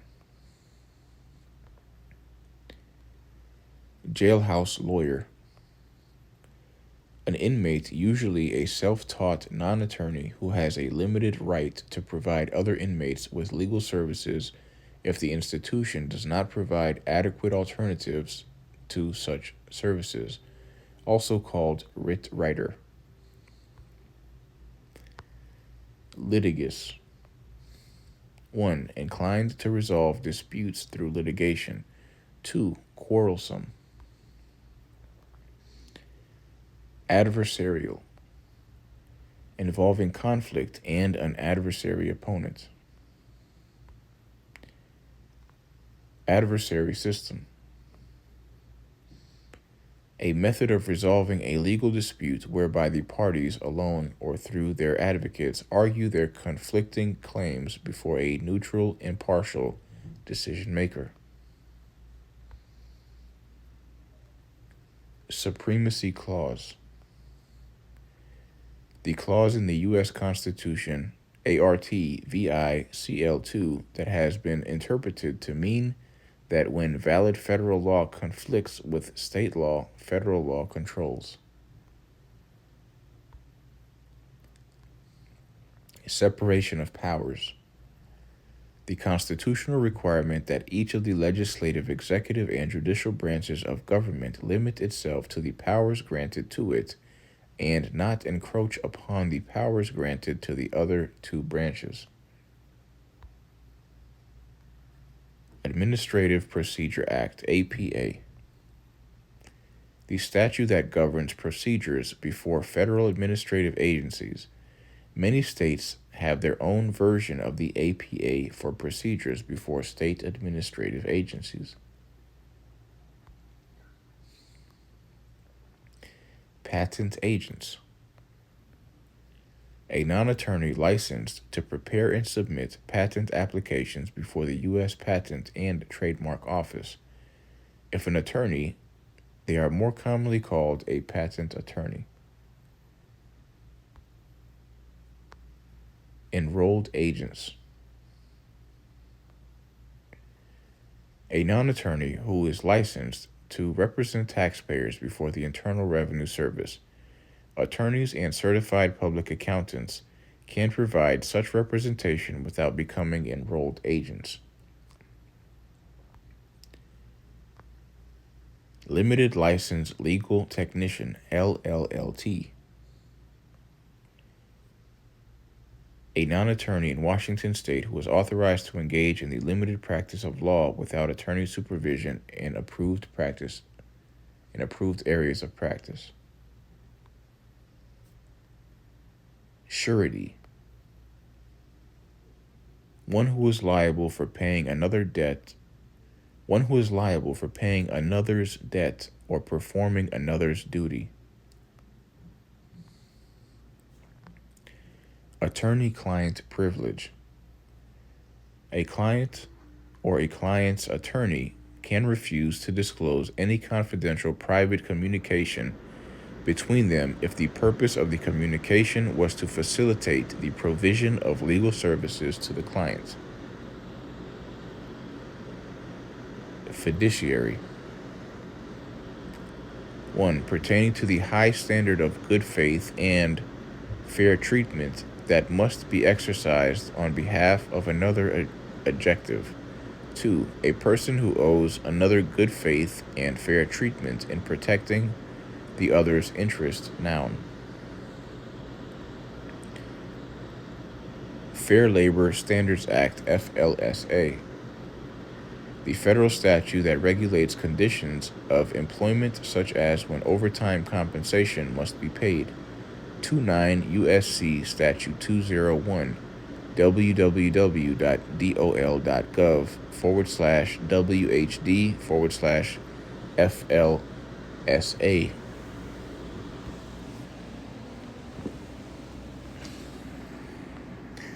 Exempt. Not subject to a requirement. The noun form is exemption.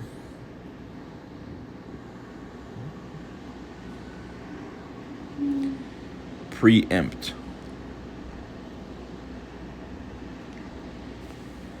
Displace or take precedence over. The noun form is preemption.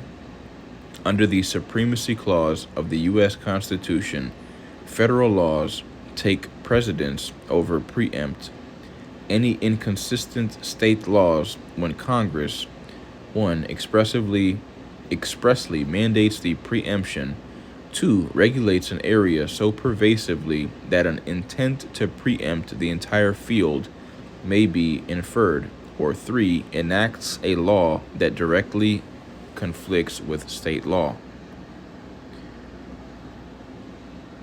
Vicarious liability. Liability imposed on a person for the conduct of another based solely upon the status of the relationship between the two, like, for example, employer and employee. The person liable is not the person whose conduct led to the liability.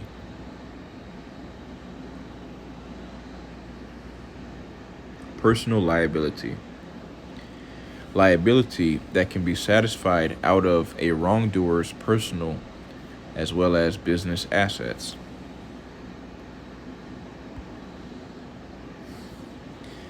Negligent hiring.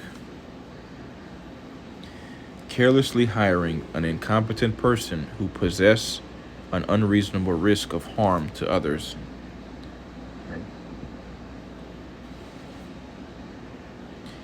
Negligent supervision. Carelessly monitoring or supervising an incompetent person who possesses an unreasonable risk of harm to others. Respondent superior. Let the master boss answer. An employer is reasonable. An employer is liable for the wrongs committed by an employee within the scope of employment.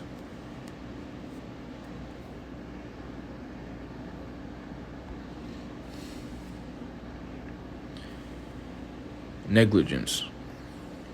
The failure to use reasonable care that an ordinary prudent person would have used in a similar situation, resulting in injury or other loss. Statute of limitations. A law stating that civil or criminal actions are barred if not brought within a specified period of time. The action is time barred if not brought within that time.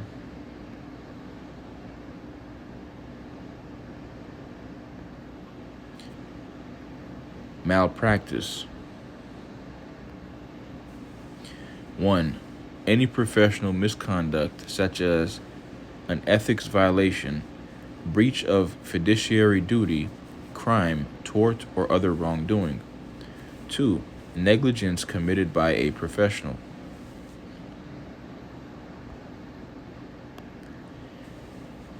Occurrence policy.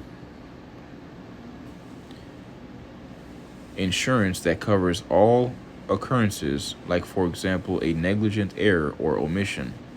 During the period the policy is in effect, even if the claim is not actually filed until after the policy expires.